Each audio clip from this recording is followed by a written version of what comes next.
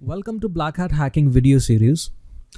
I will introduce you myself later on, but let's first focus on what this series is all about and how it's going to be different from a normal hacking course. Now you might have been heard about ethical hacking term in your country or on the internet. Ethical word means legality with rules and regulations. Means everything would be covered legal in that course.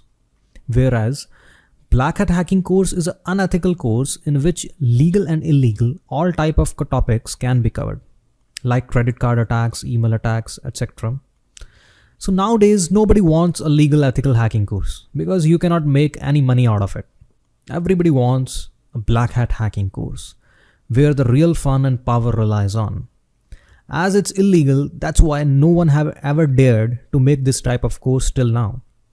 So this course is going to be the first real Black Hat Hacking series in the world. So here is the syllabus, in which every money hacking technique would be unveiled. Now, as being a trainer, I have taught thousands of people worldwide. But mainly people from Nigeria, Ghana, from Africa mainly, are on the top who were requesting for Black Hat Hacking courses. Because they do not have any jobs, power, resources. Today in this world, everything is for money. Every hack is for money. So now the question is, what is actually required to make money? Two things, I would say.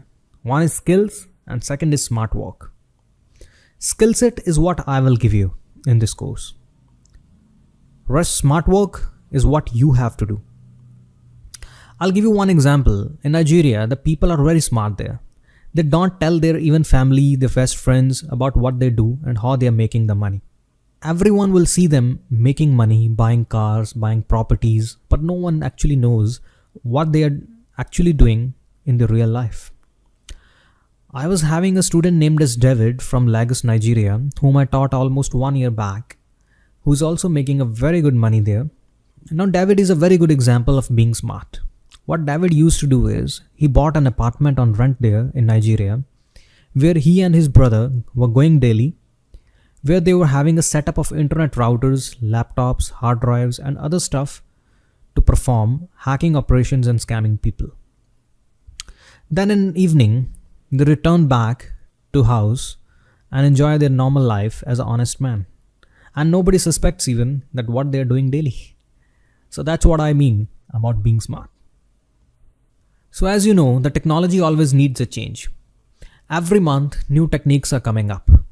So what I'll do is, I'll keep on updating this series every month, in which I'll try to add 2 videos minimum in this series every month on whatever new techniques coming up. So what you just have to do is, just take one-time subscription of this course and keep on learning your whole life. In subscription, you'll get 3 things: videos, tools, and the trainer support at certain points you require. So next is the requirements. So what about the requirements for this course? You just require 3 things. The one is good configuration laptop, a stable internet connection, and some little money in your pocket so that we can buy some SMTPs or VPN connections over the internet, some few dollars, $10, $20, that's it. So just get a notebook and a pen ready on your table and be ready to rock. And if you want more hacky feeling while learning, you can also hook up a beer bottle on your table too. So just drink and hack. So I will see you in the next video. Happy hacking. Bye-bye. So welcome to Black Hat Hacking series. So in this video, we'll work on how to prepare our own labs for the practicals. So in this video, we'll be learning about the virtualization. Virtualization is a technique through which we can install multiple operating systems in one computer. For example, I am running Windows 7 on my main computer. And in that, if I have to do the practicals, like if I want to hack from one computer to another computer, I will be needing multiple laptops for that. Right? So maybe I'll be requiring 2 or 3 laptops to learn hacking, to do the performing the practicals. But what we can do is, we can have a good configuration laptop, and in between which we can install a software named as VMware Workstation. VMware Workstation acts like a virtual computer. It's just a software but acts like a real computer. In between the VMware, we can run multiple operating systems at one time.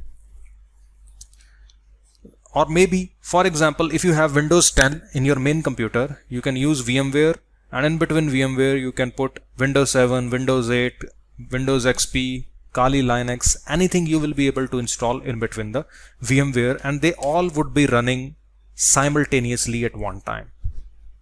So the use of that, the VMware, is that you will be actually utilizing your resources rather than buying or investing in different multiple laptops. You're just utilizing one laptop into its full performance. So you're using one power of one computer to run multiple operating systems or multiple computers for you so that you can do the practicals in them.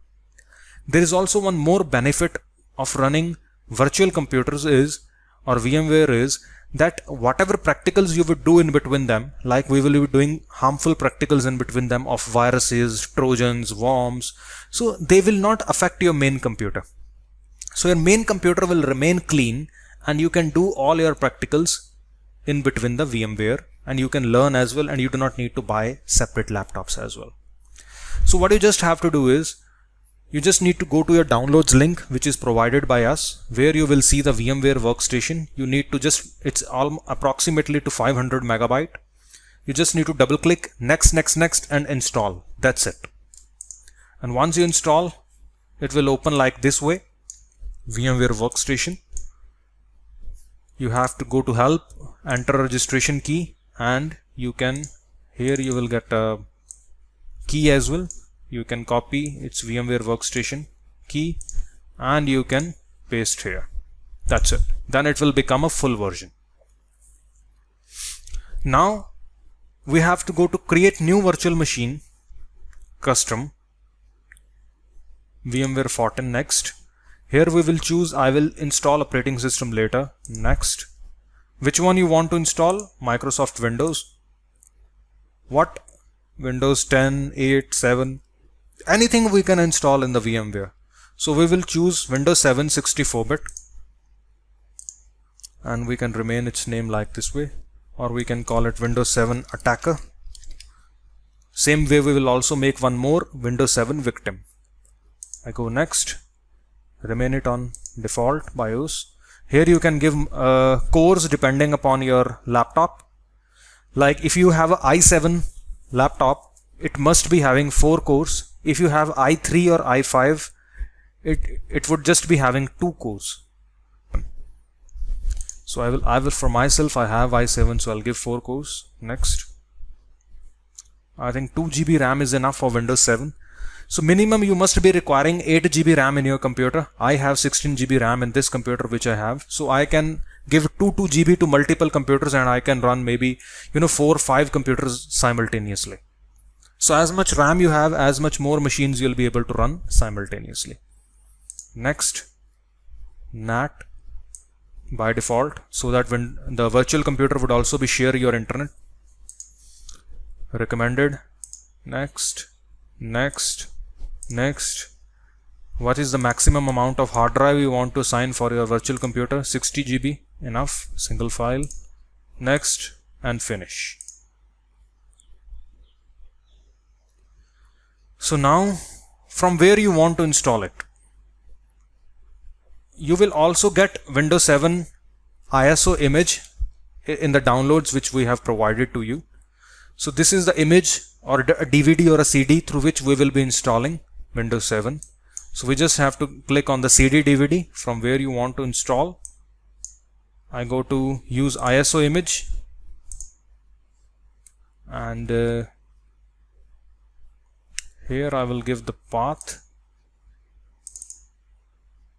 In the VMware I have Windows 7 image, and I'll do OK, and we will power on.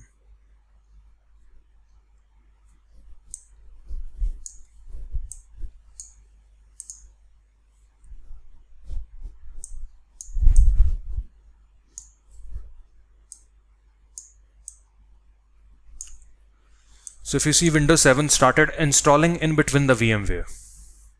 Like this way, we have to create one more. Same way,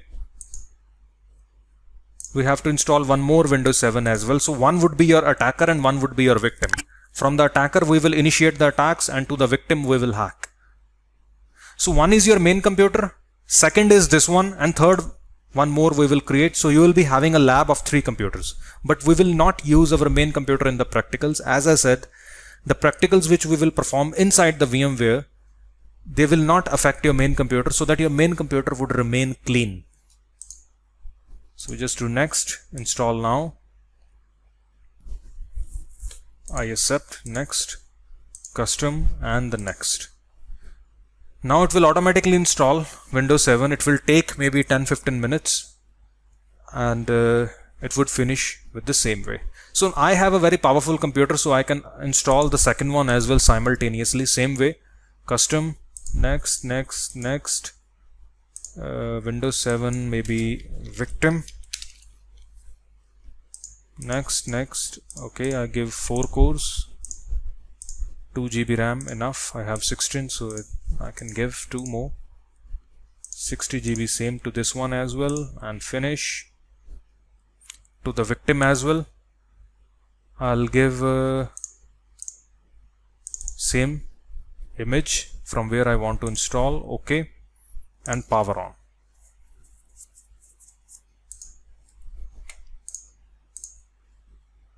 So this one as well started installing.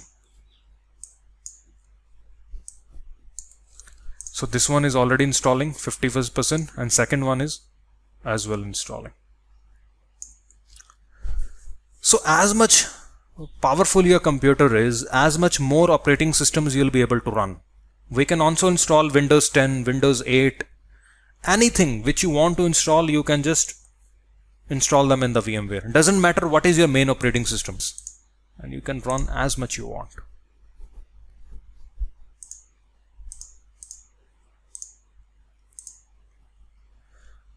Keep in mind that all the hacking based softwares which we will be using in between our course, they are sometimes already infected. So I have seen most of my students till today who are in the domain of hacking and stealing and in the black hat stuff, they never use VMware. I have seen like they always keep on using all these practicals in their main computer. So they do not even know that their main computer has already been hacked by someone else. They are hacking someone else, and their computer is already hacked by someone else as well.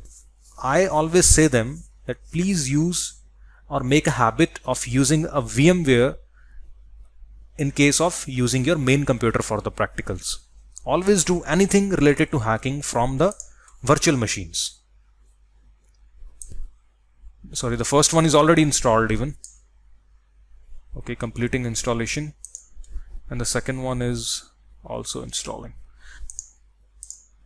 So first one is ready. Here we can give it a name, attacker.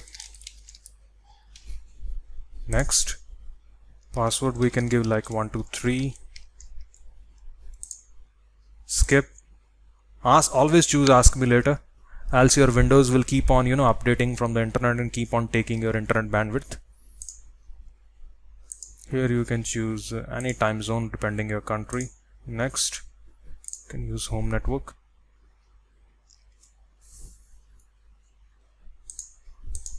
So there are two things basically which you always have to do. First is to install VMware tools. One of them is install VMware tools. It automatically mounts in your C drive. You have to, automatically comes here. You have to double click and it installs. What's the use of VMware tools is, like there will be a lot of files, lot of tools which will be there in your main computer which you want to copy inside the VMware. You cannot do copy paste from your main computer to the VMware unless you install VMware tools. So they are very important so that the compatibility would be there in your main computer and the virtual machine. So same thing we will also do with the victim computer as well, all the steps. It would also be just next, next, next, and it will take a restart, and that's it. After it takes a restart, the VMware tools gets installed. The second thing is what we will do, we'll grab a snapshot. It's a very nice feature of the VMware is that you could save the state of your Windows 7. When it's fresh, we can save its state, so that once you do the practicals of viruses, trojans, and you make your machine corrupted, the VMware machine corrupted, you can just revert back to the snapshot and it will again become fresh, like a factory reset. You just need to click take snapshot, and then later on you can revert to snapshot. If you have took any snapshot, you can revert to that stage when your Windows 7 was fresh. So we do not need to install these again once you make them corrupted. So let's first install the VMware tools, and then later on you have to take a snapshot, and same steps with the victim computer as well.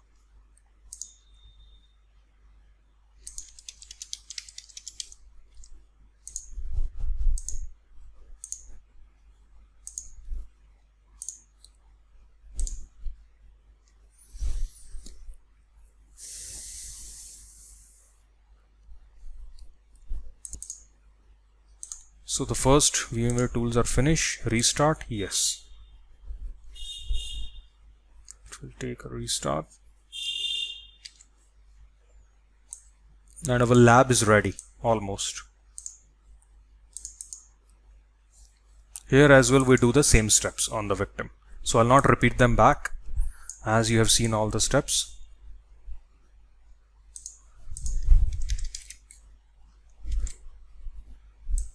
So two things, as I said, which you have to do is, the one is installing the VMware tools. Second is you can take the snapshot so that you can save your state, so that in the future you can revert it back. And the third thing is you have to link your Black Hat tools which are provided by us. So you have to, if you can see, I have also copied my Black Hat tools as well here, which is provided by us. So how you can link it? You can right click over it, go to settings, go to CD DVD, and here you can choose Black Hat Toolkit and OK. And you can go to my computer, and here you will get all your tools. You can first install WinRAR as well in your computer, so that you can extract all these tools as well. So all these tools we will be learning throughout our course, which you can access like this way by linking a ISO directly in the CD DVD option. Rest, you have also the Empower, that you can right click, go to screen resolution. You can also increase or decrease the screen resolution depending upon you, as you feel okay. So same steps will perform with the victim computer as well, and your labs are ready. Now if you see, I can drag and drop the files or copy and paste the files from my main computer to VMware as well, because of we installed the VMware tools. So same steps with attacker, same with the victim, and your lab is finally ready. We just require 2 Windows 7 for this course. Rest, there are also more high level courses which will be going after this Black Hat series. There we will also be requiring Kali Linux, which we can also install same way by just going through a new virtual machine, next, and here I can choose Linux and then the Kali Linux. So you can run as much machines depending upon your computer power. So I hope you liked the video, and thank you for watching. So welcome to Black Hat Hacking series. So in this video we'll discuss about carding and all its techniques available to us. Now first of all, what is carding? Carding is actually related to credit cards, and credit card is actually the thing with which everyone gets water in their mouth whenever they hear the term credit cards. So that's what actually you'll be gaining in this video and through the topic of carding. Now there are two methods to get somebody's credit card, or whether you hack on your own or whether you buy them. There are a lot of websites over the internet where you can buy, millions of cards are on for sale. You can just pay $10, $8, $7 depending upon website to website, and you can purchase any person's credit card there. And most of the credit cards are available of US and UK based countries. So from where they get them? Actually they hack the websites, the transaction based websites where people are make any purchases, like Amazon, like for example, not Amazon, but for example Amazon people, a lot of US people make purchases there, they put their credit card numbers there. So there could be a lot of websites where people are purchasing the sweets, shoes or etc. So they're just hacking into one website, and they, and most of the websites save the customer credit cards as well in their database. So they hack into the website, they get all the credit cards, and they put it on the sale. So you just pay $10 and you're able to buy a credit card. So what are the websites from where you can get them? There are a lot of websites, but I have just written down the popular ones. If you can see, the paceac.org, cvv.me, carter007, cashew.com.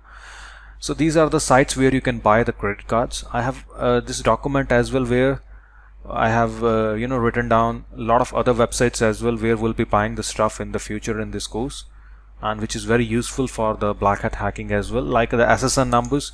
So mostly some of the credit cards which you'll buy, and when you'll make purchases from there, maybe somewhere you'll be requiring the SSN number of the person. So you can go on any of these websites where you can buy that specific person's SSN number as well, which is a social security number. Every US citizen have a SSN number assigned to them, so you can buy these, and you can you'll have every information of the person. It would be easier for you to use that card.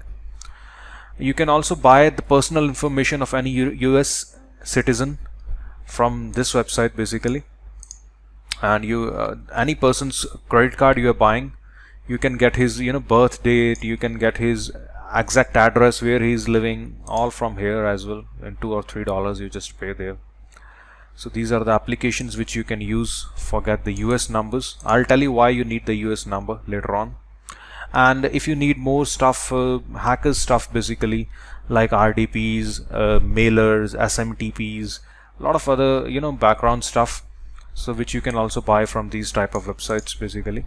But I'll tell you what to buy there and what not to buy there, because not every website is a original or very good to serve you back.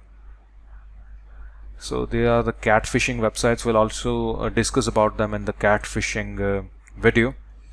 This is the websites where you can buy the business emails, so that you'll be able to target business people.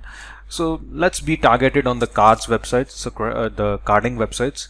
So let me go to this Carter007 first, for which I have an account. You can simply create account on any of them, and let me log in there.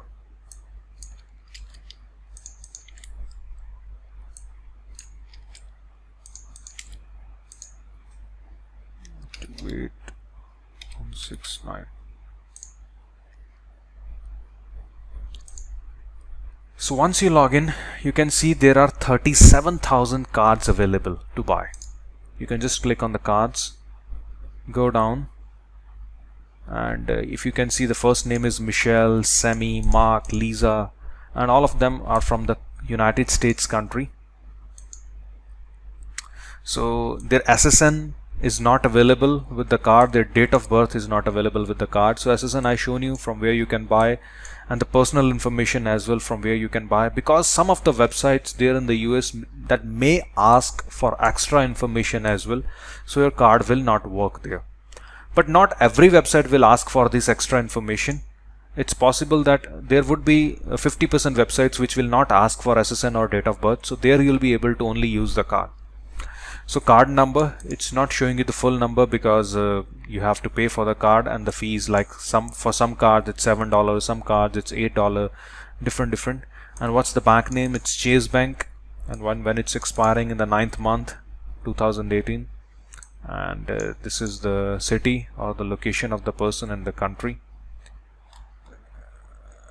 So you can also make the filters as well, that what you want and which zip, with SSN like or with date of birth as well. Any cards. So there is no card with the SSN or date of birth, so not a problem. So what you can do is, first of all, you have to add the money. Like it's showing you that your balance is $0. Mostly every this type of black hat websites or illegal website, they'll always accept the money in the bitcoins, which I'll also discuss about more into that bitcoins are basically untraceable, so that whenever you'll also be buying some things, or when you'll also be receiving money from somebody, always prefer bitcoins, because you'll not be able to trace back. in that. So what now we can do is you just have to click on the balance, and from which you can add the money like Bitcoin, and this is the address they are showing you on which you have to pay. So as much you will pay, $10, $20, $30, $50, it would be added in your balance, and then you'll be able to buy the cards. And once you buy the cards, they'll show you in the dumps or in the support. So I'll show you when you buy the card how it will look like this one. Like we already bought a card for you. So this would be the card number. This is the date, expiry.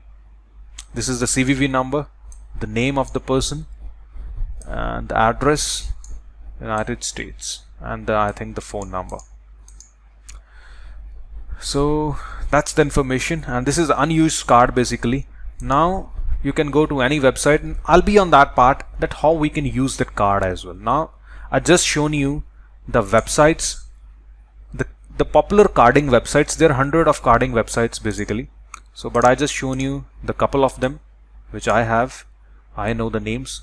I shown you first the card websites, then I shown you how you can buy the cards by adding some of the bitcoins. It's also safe for them to take the money, and it's also safer for you to pay in the bitcoins as well. So it's safer for both of you. So always keep in your mind that bitcoins are more safe rather than if you pay somewhere with your credit card or with your bank, where you'll always leave your trace back. So you got the carding websites. I shown you how you can buy the cards. Now the point is how you can make use of them. Now first of all, what you can do is maybe you can also check the balance of the card. That maybe the card which you have bought in $5, $10, that how much balance it's having. That maybe, for example, there is a card which is having a limit of $10,000 which is assigned to someone, and the person have already made a purchase of $8,000 from that. Now it's only $2,000 left in that.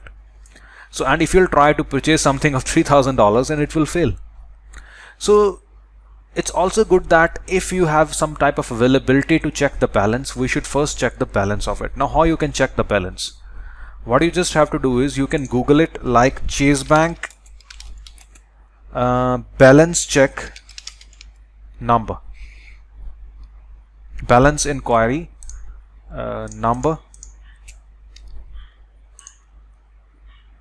and you'll see somewhere the numbers where you can call, and you'll just see a computer program speaking with you, like press 1 for this option, press 2 for this option, press 3 for the balance check. So like you press 3, and it will say that please enter your SSN number, or please enter your credit card number. For that perspective, if you'll be checking the balance, keep it in mind that 90% it would be asking for the SSN number. So if you want to check the balance first before you buy, you can also make a purchase with any guess amount as well. So maybe the card would be having that amount, the purchase would get work, or if the card would not be having that amount, purchase would not work. But if you want to check the balance first, it may ask for the SSN number. So you just type from your phone the SSN number of the person, the credit card number, and the computer program will just tell you that welcome to Chase Bank. So the balance is $9,935. Thank you. So like this way you could also check the balance, then you can make the purchase. Now the fourth thing. The first thing, the carding websites. Second thing is how you buy the cards. Third thing is how you check the balance. Now the fourth thing is how you make steal out of the card. Now there are two methods to do that. One is like there's a website Paxful, where there are a lot of Bitcoin sellers and buyers. So there are people where you can pay with the PayPal and they'll give you Bitcoins. There are people to whom you can pay through Western Union and they'll give you the Bitcoins. There are also people to whom you can pay from a credit card and they'll give you the Bitcoins. And Bitcoins are totally undetectable. So from where you have bought it, like the person cannot come back to you even if you paid him the fraud money. But it's little tough nowadays here on the Paxful, because as it's written there, instant ID also required. So most of the people may be also ask you that the credit card which you're going to use, like of Amanda Wilson, that you also have to show the ID of this person, which you will not be having. So possibly this service you'll not be able to use to convert it into the bitcoins. So second thing is a little longer way, but works, which a lot of my students I also seen they're doing it. Like there are a lot of Nigerians and they have friends there in the US. I'll also tell you, like sometimes they also go to catfishing websites, the dating websites where they date with women and they convince them that to do some work for them. Or maybe you'll be having some friends as well to whom you can convince that you'll be sending some order, like you can buy 10 iPhones from the Apple website, and you can just ship to some woman which you was dating online or something, or you have some friend there in the US. You just ship 10 iPhones to him and you buy in the US, because the US based cards or UK based card, they'll just be used within the US or within the UK better. If you'll try to use that cards in the Nigerian websites or in the Ghana websites, they'll not be working. So they'll be very flexibly working in their own country mainly. So you just make a purchase online on the apple.com by using a US IP through a US based VPN, so that the website will also see that you're making a purchase from the US and you're using a US card. Only then the purchase would go successful. Some of your friend or the woman would be receiving that iPhones or the laptops, whatever, and then they'll ship back to you in Nigeria or somewhere wherever you're existing in that country, and then you can just sell that products on some cheaper price and you get the money back. So it's little bit longer way, but it works. Or maybe you do not know anyone in the US or in the UK who could receive the things for you. You can also go to Aramex, which is a courier website, shipping, a very big shipping company, who offers a service like a create a drop and ship account. Like you can create an account on their website and they'll give you a permanent address in the US on which you can, whatever you ship there, like they'll give you a permanent address. You can buy that iPhones and you can ship to that address, and whatever comes to that address they'll ship back to you in Nigeria for free. Obviously you just need to pay the shipping fee as well, but that they'll receive for you for free, but they'll ship you and they'll just take the charge for that shipping only. So that's the part in the carding, that how you basically buy the credit cards who are already hacked by someone else and you can just make a use of them. Or the third thing as well you can do is you can buy a online service. Maybe you can go to godaddy.com, or you can go to some you can buy some antivirus license.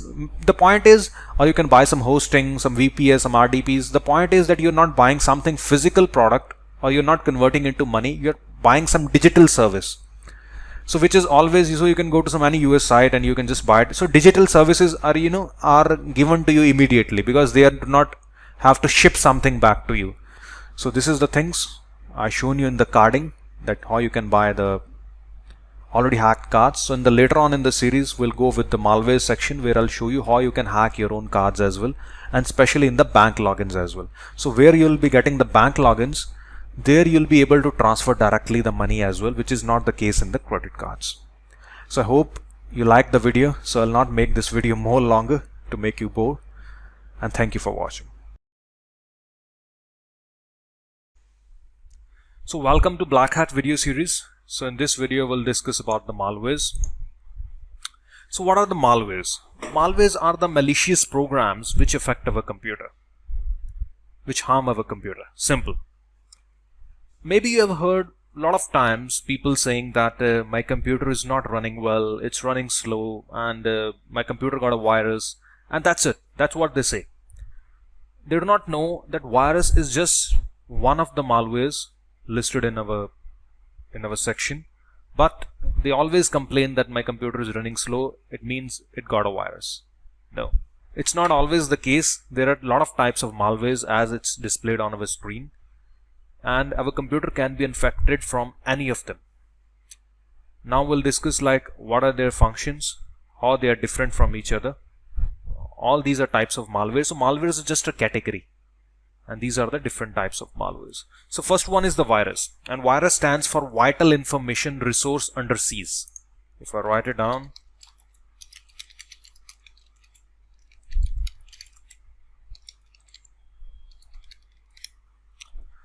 now what's the job of a virus is, like if someone is designing a virus or developing a virus, what it can do when you send it to someone's computer is maybe it could delete their files, maybe it could slow down their computer, maybe it can infect their computer, maybe it could keep on restarting their computer. Point is that it will just give a damage to their computer, nothing else. The point is hacker will not gain anything by damaging someone's computer. That's the thing which people understood very soon. That's why viruses were more popular till in the 90s or till 2002, 2004, 5 maximum. And after that, now it's rare that you'll see a virus nowadays. Why so? Because nobody is able to gain something by destroying someone's computer. So that's why the Trojan comes into the picture. Now, what is a Trojan is, there are a lot of names. First of all, you can maybe see Trojan horse, a rat, a backdoor. So whenever you scan your computer from antivirus and it catch something, just go into the details and check that what type of malware it caught, not always the virus. So there will be high possibility that your antivirus would be saying that a Trojan horse is caught. That's what is more common nowadays. Now what's the role of a Trojan is? What Trojan do, like if I have created a Trojan and I've sent it to someone else, and if the person double clicks on the file, what will happen is I'll gain the full computer control of the person. So whatever he will do, maybe he's doing something, he's watching something on his screen, I'll be able to see what he's doing on his screen. I'll be able to download his files, delete his files, start the processes, close the processes. I can capture his microphone, whatever he's speaking on Skype with someone. I can also record his keystrokes, that whatever he typed from his keyboard, I'll be able to see that on my computer. Maybe he's going to Gmail, typing his password. Maybe he's going to a bank website, type his internet banking login details.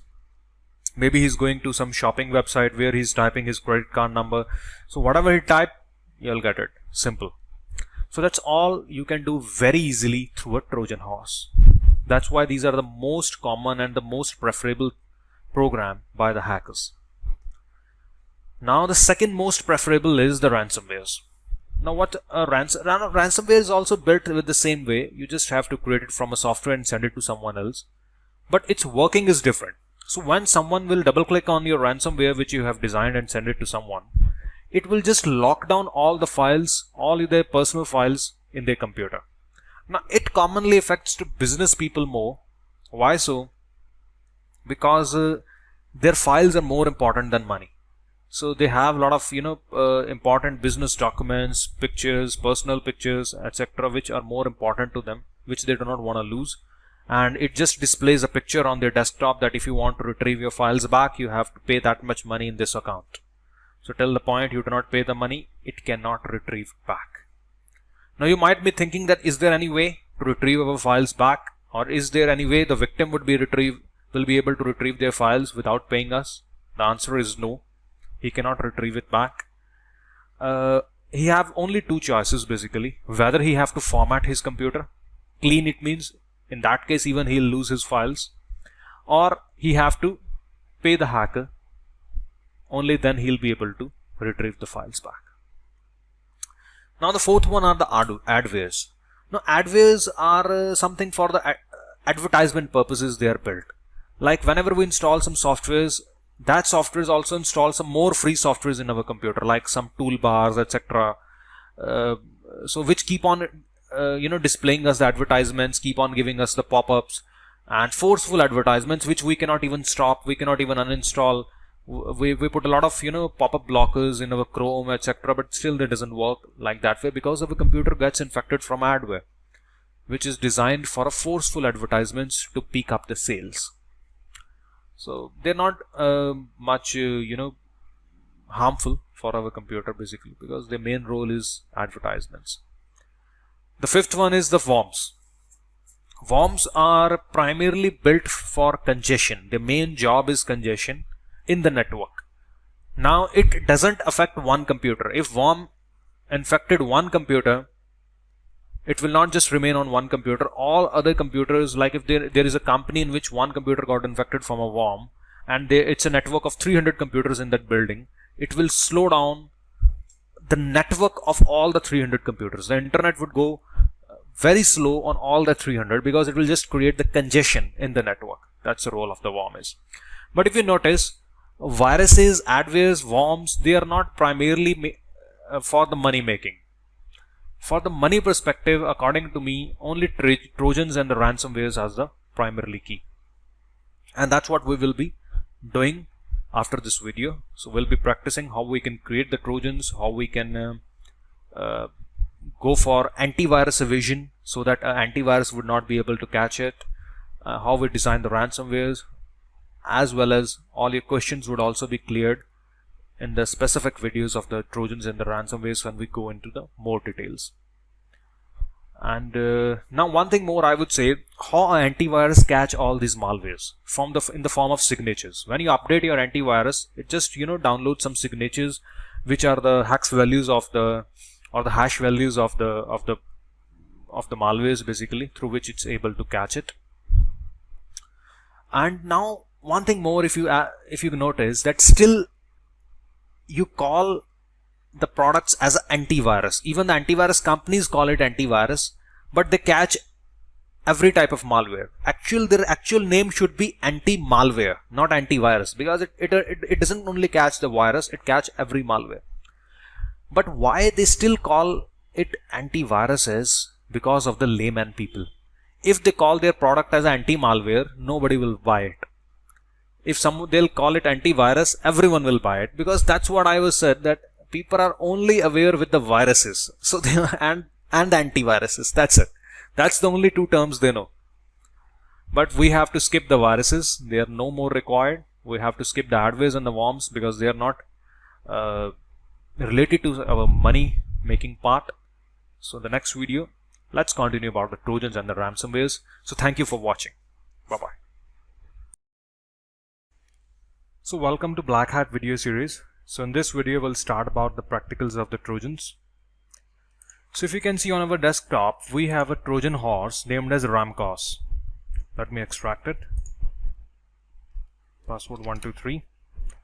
All the tools, Trojans which you require for the training would be provided to you along with this video series.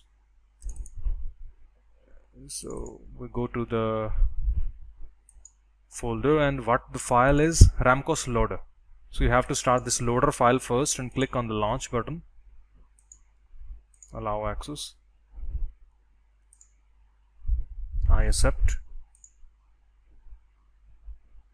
And the Ramcos is open.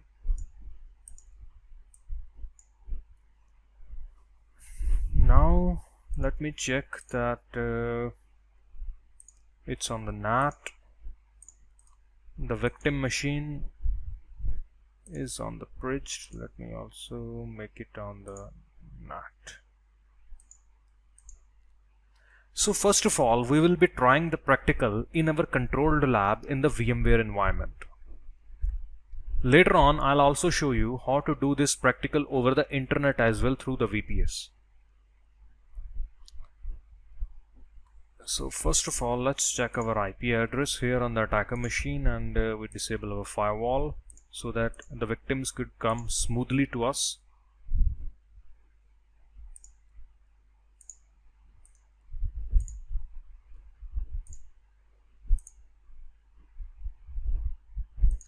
Our IP address is 47.132.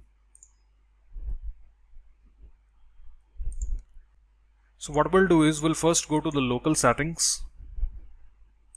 We add any random value like maybe 5555, not any password, and we add it. So now if you see, we are listening on port number 5555. So what is a port number? I hope you'll be knowing it. Port is basically a window or a channel for every application on which it can listen. Like I have Firefox, it would be listening on some another port. Internet Explorer would be listening on another port. Skype would be listening on other port. So every application will be listening on some specific port. So we have assigned like 5555 for the Ramcos. So any victim who will coming to this computer on 5555, it means the victim is coming for the Ramcos and Ramcos will catch him. That's why we just opened any random port. Then we go to builder. We go to connection, and here we have to type our IP address 192.168.47.132.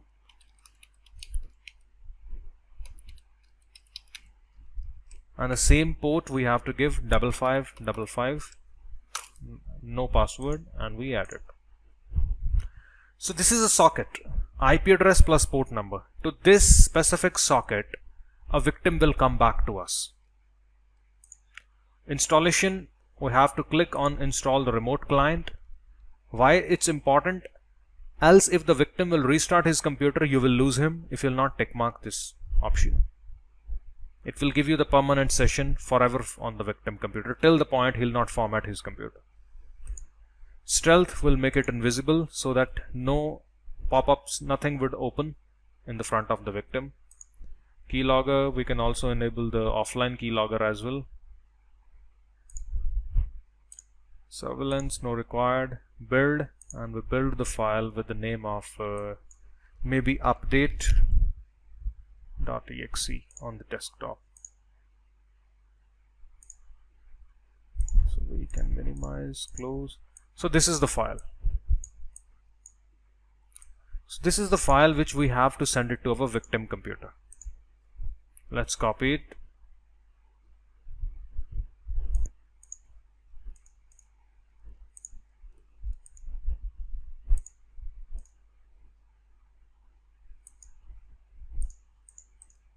And we paste it here. And if I double click on this file,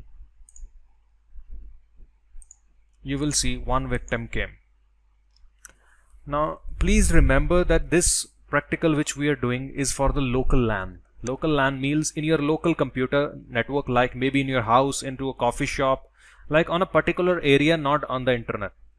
For the internet perspective, I'll show the same practical with a different way through a public IP address. Now we have just the private IPs assigned in the VMware. So this practical is just for the local LAN perspective, just to understand how the Trojans and the Ramcos work. So I will right click on the victim. So the first option we have is of the screen capture.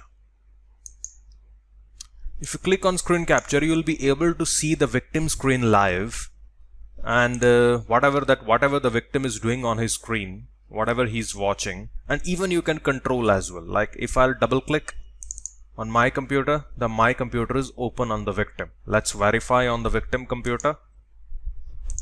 Yes, we can see my computer is open there as well. We can close it. Let's go back to attacker. So let's close here even.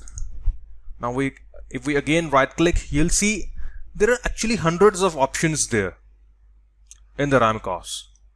You can we have a feature of keylogger, like in which you'll be able to record the keystrokes of the victim. Like we go to online keylogger, we click start, and that's it. Now whatever victim will type on his computer, maybe the banking logins, maybe the Gmail passwords, maybe the credit card numbers, everything would be seen here. Like we'll go to victim computer, we'll open the Firefox. I go to maybe like gmail.com. Click sign in. I type John 666 @ for example gmail.com. Password could be like 12345667. Enter. And now if we go to attacker, you can see that the victim first typed the gmail.com, then he typed the John 666 @ gmail.com, and then that was the password he typed.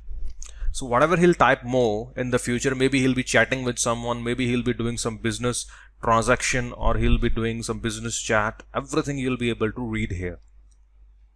So keylogger is actually, I think, the best option in the RAM cause through which you will be able to grasp your perfect things like credit cards and the bank logins. So I stop it and let's close. So we can right click again. We have an option of webcam capture. You'll be able to see the webcam of the victim.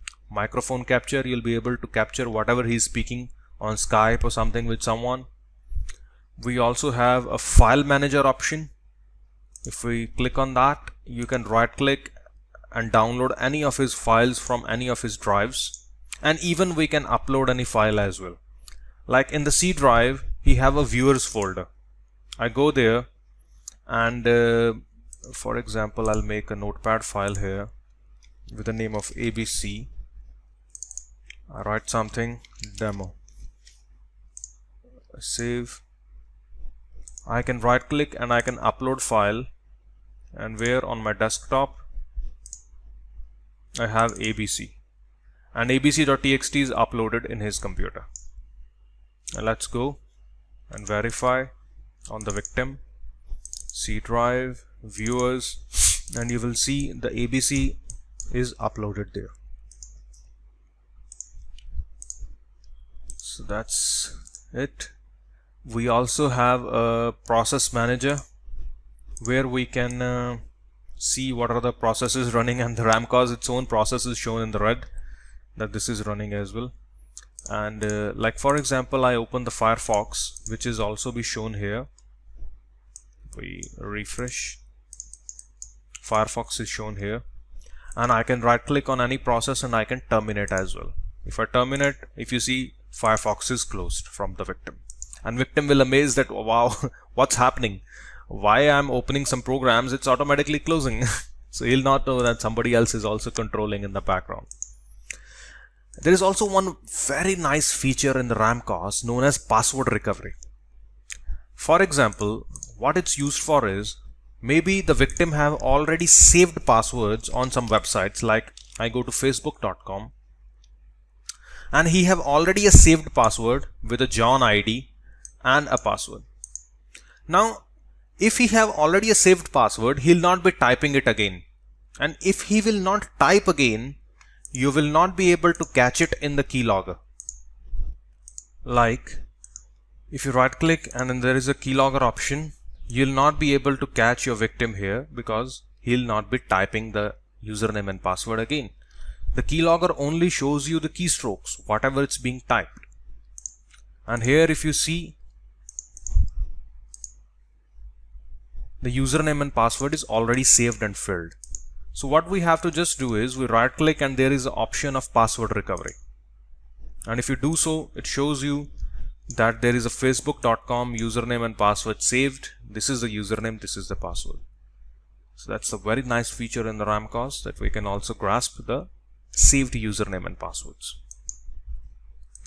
We can also right click and we can send some happy messages. For example, we can give a title, you are hacked, and happy birthday. Send message, and if you see, the message came up, and the victim will be thinking like, wow, who is the person who is playing with me? Okay. And so these are the mostly usable options which we have seen here. Rest, we also have some registry editors as well. We have file search. Even we can find any file in the victim computer that maybe he have some saved file with the name of credit cards or something, or with some credential passwords. So we can give a path, maybe in the whole C drive, what you want to search for, password. So maybe if we have any file with the name of passwords, we can search it. Can you see 2 things with the name of passwords have been found. Now in the later part, in the next series, what we will do is, I'll also show you that how we can change the icon of this Trojan, because right now it's not looking as original that the victim will double click over it. It's looking like something malicious program. So in the next video I'll show you how we can change the icon of it, how we can turn it into the undetectable, because right now this file is detectable by mostly every antivirus. And I will also show you that how we can have a public IP so that we'll be able to use this practical over the internet as well. So I'll see you in the next series. Stay tuned and thank you for watching. So welcome to Black Hat Hacking series. So in this video we'll work on how to make our Trojans look like more original and how to change their icons so that people will trust it. So let's work on.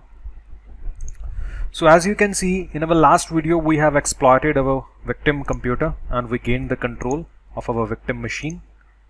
So let's remove it. We'll uninstall our Trojan from his computer and we'll left him.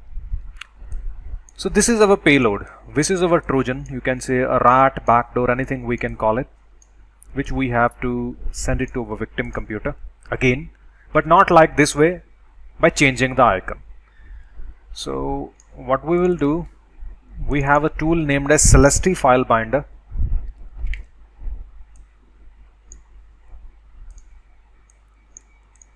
I extract here 1, 2, 3, double click Celesty. So this binder opens where I add my Trojan file which we have created from Ramcos in last video, and I also have a PDF like this, any simple like invoice which you can send it to some business people or like that, and I can add the invoice.pdf. Now we need to change the icon as well.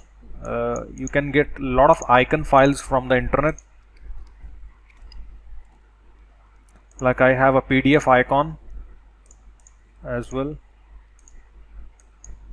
So I go to binder, configure stub icon, load icon. On the desktop we have PDF icon, close. Now binder, build final stub with the name of maybe invoice.pdf.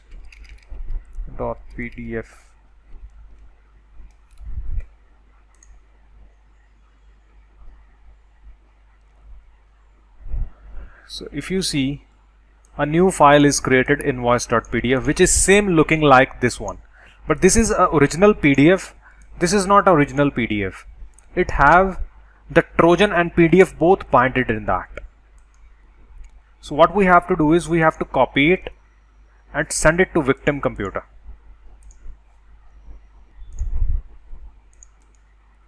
Paste. So now if you see, if I double click on this file, the PDF opens. If you double click on the file, PDF opens in your PDF reader or in the Chrome, anywhere it can open. And here if you see, you got the victim control as well. So with Celesty you are also able to change the icon and you are also able to bind it with some file. But one thing you have to remember is maybe the file is looking like PDF and in the extension it's showing you PDF, but actually it's still a exe file. If you can see, type of file is exe. From here you always go to the properties of the files, because normally anyone can make fool of you like this way. So it's a exe file but looking like a PDF. Now in the later series of the videos I'll also explain you that how we can make a real PDF file, a doc file, a Excel file, a Word file, which we can send it to victim computer, and from that even we'll be able to hack even. But there is a different story behind it, a different strategy behind it, where the file will not be exe, the file will be really the PDF or the Word, which we'll cover later on. But still, now if you see, the file is not FUD, the Trojans is detectable by the antivirus, so we have to use some crypto, which I'll also show you in the later series, through which we'll be able to make it undetectable by the antivirus. Only then we have to send it. Now one thing more, from email you cannot send a exe file. Gmail, Yahoo, they never allow to send a exe file. So this file as well we cannot send it through the email. So I'll show you different methods even later on this series of the social engineering, that how we can send this file to the people as well. So I hope you liked the session, and if you have any doubts, any queries or any suggestions through which we can make the videos better, please let us know. Thank you for watching. So welcome to Black Hat Hacking series. So in this video we'll cover about how to use the Trojans on the live internet. As in the previous videos, we have already discussed that how to use the Trojans, how to create the Trojans from the RAM cause, how to change their icons from the Celestia file binder, and how to bind it with other files like PDFs and other files. Like PDF, you can bind with any file basically. You just need to download its icon from the internet and you can bind with a doc file, PDF file, or any one. But the extension would remain exe. It will look like a doc, it will look like a Excel, it would look like a PDF, but in last it would be exe.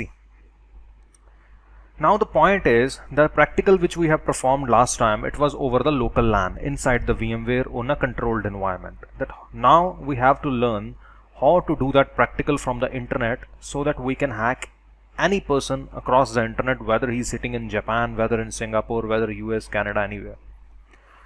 So the requirement to do that is that we need a static IP, public IP. By default, what happens is the internet connections which we have in our home, they always have a dynamic IP. Whenever you restart your internet connection, your IP address change. And if you remember, if I go to Ramcos again,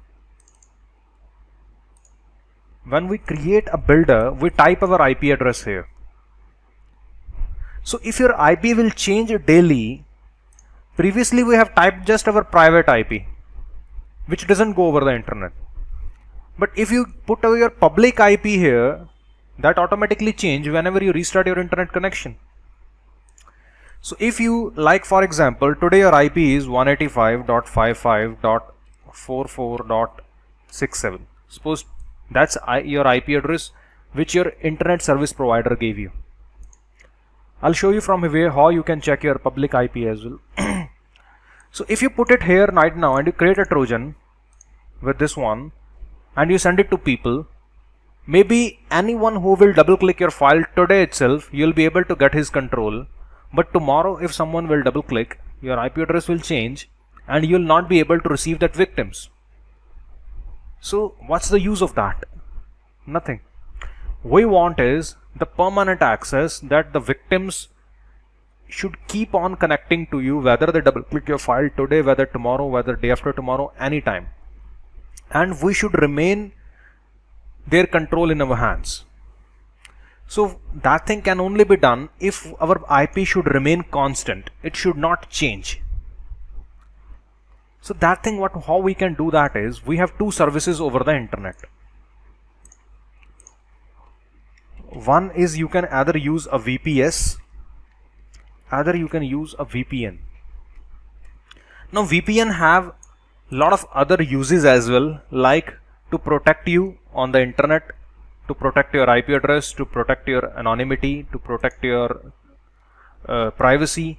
So for that perspective it's also used, which we will do later on in this series, that how you can be anonymous so that you'll not be get caught. That's we'll do differently. But VPN, there are some VPN companies who also provide you a static IP as well. So VPN is also used for that perspective as well. Let me explain you about these both. VPS is virtual private server and VPN is virtual private network.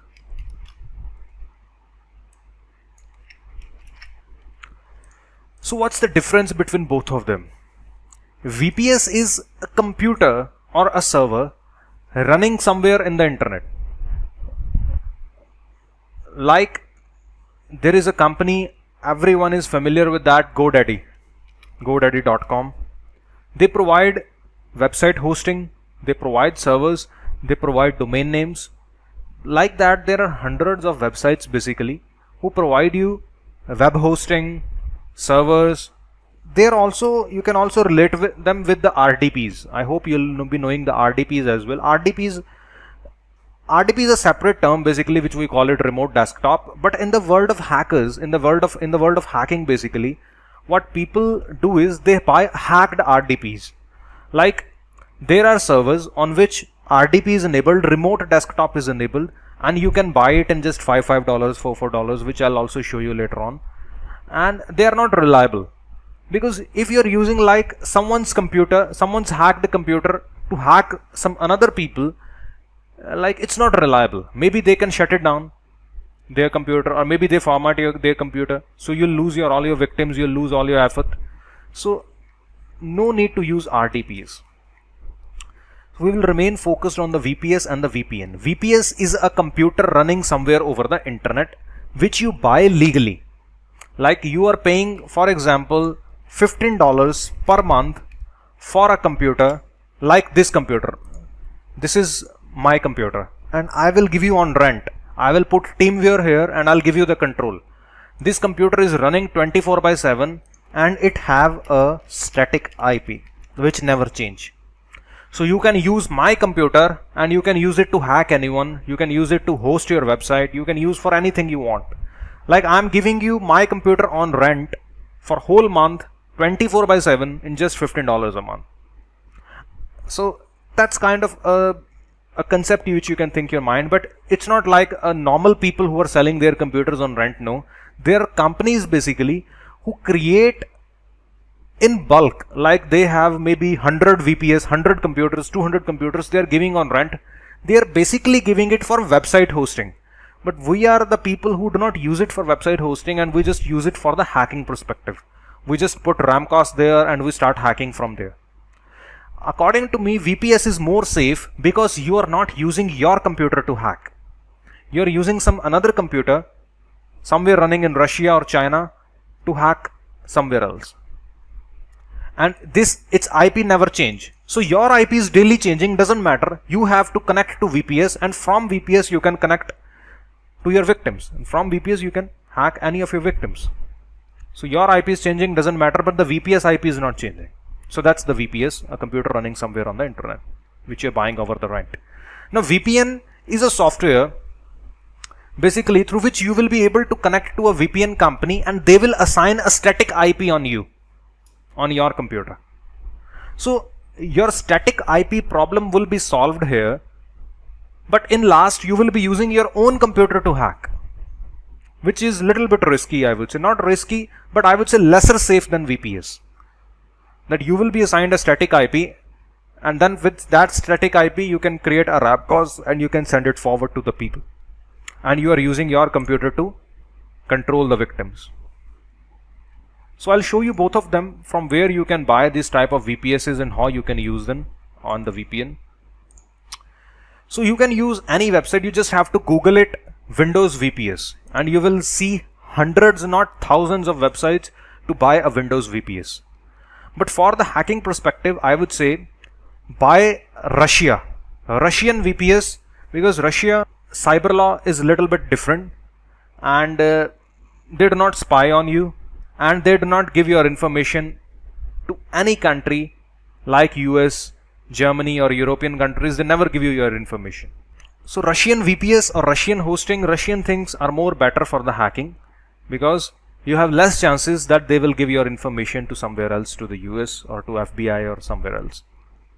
So if you go down to this website, they have plans like you have one core of CPU, 256 megabyte of RAM, which is very less. Minimum, I think you should go for 2 GB or 4 GB minimum of RAM, 4 cores or 6 cores of CPU. I think minimum you should go with the master plan or Uber, or you can create your own as well, like 4 cores of CPU, 4 GB of RAM and 40 GB I think of SSD, and that's it. And you can order it. You can pay from Visa and all that, and you just need to go forward, and that's it. This is the VPN, nvpn.net. The VPN website, if you see 100% safe, it's saying and no log VPN. You have to go to order now. This is VPN, and in the first plan they do not give you dedicated IP, so it's none of any use for us. From the second plan they are able to give you the dedicated IP, which starts from $8 per month. So it's more cheap basically, but they are just giving you a static IP, not the whole computer. In the VPS, they are giving a whole computer to use even with a static IP. So you are using someone's computer, someone's static IP to hack forward. Here you are using your computer, but someone's given static IP to hack forward. So now I'll show you.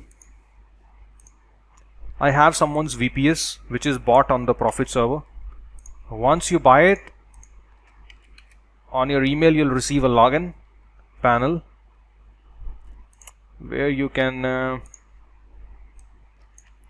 put a username and the password.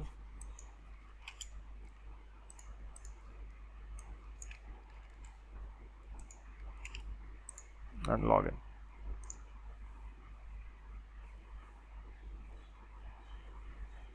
You have to go to management, virtual machines, and you will see your VPS like that.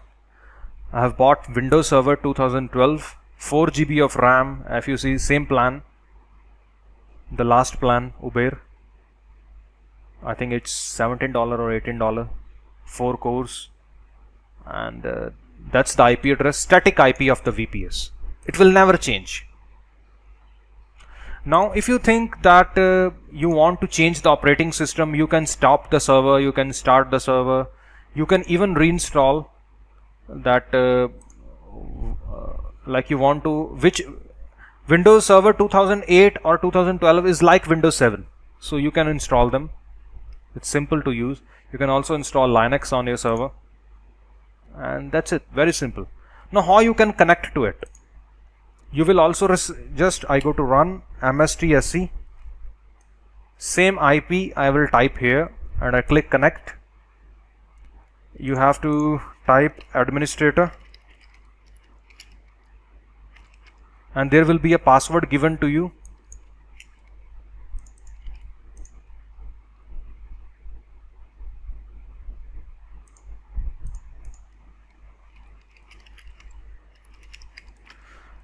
This password would be given differently to you in your email. Let me check what's the password.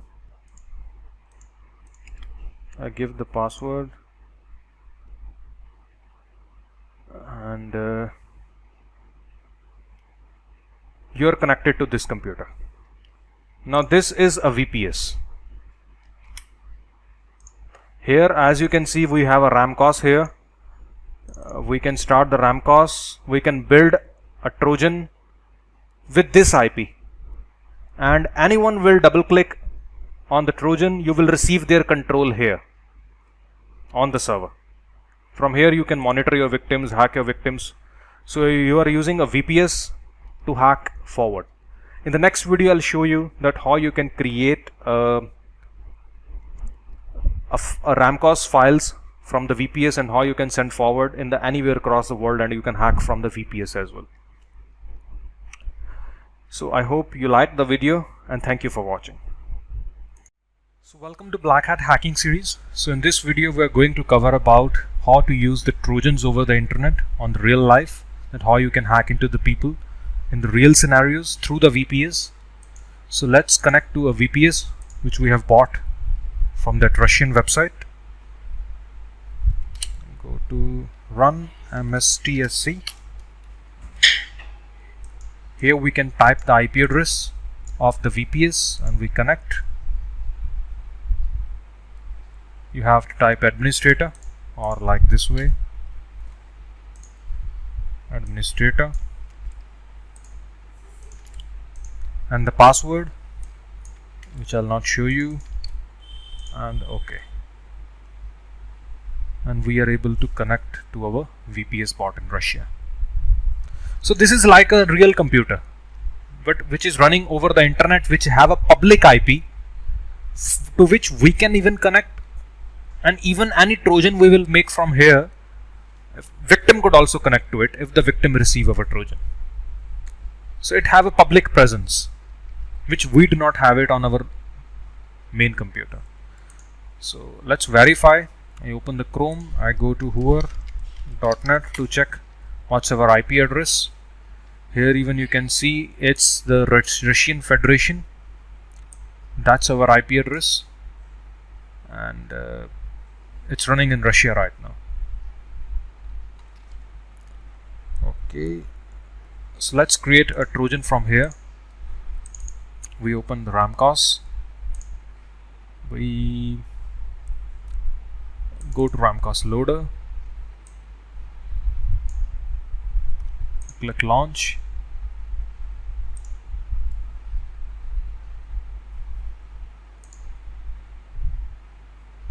I accept.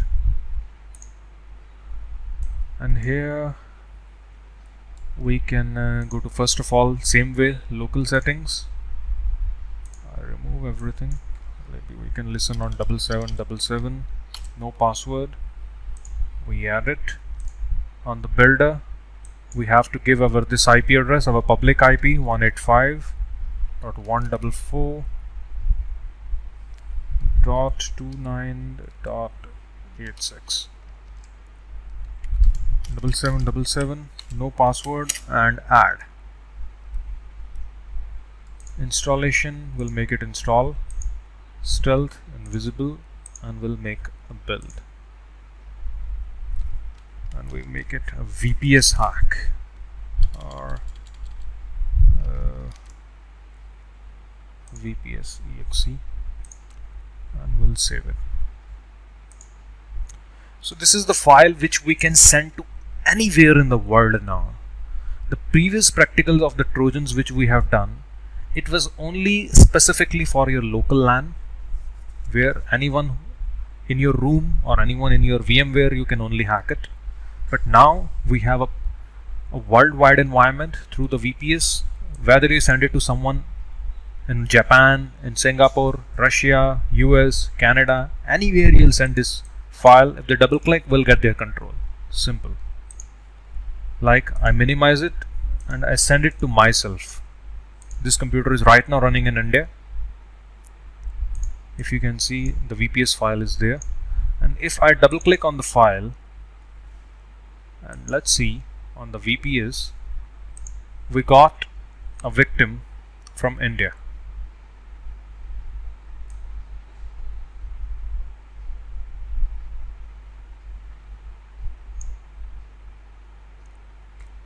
Right?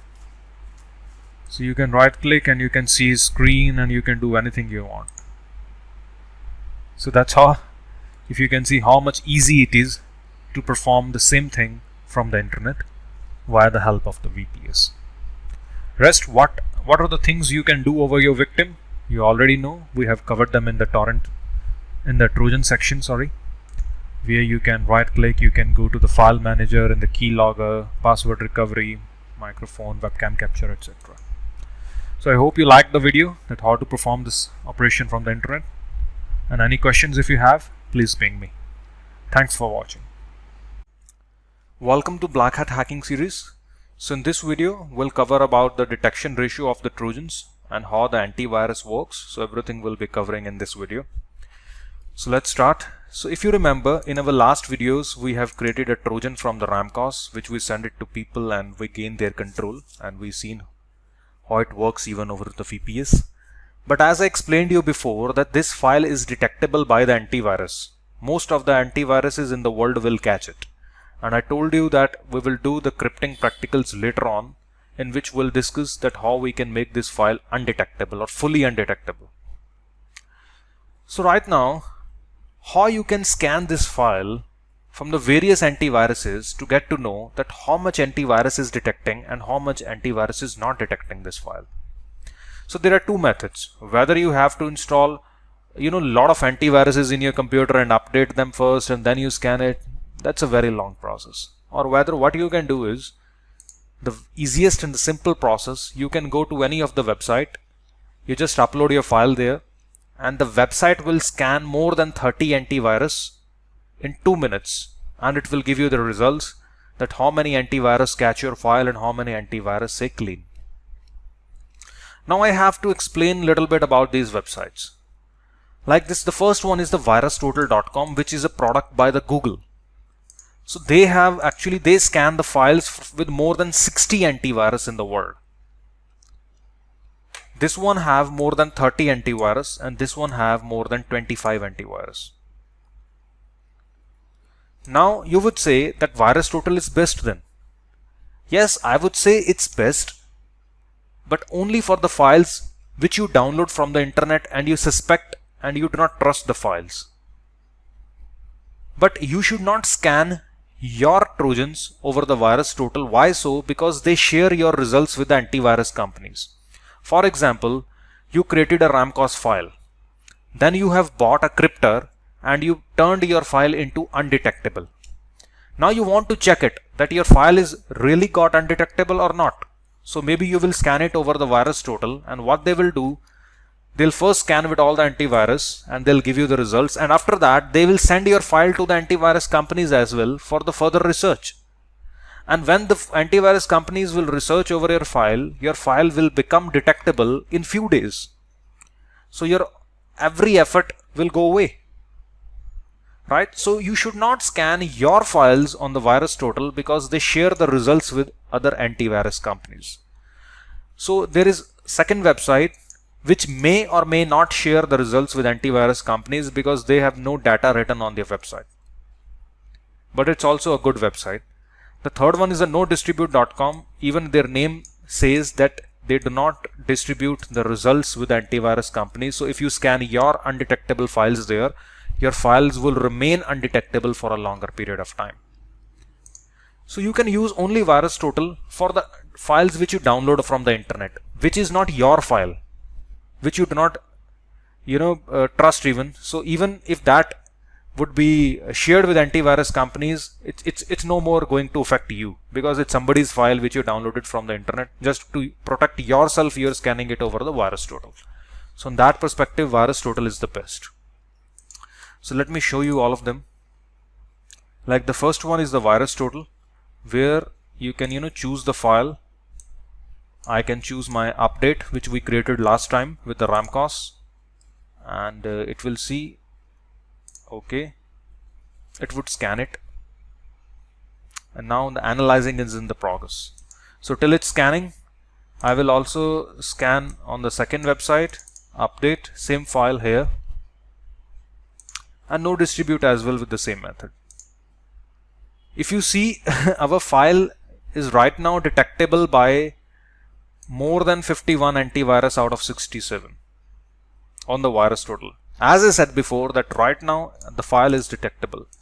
Let's see about the Meta Defender. It have only 35 antivirus with which it scans, and out of which 24 are detecting it. So which is very bad. As I said, the file is not ready yet to send it across the world to hack people. So we have to make our file undetectable. Now how antivirus works. Till the point we do not know how antivirus works, we cannot make our file undetectable. Like the concept would not be clear in your head. As I said, that if you see, there is a hash for every file. Whether you crypt it, whatever you do with this file, the hash will remain same of the Trojan. So this hash is actually the antivirus companies research over them. They gain this type of hashes of the various Trojans, and then they make it into the signatures, and that signatures your antivirus updates from the internet. And once it updates from the internet, it have all these hashes. So if it have the hash, it could also detect your file. Now I would tell you that how we can make our file undetectable. It can only be done if the antivirus will not be able to calculate the hash. We will lock our file in that way, we will hide our file in that way, we'll fold our file in that way that antivirus will not be even able to calculate its hash. It will not be able to even see it. For example, my friends know my face. If I go in front of them, they can locate me very easily that, hey, how are you? But if I wear some hats, add some mouse stitches on my mouth, add some little other stuff on my mouth, so they'll not be able to detect me that who I am. So that's the thing we have to do with this Trojans. Basically we have to add a lot of parameters in that, make it fold, make it compress, make it crypt. We do a lot of changes in the file that when antivirus will see it, it will see that no, it's not that thing which I have it in my signature, it's something else. So you can go away, you are pass. but I'll explain you more deeply that how it works. I have a picture, payload Jaggery creation. Now there is also one name. You can also call the payloads basically to your backdoors, to your trojans, to your rats. It's also a same term which you could use. So if you see, the blue one is your trojan. If you do a simple encoding over your trojan, there are three methods you can use over your trojan basically to make it undetectable. The first one is that you just make a basic layer of encoding. So three things: encoding, encryption and compression. Let me first give you what are these three. Like encoding, you have a text, suppose ABCD. ABCD. You just encode it and you can write it ADBC, which is still ABCD, but you have encoded it into a different form. It's written into a different form, but it's still ABCD.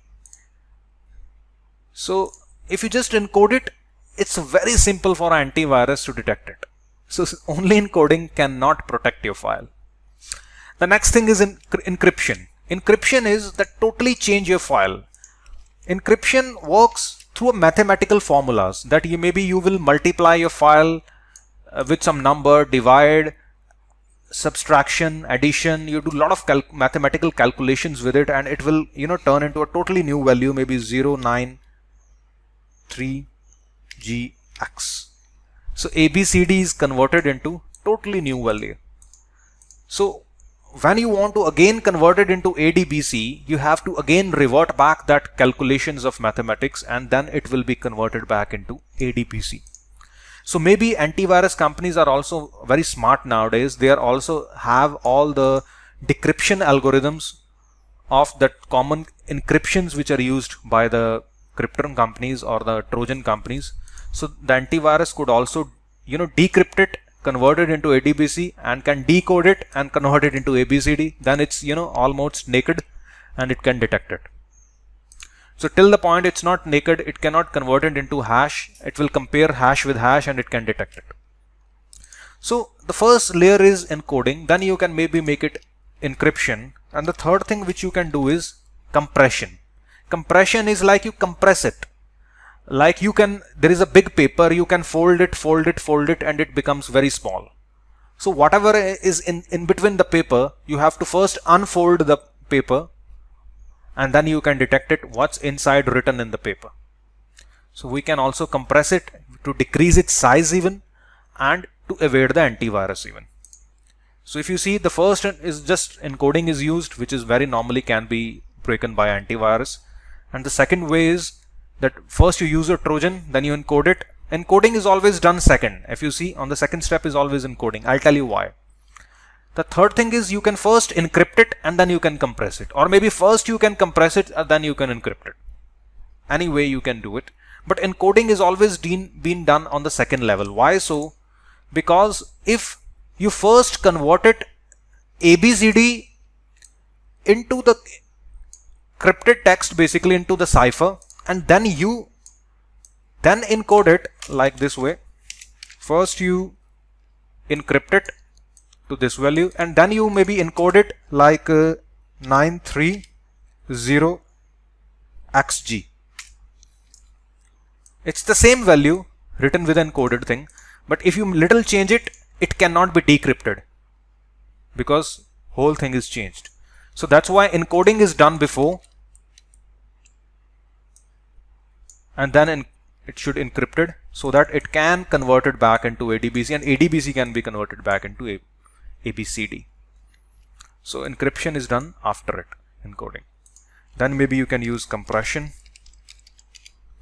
And even with these steps, if you do all these four, still nowadays antivirus companies can detect it, because they can first decompress your file, decrypt your file, de-encode, and detect your naked Trojan. So what is being done by our softwares, which we call them cryptors? They do multiple cycles over it. They first take your Trojan, encode it, encrypt it, compress. They again encode, again encrypt, again compress, again encode, again encrypt, again compress. Or maybe the encoding is being done one time, because, as I said, because maybe it will not be able to convert back the file. So maybe again encrypt, again compress, again encrypt, again compress.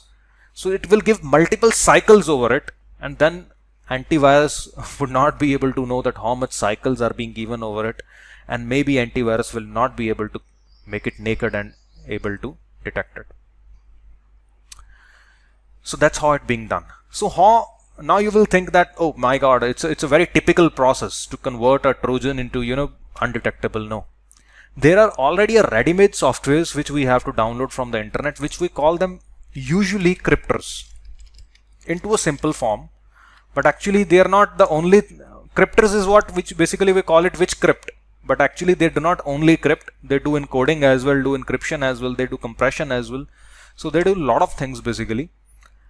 But in the general way, over the internet, people call them cryptors, which you can buy it.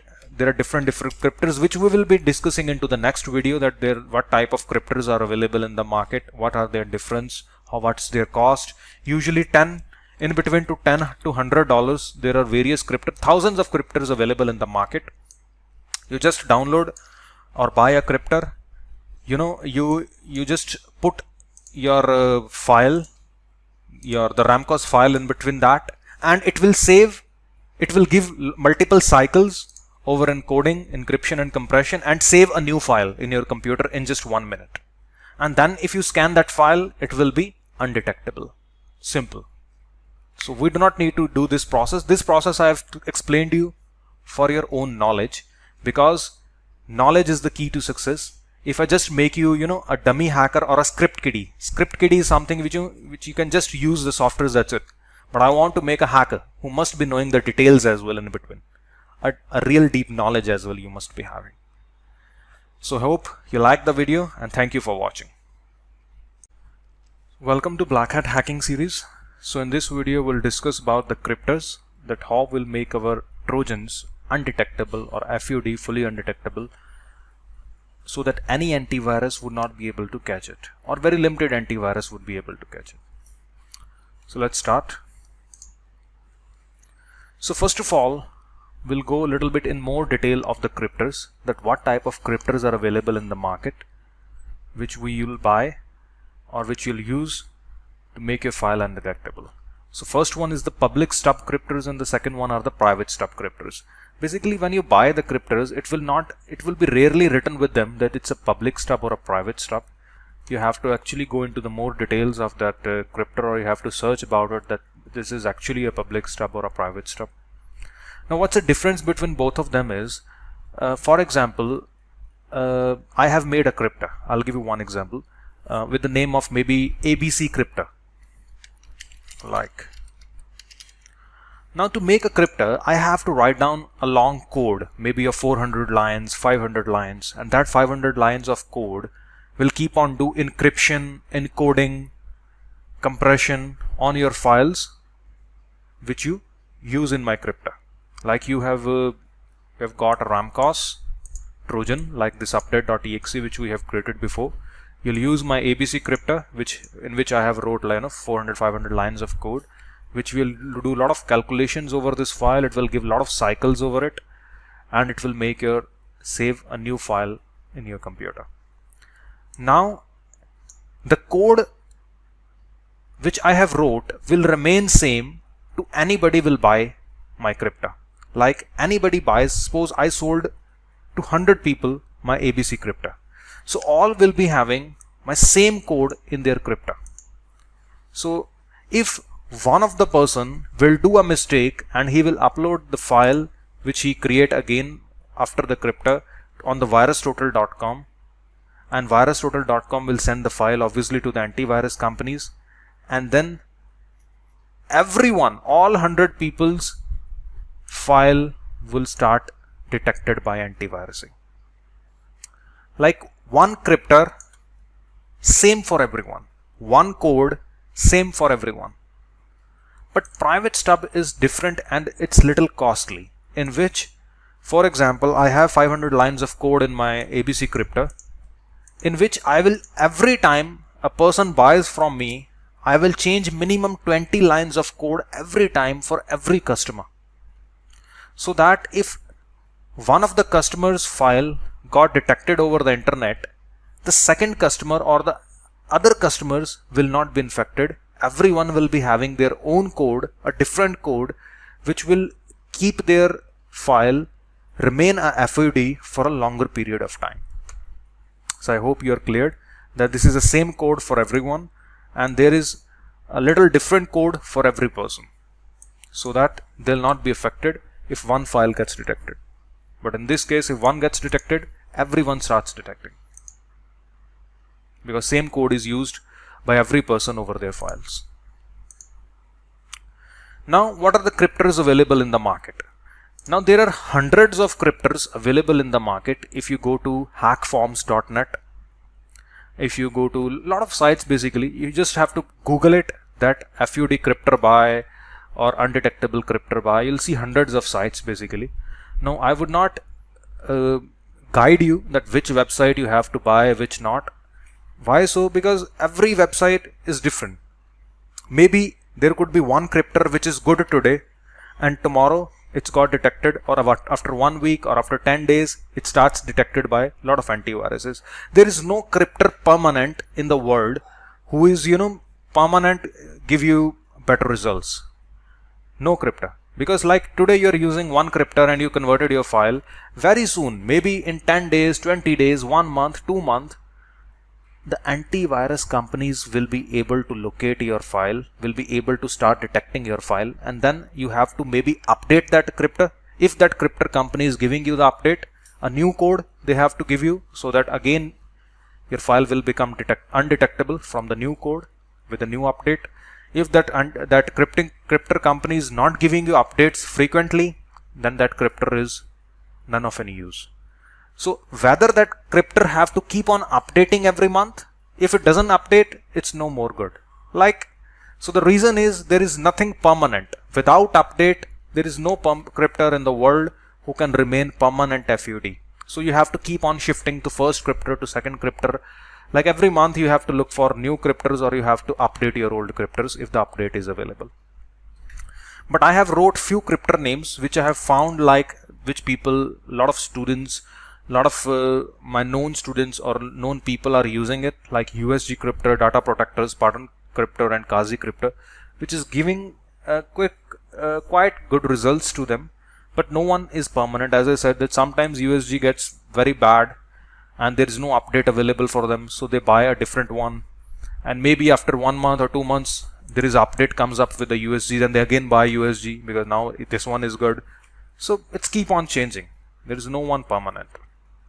And how to buy it, I will also not guide you any specific websites that go there, go that, because I do not have, I do not do that type of work, like I take commissions from that side or that side. So you can Google their names and you'll get the websites on their own and you can buy it. But one thing more I like to add here is that as much websites you will see to buy the hackers stuff, like whether you want to buy a cryptor, whether you will buy a lot of other stuff, I'll show you later on in the videos.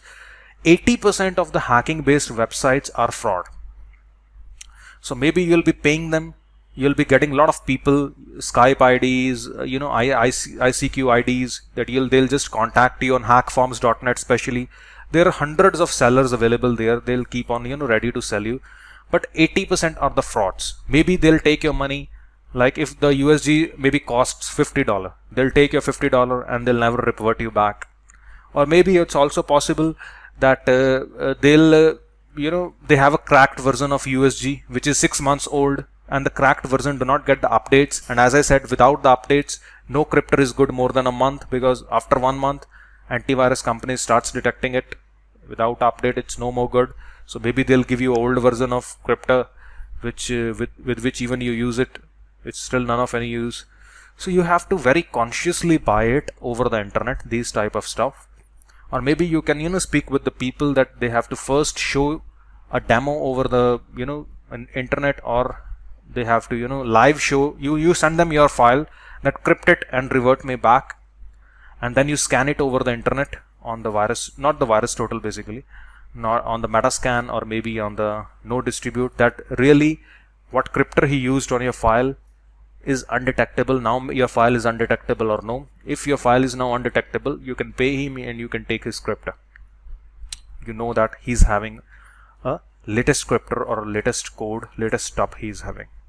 Or you can also, search for the private stub cryptors as well on the internet, but still there is no surety. There are a lot of sites they are writing that they have private stub, but no surety that they'll give you really a private stub, or they'll just fraud and they'll still give you public stub. So there are a lot of scams over the internet. So you have to be conscious while buying. I cannot guide you any specific websites to buy. And there is also hackforms.net, rackings.com, like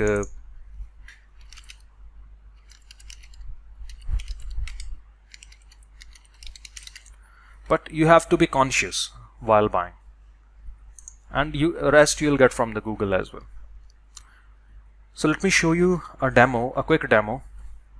I have a cryptor, X cryptor basically, and it's not a very good one. Basically it's a very cheap cryptor. Just for a demonstration purpose I got it. I run it so I can show you how a cryptor works. It takes few seconds to come up.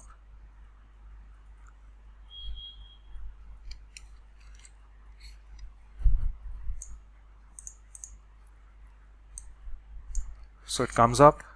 I want to select a file like this one, update.exe, which we created from Ramcos, and this is the things which it does on its own, the .NET version. You can change the .NET version, like right now it's 2.0. If you change it to 4.0, the detection ratio would be different. You can try with both the levels. In every cryptor you'll see the same stuff. There will be a lot of stuff.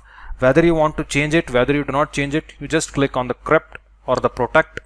You just import your file and export your file. That's it. I crypt it.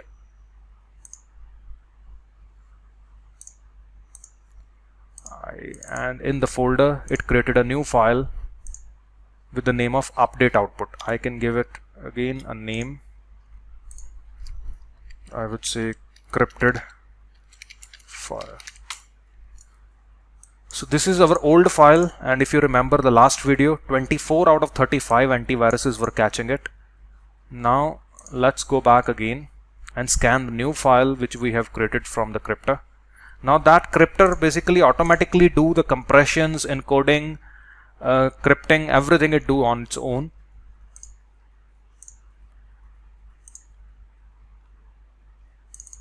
So crypted file, and let's see. So before 25 antiviruses were caught catching it, and now only 10. But I'm not saying that 10 is a very good ratio. As I said before, that I'm using actually a very cheap cryptor right now just for a demonstration purpose. But once you buy some good ones, as I have mentioned, or more, there are hundreds more available over the internet, good ones, they would let your detection ratio to maybe just 2 or 3 antivirus will catch it, or maybe even 0. So if you see which ones are catching it, Avira is catching as a Trojan, ESET is catching it, iChorus is catching it, and K7. So these are the 10 antivirus which is catching. That's strange that Kaspersky is not catching, which I trust. According to me, the Kaspersky is the best antivirus, which is not catching here, which is very strange, but not a problem. So I hope you got an idea that how cryptors work, and now I think you'll be able to buy your own cryptors, use your own cryptors over your files. Then your files would be ready to send it. And the more advanced cryptors like Kazi or the other ones, the cryptors which you buy, they also have the features of Celeste in between them, that you'll be able to change even your icons. Like right now, if you see, it's just giving a very bad icon of a exe over it, so which is making a file untrustable to the victim.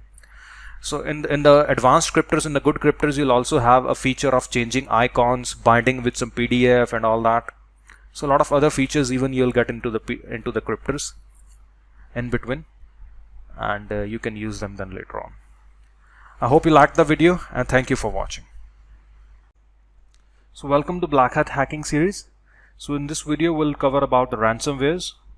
So if you remember in the previous videos where we have did a discussion about all the malwares, where we have covered a video regarding the viruses, trojans, ransomwares, spywares, worms, that what are the difference between all of them, all the malwares.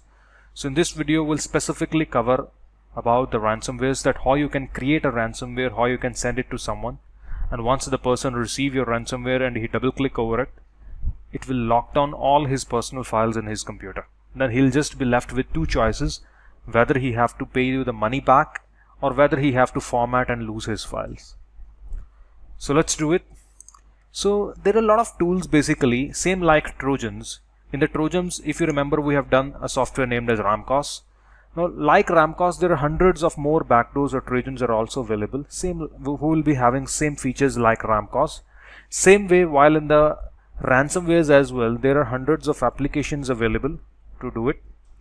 But the one which I'm going to use today in the ransomware section is the NJRAT. Now, as the name explains you, it's also a rat, it's also a Trojan. It's same like Ramcos, including a feature of ransomware as well. So it have a feature of Trojans as well, and it have a feature of ransomware as well. So the point is that you will be able to control the victim computer as well. You'll be able to see his keystrokes, you'll be able to see his passwords as well, and if you'll be willing later on to lock down his files, you will also be able to apply a ransomware feature as well on his computer. So it's both in one. So let's extract it first. The password is 123 for all the tools which we'll be using. All these tools which we are using in our course is all there in the toolkit which we have provided with you. So we extract NJRAT Lime Edition and we double click over it. Okay, it starts up. So same like in the Ramcos, if you remember, in the local settings we first open a port. So same way we also have to open a port here as well, because it's also a Trojan in the backend. So maybe here we can use 7777, and we also have to get a password as well over it, like 123 key, and start. Allow access. I think our firewall is enabled,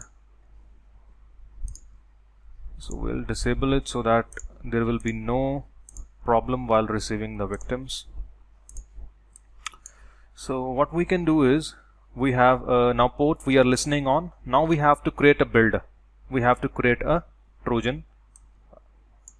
We can create a builder, client, and here you have to put your IP address, same options like which you have seen in the Ramcos. So our IP address is 192.168.47.132.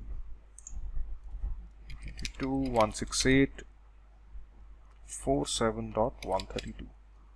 It automatically pick the port which we have opened, 7777. It automatically grabbed the key as well, which we have gave in the NJRAT. So it will make a file name with the name of client.exe, which we can change it later on even. We can also tick mark this one, copy to startup, registry startup, so that persistence, so that it would start on its own. If you remember the feature in the Ramcos, that you have to tick mark the install feature so that you will permanently have the access of the victim. If the victim restart, you will not lose him, you will still have him whenever he comes back. So same way we have to click this persistence. Persistence is the permanent access. So whether the victim restart even, it will not affect on you. You will lose him, and whenever victim comes back online, you will again get him back automatically.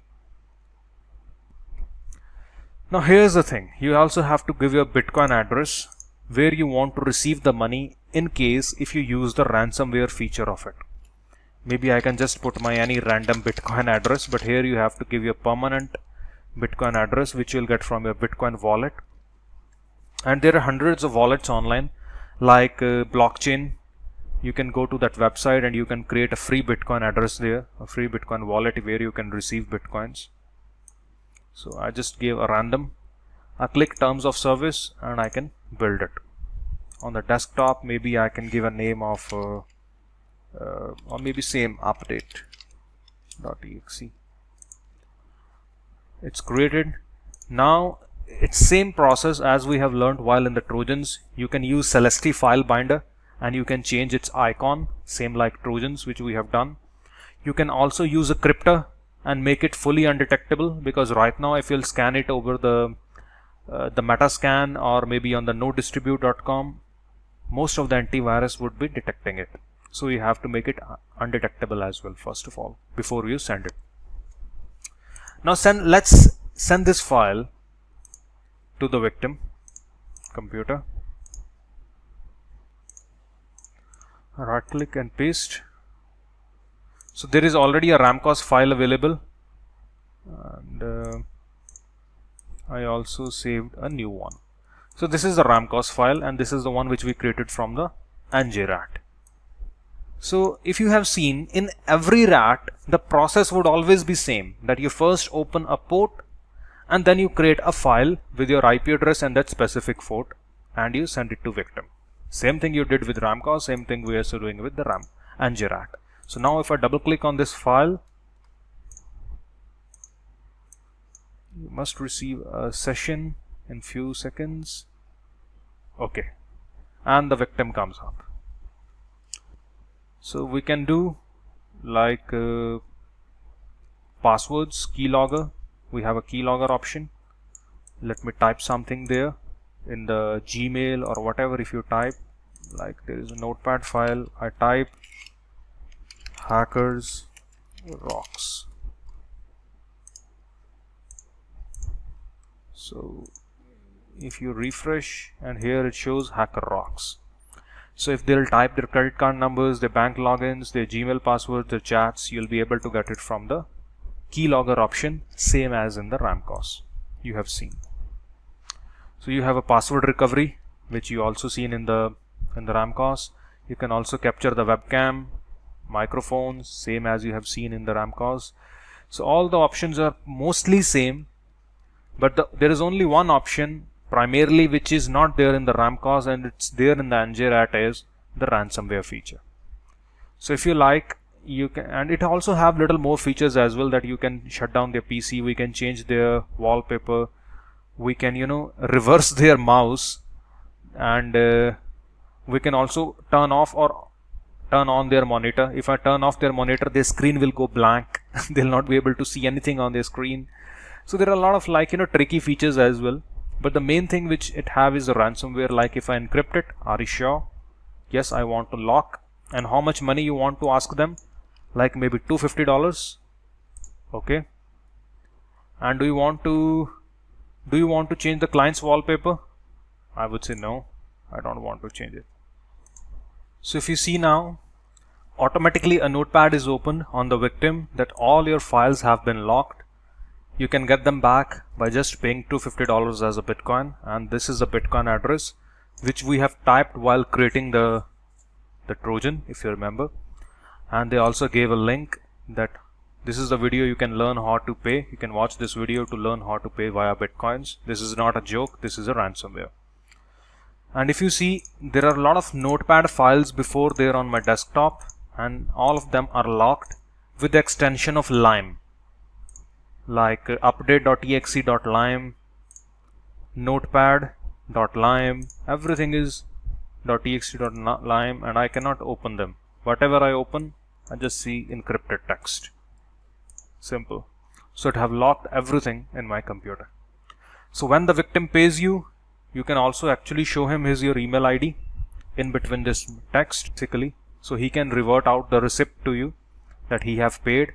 And then what you can do is, you can right click over him, ransomware, and you can decrypt his computer as he have paid you now.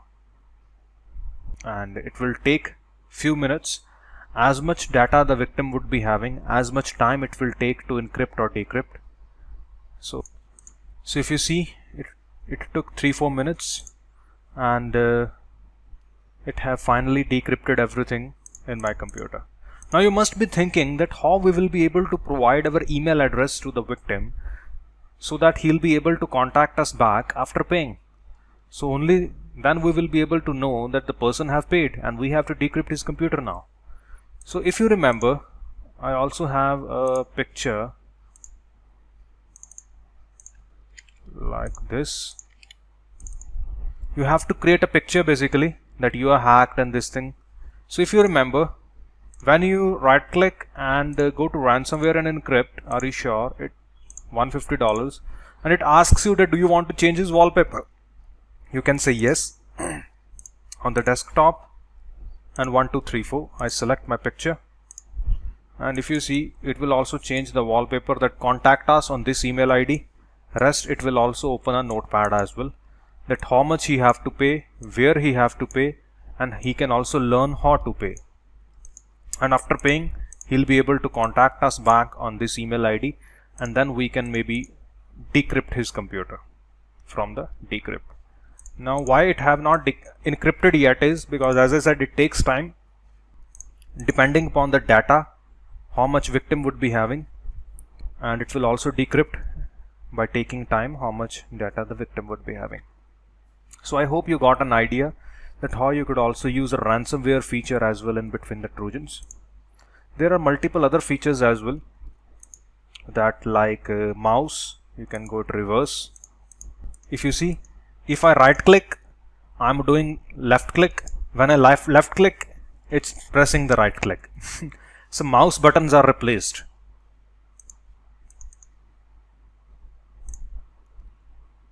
So there is also taskbar. It shows show or hide. I make it hide, and if you see, there is only one button. The whole taskbar is gone. So it have little more tricky features as well to just play with the victim, but I think all the important features the Ramcos also have it, except these playing things and as well as the ransomware feature. So I hope you got an idea how the ransomware works. Thank you for watching. So welcome to Black Hat Hacking series. So in this video we'll cover about the malware forensics, that how you can figure out that your computer is hacked or no, that maybe your computer got some Trojan, or maybe your computer is getting controlled by someone else or no, how you can find that. So first of all, what you can do is you can go to run cmd. The best method, you can type a command, let's netstat-no. So if you see, this computer is so first of all, what you have to do is close every connections, like close your Firefox, close your Skypes, close your TeamViewer, close everything, every program which connects to internet. Once you close everything, then there will be only that connection remain which is connecting in the background. So here if you see, there is one connection established. This is my IP, and this is a hacker's IP where it's connecting. Like the victim is today hacking, on victim Ramcos is running, and victim is hacking the attacker. So our computer is connecting to victim computer. So here you can also see the hacker's IP, that who is connecting. When victim is 129, and if you see its IP, it's 129, and here we can see that our computer 132 is connecting to 129. Connection is established. Its PID ID is 2340. We can right click and start the task manager, and we can view, select columns, select the PID. Okay, I select and I sort from the PID, and let's go to 2340. You can also click show process all processes, and we scroll down. 2340 is, can you see, Ramcos. What you can do is right click and end process. If you click end process, your computer will be disconnected from the hacker. Right, it's simple, but it will not permanently disconnect, because the Trojan is installed in your computer. When you restart your computer, it will again reconnect to the hacker. So I will show you how you can permanently uninstall as well. Right now killing is just killing the temporary connection, but let's also figure out more tools as well, more softwares which you can use for the malware forensics. There are 3 tools more: Auto Runs, Process Explorer, TCP View. These all 3 tools are free, and you can just Google them and you'll get them for free from the Microsoft website. These are the Microsoft's official tools. Like first one, I will use TCP view. You can extract it, and I can use TCP view. Double click on the TCP view. Yes, agree. And here you can see it's showing me all the connections which is established right now. I can click on the state where it's established. If you can see, there is only one established connection, and the ramcos is connecting. Here it will show you the name, process ID, everything in one place. Like you do not need to first find here, then go to task manager to find it. It will show you all the established connections at the same place. But if you see one thing more, my Java is also trying to connect somewhere on 193 IP. This is somewhere else. I was also running a lot of other Trojans as well in my computer, so that I can show you the real examples as well. Like I just downloaded a Trojan from the internet, and I just double clicked on my VMware virtual machine to show you that how my computer is connecting. If you can see on some IP on the internet, I'll take its screenshot. Let me write it down. This is the real hacker's IP. Let's write it down. 193, if you can see, .161. This is not my own. 193.199.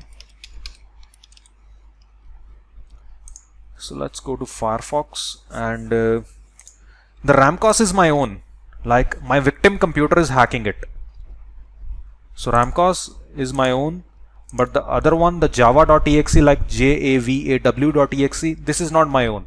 This is some real hacker basically, whose Trojan I have executed on my virtual machine for just the demonstration perspective, so that you can see how the real. Now Firefox is also coming. I can type on Google IP trace.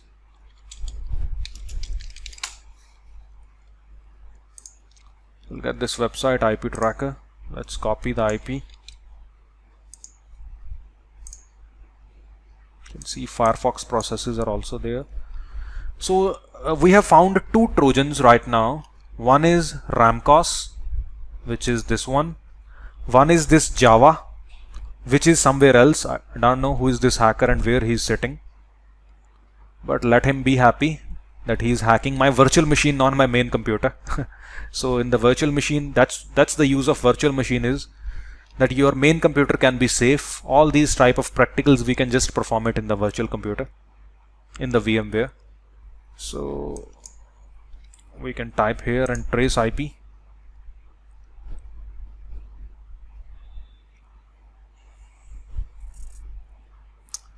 Okay, somewhere on the Russian Federation, Moscow. Somebody also have a VPS maybe in Russia from where he is hacking. So this is one of the way to find the current connections that where my computer is connecting right now. But as I said, the Trojans are installed in my computer. Maybe I can kill them as a temporary connection right now, but once I restart my computer, they'll again connect back to the attacker. So for that, I'll use another tool named as auto runs. And if you see here, you just have to see all this this light red connections, because all blue ones are verified. If you can see, this is the path. Somewhere in the temporary folder there is explorer.exe. Now what this auto run software do, it will show you all the permanent installed files, not the ones who are connecting, who are installed, which automatically starts when the computer starts up. So if and there is also this blue banana.jar. This is also, if you can see, it's a Trojan which infected my computer, but which is not right now connecting somewhere. That's why we will not be able to see it in the TCP view, because it's not connecting somewhere right now. But whenever I start my computer, this blue banana also starts up. ramcos is also installed, this blue banana, and two more, 3, 1, 2, 3. So 3 Trojans are permanently installed in my computer, which automatically starts with my computer. So if you go down, others are all fine. So what I can just do is I can first right click on the Ramcos entry and I delete it.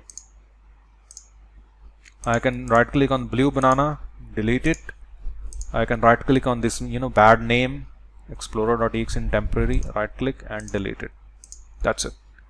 Now if I restart my Windows 7, it will no more be connecting somewhere on the internet even, because the Trojans will not be started automatically with my computer. Maybe they are remaining in my computer, but they will not start automatically in my computer. I hope you liked the video and thank you for watching. Welcome to Black Hat Hacking series. So in this video we are going to cover about advanced concepts in the Trojans. If you remember, in our past videos we have learnt about Ramcos, that how to generate the Trojans from the Ramcos, and in the next video after that we have also learnt that how to use Celesty file binder like this way, and you drag and drop your file and you also drag and drop your PDF, and then you give an icon and then you generate a file as invoice.pdf, for example.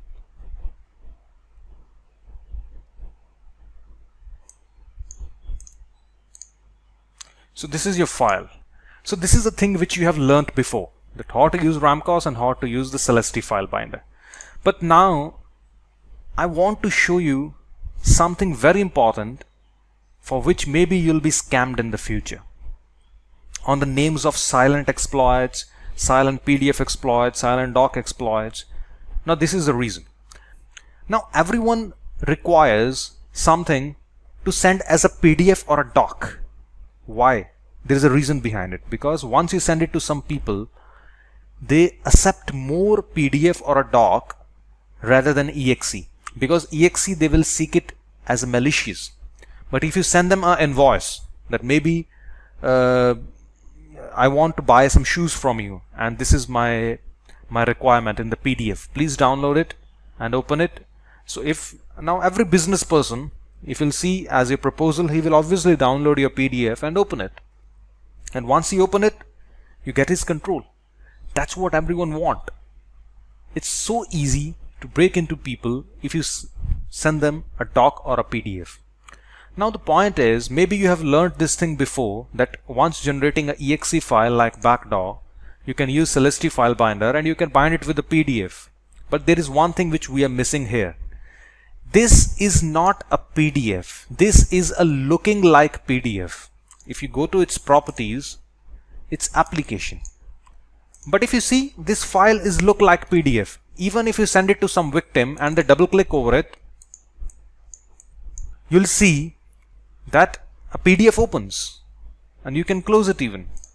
That so the victim will think that this is a real PDF. Yes, you can also use it like this way, but the point is, if someone download it in their browser, for example, can you see it shows invoice.pdf.exe.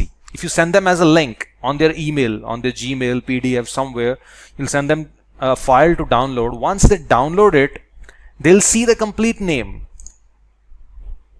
like this. But once the download is completed, they'll just see invoice.pdf.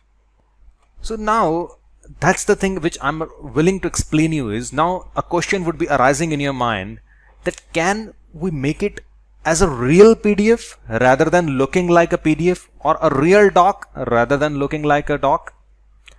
The answer is yes and no both. I'll explain you why. We have to understand the science behind it. That's why I'm making this video now. If I open the notepad. Now what is a exe? Exe is an executable file. It means it do not need anything else to make it run. You just double click this thing and it can execute itself. It can start itself. It do not need anything to start it. Like you go to your car, you put your key and you roll it, which starts the spark plug, and spark plug starts the whole car. starts the engine, and then the engine starts rolling, and then it just keep on consuming the fuel and it runs. So the key actually you require to start the spark plug, and spark plug is required to start the car. But exe can start on its own. It doesn't need something to be started. You just need to double click over it and it can extract itself, and it will automatically do all the operations for which it is built. Like it will automatically connect back to attacker, it will give the full control to attacker. It will automatically, with just one double click, it will perform all the operations for which it is built. That's it. But now you like that I want an extension to be doc or a PDF. Now doc or a PDF is a non-executable file. Both the PDF as well. Both are non-executable files. Right now I have, this is a real PDF file. This is the one which is looking like PDF. Now if I double click this file, the file opens in the Adobe Reader 9. If I uninstall the Adobe Reader, you'll see one thing now. If I uninstall the Adobe Reader, would this file will work? Can you open the PDF? No. You cannot open the PDF. Because PDF is a non-executable file, but Adobe Reader is executable. Now it still shows you icon, but if I open it, it shows how to open. It does not know how to open itself. It cannot open itself. It needs someone to open it, like Adobe Reader, like some PDF opener, like some Chrome. Chrome also have a feature to open a PDF file. Like it needs something to open it. It cannot open itself. That's the same case with every extensions, whether it's a JPG, whether it's MP3, like a music file, a video file, a PDF file, a doc file, they all needs a opener. Now, but I'm not saying that there is no way to make your Trojan into a form of a PDF or a doc. There is a way. We can use our exe file and we can bind it into a doc. And in the result, the file will also be into the doc extension. But now it will depend on the opener. Like the latest version of Microsoft Office is 2016. If that version is safe, if the opener is safe, it will only start your doc file. It will not start the exe embedded in that. But if you use some old Microsoft Office, if the victim is using some old Microsoft Office, maybe 2013, 2008, 2003, if that openers are weak, they will also run the doc file and they will also run the exe hidden in that. So the point is, you can embed a exe into a doc and doc will be the extension, but it still cannot execute on its own. It will be dependent upon the version of the Microsoft Office or the PDF Adobe Reader they are using. If they are using a latest Adobe Reader, your exe binded in the PDF will not run. If they use a latest Microsoft Office version, your exe hidden in the doc file will not run. So in the non-executable files, they are always dependent upon the openers. That if the opener is strong, the file will not run. If opener is weak, the file can run. Because opener is actually extracting the juice, the exe out of the doc and running for you. But because the doc cannot run itself. But exe, it needs nothing. Like this is a PDF looking like, but it's an application. Even if you see right now, this PDF file, which is a real PDF file, is not opening. But if I double click this PDF looking file, I will get the control in the RAM cause. Because it doesn't matter, it's a exe. Doesn't matter the PDF will run out of it or no, but the exe will run. It doesn't need any software to run. But if you use PDF, as I shown you, people can suspect. If you use exe kind of like a looking like, it can be suspected, but it can run itself. So everyone have their own advantages and disadvantages. Advantage of running this type of file is it do not need an opener. The disadvantage is it looks malicious. The advantage of sending a doc file is that it's a doc file, obviously. People will happily accept it. But the disadvantage is that if they use the latest version, it will be none of any use. Now, there are some terms named as silent exploits. What a silent exploit is actually mean for? Silent exploit means a 0-day exploit. Now, what is a 0-day? Obviously, it means no one is aware about it. Like, you are a security researcher and you in the latest version of Microsoft Office, you have found a bug, and related to that bug, you have coded 300-400 lines of code through which you can hide a exe into a doc, and even the latest 2016 will also run your exe file out of the doc. That's what you want. So everywhere nowadays on the hacking based websites, you'll see that we sell silent exploit. We sell silent exploit. Silent exploit means no one is, even the Microsoft company is not aware about it, that this type of thing exists. Because if they know, they'll release an update in their version so that they can make safe all their customers. So if whatever it's not known to anyone, even the Microsoft, you think it would be cheap? People, hackers are selling it like $100, $200, $500. No, they're not real. They're all scammers. The real silent exploit, which is a 0-day, which can run over a latest version of Microsoft Office, latest version of Adobe Reader, that you can send just a PDF to people, just a real doc file or real PDF file to people, and even if they are using the latest version of their openers, it still runs. That's a real silent exploit, which worth more than $10,000 if anyone have it. And even you are not actually sure that who have it and who do not have it. Maybe they are scammers who are making you fool. Now, how they are used, how they look like, even if you buy a silent exploit, they comes into two type of forms. One are the graphical builders, like this, that you just give your Ramcos file, the exe file here, you give the license key, which you got it like while buying this builder, and then you choose the Office version. If you see, only 2007 and 2010 is there. No 2016. If someone is giving you even 2016, it could be fake as well. Because if they're giving you 100, 200, 500, it could be fake. Because the original silent exploit, which no one is aware about it, which will really run on the 2016, which would cost obviously in thousands of dollars. There are also into exploit form, also they come up, which you just install it into your Kali Linux, and by using a Metasploit software, through some little codes, you can generate a file and you can control a victim.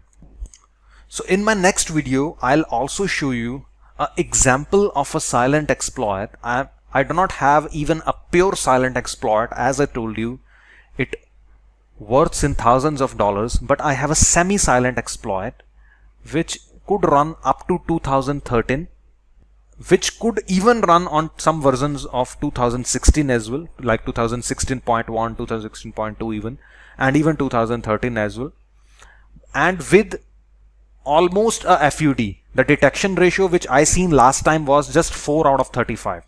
A real silent exploit is always 0 out of 35. That because no one is aware about it, so no antivirus would also detect it. But mine is detected by 4 antivirus, but I'll show you how to use it in the next video.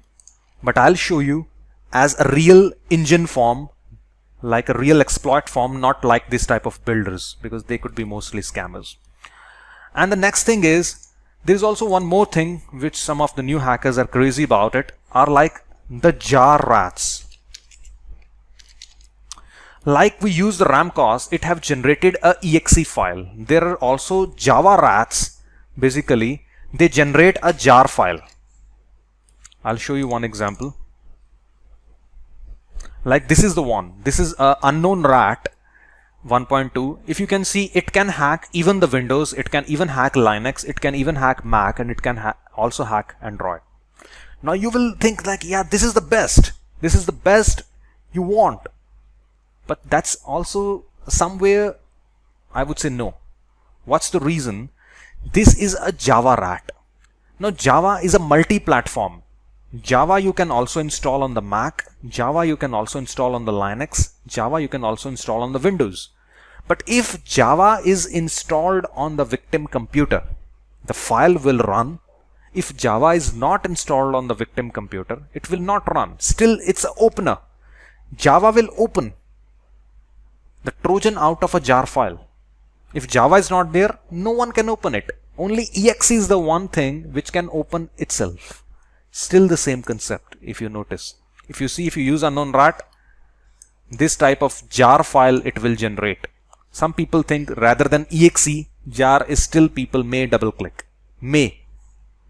Because exe they think they will never double click. It's also sometimes a reason. So you can generate a jar file and you can send it, but still if they use Java. And the second drawback of this rat is normal cryptors will not work over it, because normal cryptors are built to encrypt exe file. To encrypt a Java file, you need a special cryptor, and which is very, very hard to find it over the internet. So you should first of all think about it, that what you want to use. Is a PDF looking like exe sufficient for you? I have also a way to send it to people and they will see only PDF. So that thing I will show you in the coming video. I hope you enjoyed this one and thank you for watching. So welcome to Black Hat Hacking series. So in this video we are going to do a small practical regarding the silent exploits, or maybe the semi-silent. So if you remember in our last video, I have shown you some of the examples that what a silent exploit is mean about and how actually they look like even. But I just shown you a way or like a picture of these type of builders. Can you see it's written like fast silent exploit builder? And like there could be so many names like that, like HT silent exploit builder, fast silent exploit builder, cool silent exploit builder. So it doesn't matter, actually they are silent. So it's a builder. Builder means it's just a graphical access which use an engine behind it, and that engine actually generates a doc file for you. So my point is that I always prefer to use directly the engine rather than using this type of builders. Engine is always into a code form. So the real exploits always look like this, like I have, which we have tried to do some changes. Like they always look like into code form. This is exactly an engine which is being used to generate a doc file. But these type of builders are mostly like, built by some type of scammers. They say, okay, buy our builder and it generates a doc file. Actually, it's not the beauty of this builder. It use always an engine or this exploit file, a Ruby file behind it. This file is actually the thing which generates the file. Now that's why they just make a very cool builders. They're very easy functions that you select just 2007, 2010 and generate. But they could be fake even. Maybe they do not have even the engine behind it. They just have this interface so that you can see an interface and they can sell it to you. Because you just see, okay, they have something look like this where you can give your exe, you can give the license and you can generate a doc. Maybe it doesn't even generate. It's just a dummy software. So, but if you have the engine, like the one I have, obviously I have the real thing which actually generates it. So I always prefer to work with the directly code exploits, and that's how the exploits always look like. Exploits always primarily come with the Ruby file. I'll explain you how the codes look like and everything in a moment. But you should always even make a habit that you should avoid this type of builders and try to make a habit to work with the real exploits if you are going to use a silent exploit. Or if you want to use some kind of Ramcos type of things, then you do not need to, need these even builders or not even the engine type of, the code type of exploits. But let's do a practical. Let's close this type of builders and let's directly go to the code level. So this is exploit, and if you see, I'll not make this video much complex. I'll just show you like how it have to be built. Basically, if you want to make your own exploits, you need to learn Ruby or some programming language. Or if you want to buy it, always prefer that you buy it into a code form, that raw form, engine form, which you can use anyway. You can also make a builder which can use this engine behind it, or you can also use it directly like into a code form. So if you can see, I'm including some of the modules for HTTP server, for file formats, the PowerShell, which is pre-installed language in the Windows 7, Windows 8 and 10, and I'm also including the exe modules. Then it's going to generate, it will show you the names basically, and then I'm also selecting the architecture, that whether it could be 32-bit or whether the victim could be 64-bit. It will work on both of them. But the platform should be only Windows. It will not work on any Linux or Mac or anything, because Microsoft Office can only be installed on the Windows. So first of all, it will verify that it's Windows only, then it will run, else it will false. And even you can see, I'm using the payload Windows/metapeta reverse_TCP. It's a very common payload. Reverse TCP means it will give you a reverse connection back, that the victim will connect back to attacker automatically. And it will save into a invoice.rtf file after it will be building, and it will use PowerShell to inject into the temporary folders. And after that, there are so many random functions are being used to generate hacks, and I think that's fine. So let's not make this video much complex, and let me show you how to use it. So first of all, I have to copy this exploit into my Metasploit folder. Then we can use the Metasploit. So let's copy this this exploit in our Metasploit folder. Then we can use Metasploit as our main tool to use this engine.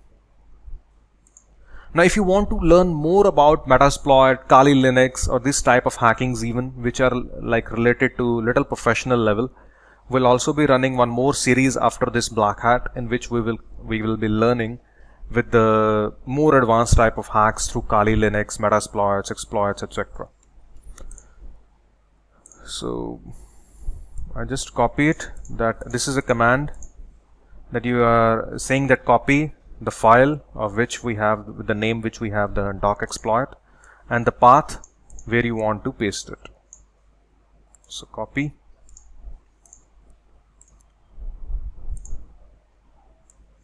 I go to my desktop and I paste it. So this is copied in our Metasploit. That's it, done. Now we can start our Metasploit, and we can use this exploit to generate a doc file. So now I search for same name which we have copied in it in the Metasploit, htdoc, and it found it.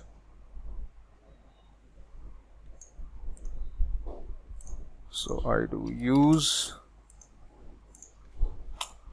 use this exploit, show options. What are the things you have to set for this one? Just the L host and L port, it's by default selecting 4444, and okay, set L host, and here it would be your Kali IP. I copy it. L host is your own IP. If you use VPS to hack, now Kali IP cannot be used over the internet. Obviously, you have to use your VPS. We can also install Metasploit on our VPS as well, and then we'll give in the L host as the VPS IP. Set payload. It's already set, but I set it again.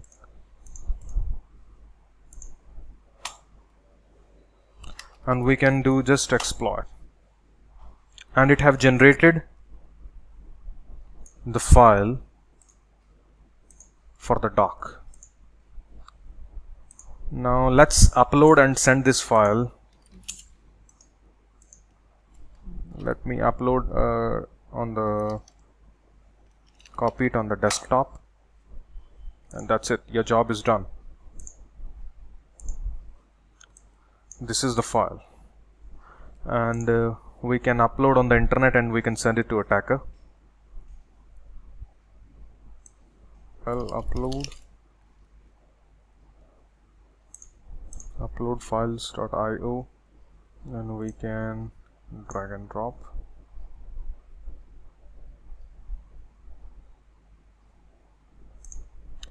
And this is the link. We can go there.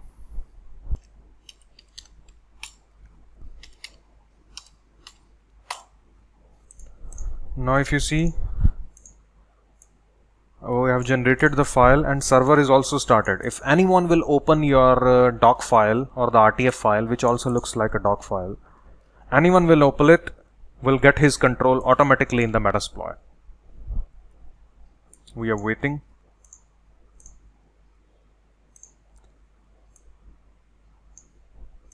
Slow download. Save file. And that's it.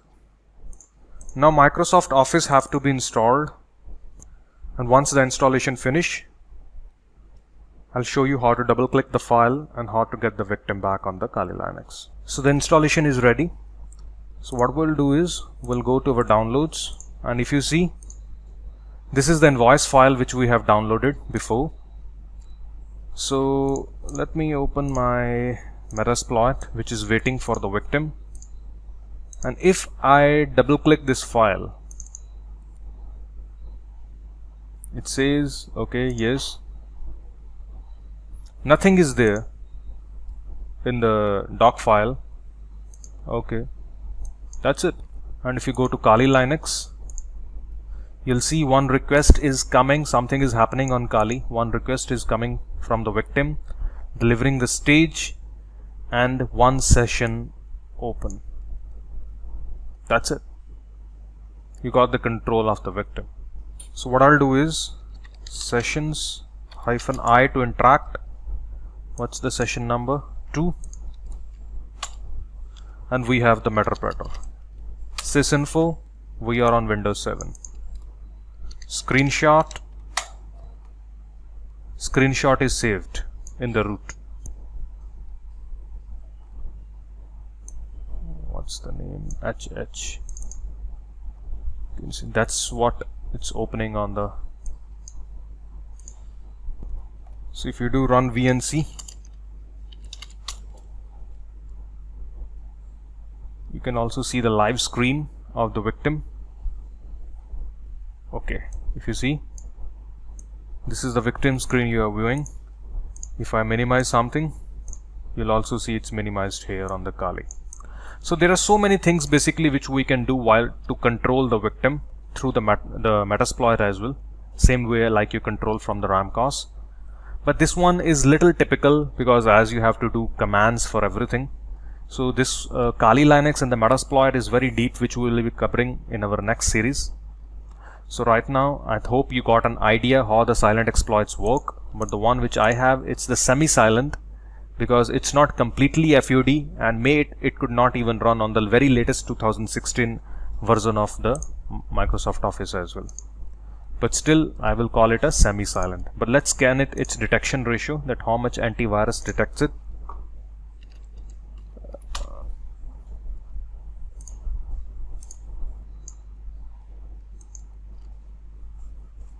Last time I scanned it, it was just 4 out of 35, and it's still today 4 out of 35. That's it. Only 4 antivirus are catching it. So I would it's really a good semi-silent exploit. It could still work to catch so many victims which you cannot even imagine. If it would be 0, and it could work on a very latest version as well, but that would cost in thousands of dollars, but that would be the mind-blowing and the best. So I hope you got an idea how the real silent or semi-silent exploits work without the builders and with the builders. So see you in the next video, and thank you for watching. Welcome everyone to the Black Hat Hacking series. So in this video we're going to start a topic named as phishing. So I hope you'll all be aware with the phishing, and I hope in your life minimum one time you have heard a term named as phishing. Now what phishing means is basically it's not like you catch a fish nearby to a pond, obviously, as it's IT term.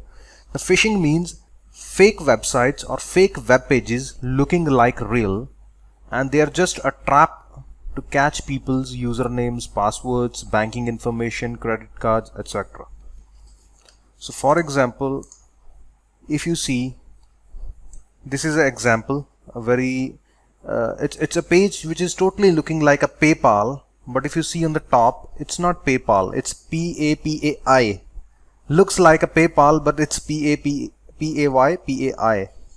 Last character is only one which is changed, but the rest everything looks like so original that it have that confirm your card for the shop and with the PayPal right away.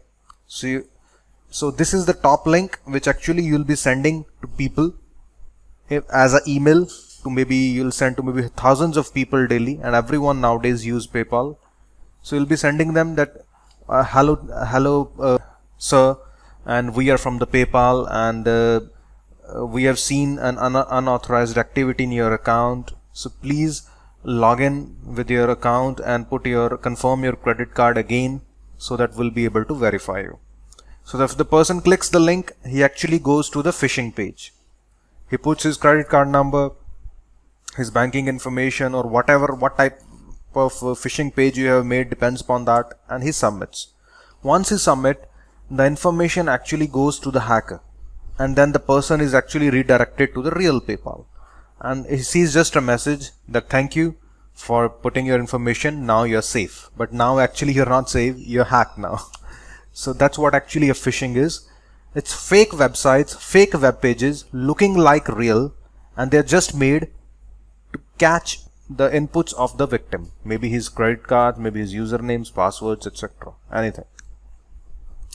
So in this video we'll cover about a automatic phishing technique. There are so many videos we will be making on the phishing, because I'll show you how to create your manual phishing pages, how to upload them over the real hosting, so that your website would also look like the same way as it is right now. And then I'll also show you some advanced phishing, in which just people clicks a link in your email and his email ID automatically gets filled. So in that case, he will trust more that where he's entering the password, they already know him. So we'll be on that later, but let's start with the very basic baby steps for the phishing. So for that, you have to go to anomore.com, as you can see on the website, anomor.com, where you have to go to sign up and create account there. It's a Arabic website, but most of the things are there in English. I go to home and I already have an account, so I'll log in.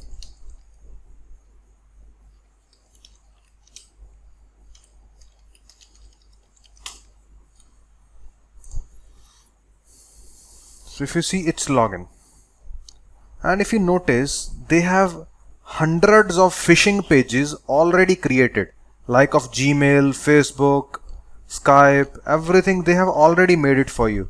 Like if I open, like this is the 4th page,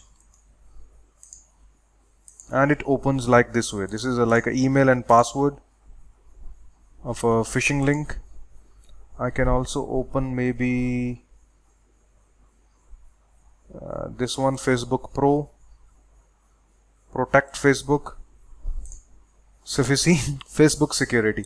So you just need to send this link to your victim, and if he fills his username and password, or maybe this link, any page you look okay, you copy its link and send it to your victim. And if the victim fills any username and password, maybe john@gmail.com, password maybe 123456. If he clicks it, and that's it, he's gone. What you have to do is, you just have to go to my victims, and you'll see IP address of the victim, when the date he filled, the username and the password he filled, and on which page he filled, on the protect Facebook one. It means it's a Facebook username and password. So it's a very simple, that you just see any page looking like, and you send it to them. And if you see, they have a Yahoo page, they have Ask Yahoo. It's so they have all the phishing pages. Ask page. Just need to copy the link and send it to people. So hundreds of pages, pre-built and easy to use. Simple. So in the next videos, what we will be covering is, we'll cover about how to create manually. Like right here, you will not see a phishing page of a bank, maybe of American Express, maybe of a Chase Bank, or maybe any credit card, or so that you do not know actually right now that how to create your own phishing page by changing few of the codes. You do not have that knowledge. So what we will do in the next video is, we will create a phishing page from the scratch, and we will make a fake server as well on our own, where you'll be able to see what are the things you have to change and make your own phishing page looking like original. And I hope you liked the first series of the phishing, and see you in the next video. Thank you for watching. So welcome to Black Hat Hacking series.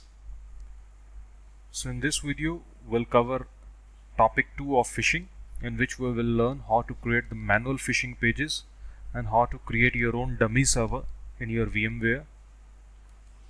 So why we need a server? As you know, whenever you open gmail.com, facebook.com, the Gmail server replies you back with the page, Facebook server replies you back. So a dynamic website, a PHP website, can only work over a server. It needs a server. So obviously after building a phishing page, we have to upload it over a cPanel or a real server over the internet, which we can buy maybe in $5 per month. But before we upload it, maybe we have to test it. So what we can do is, we can make our VMware as a dummy server in which we can test our phishing page, that is it working fine or no. So for the test perspective, we'll test here. We'll make a manual page by changing few lines of code into a real page, and then we'll make our Windows 7, this Windows attacker, as a fake dummy web server in which we'll put that page and we'll test it. And then in the next video I'll show you how you upload the same page over a real server, and you'll be able to target the whole world. So this is a software named as XAMPP, which would be there I think in your toolkit, or you can, it's also free to download from the Google even. You just install it and it will make your server as your computer as a web server. So we have to uncheck few of the things which are not required, and next. So it will take few minutes to install.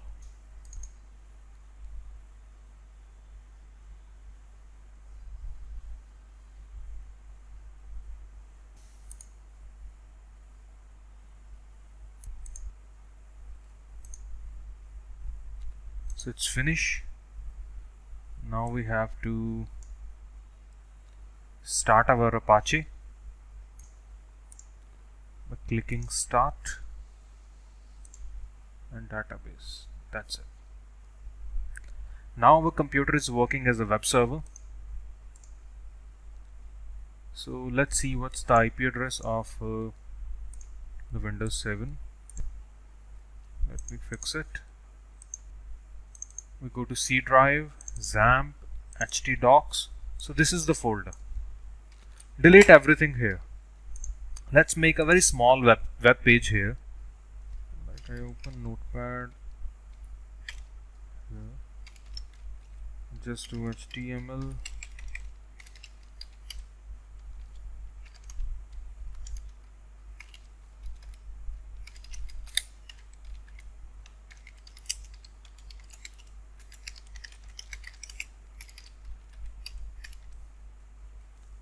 And I save it on the desktop, maybe index.html.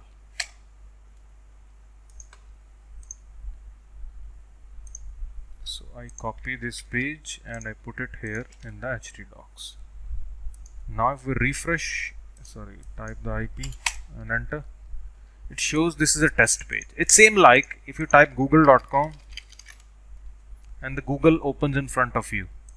We do not have a name right now. It's a dummy web server. So we just type its IP, and whatever the website remains there, it opens in front of the victim. So the point is, This Windows attacker is acting as a server now. Any type of website would be there that would be served to the everyone who will try to access. So now we will even delete it, and let's refresh here. There will be nothing. The server is empty, and we have to create a phishing page now. We go to facebook.com, and once the page is loaded, finished, right click, save page as with the name of index on the desktop and save it. So we have an index page. I copy it, both the things, and we paste it here. Now if we refresh, we can see a Facebook page, but it's a Reels page right now. Even if I double click, it's a Facebook page. We just saved this page and we put it in the htdocs folder. htdocs is a web folder in our XAMPP, in the C drive XAMPP htdocs we will be having. Here we have to put our website. Now one thing you have to know, that wherever you enter something, we call it a form into a web language, and every form have action. Like login, behind this login button there is action. Behind this registration form there is a sign up button, there would be action. Action means that send all your details to the Facebook. So what we just have to do is, we just have to change the action behind the login page, that whenever someone fill a username and password and click login, rather than sending the username and password to real Facebook, just save it in our computer and redirect the user to the real Facebook. Simple.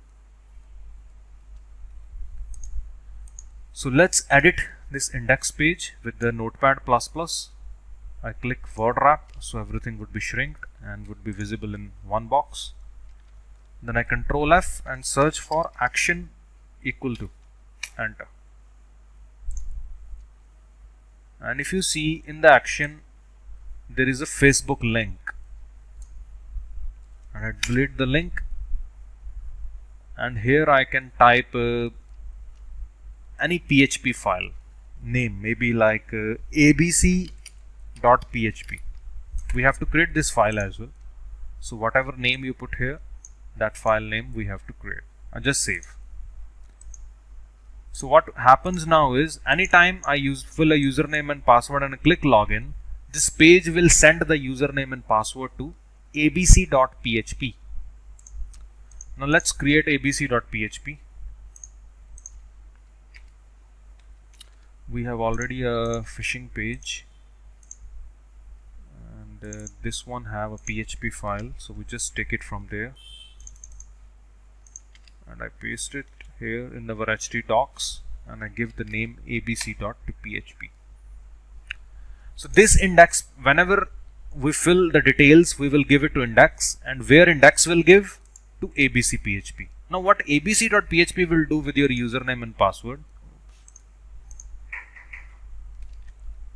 So what it will first do is, it will first save it in the username and password in the log.txt, and then it will redirect the user to facebook.com. Save. So it will first save it in the notepad, your username and password, then it will redirect the user to real Facebook. That's it. Now let's test. Refresh. Now if someone will enter a username and password, maybe john@yahoo.com, password 123456. If we click login, the page will send the username and password to abc.php. And what abc.php will do? It will first save it into a notepad, and then it will redirect me to the real Facebook. Like this. Maybe you will think that, oh, why I'm not logged in? You think, okay, maybe I typed the wrong password. You type it again and then you log in and you'll be logged in. But you not know that your username and password was trapped before. You just go on server and you see a log file is created automatically by this PHP file, and you see it have a username and password. So that's a manual phishing, that you just need to change the action. So whether it's a bank page or whether it's anything, you just need to look for action behind a login form. You change the action to some PHP, and in that PHP you give in which file name it have to save and where it have to redirect, and that's it. Your phishing page is ready. So I hope you enjoyed it, and thank you for watching. Welcome to Black Hat Hacking series. So in this video we'll discuss about how to upload your phishing pages over the internet over a cPanel. Now if you remember, in the last video we have discussed about how to make manual phishing pages with the very basic ones, like with the example of Facebook we have learned with. And if you remember the page, we were having a normal page in which we have changed the action, and we have also made a PHP file which saves every username and password into a txt, and then it redirects the victim to the original website. So if you see, this is our Facebook page, but you cannot make it work till the point you do not upload it over the internet. So for that we need two things. One, a domain like google.com, like facebook.com. We need something relevant to your phishing page. For example, if you're making a bank phishing page, so there will be like onlinebank.com. So something, there would be similar kind of name you have to buy. And then we also need to buy a server space, which we also call a cPanel basically, where we will be able to save our files. So there are too many sites basically for the online hosting and cPanels and domains, but there is one I'm going to show you with where you can pay through bitcoins as well, like it's qhoster.com.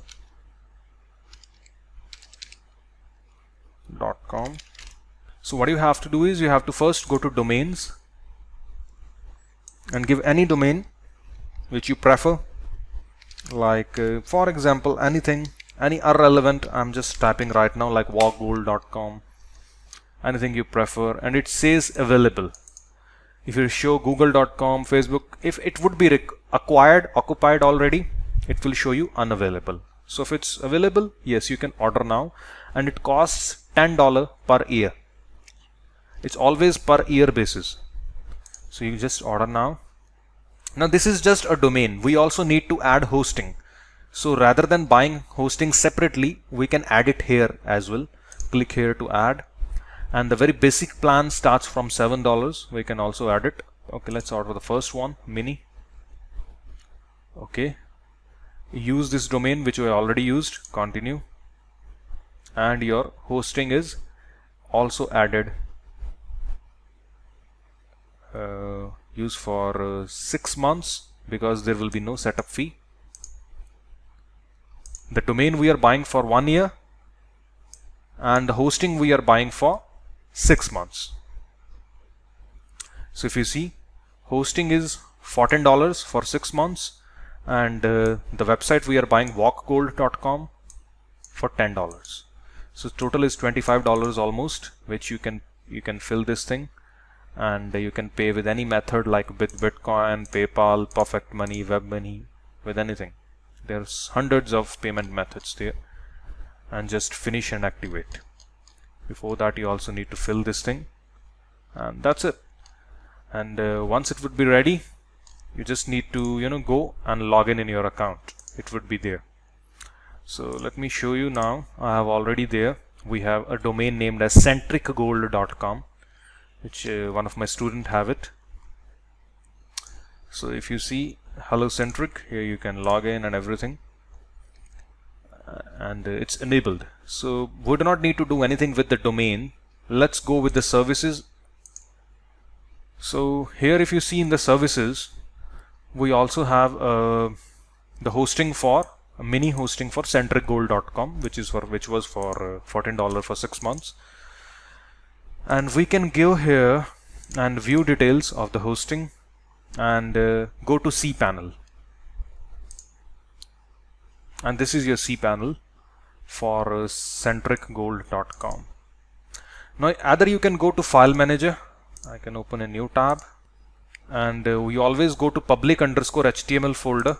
I click it, and this is your area where you have to upload, select file, the my documents, we have all of them. Like I have to first upload this mail. Like let me upload this mail.php first. So here you have to upload one by one. And if you see, one file is uploaded. But I do not recommend uploading files online, because if your phishing page, your bank page is very big, you cannot upload it one by one. It will take so much of time. Then what I'll suggest you is use FTP. You go to FTP accounts first. What you have to do is you just go to Google and type FileZilla download, like this one, and you can install it, and it opens like this way.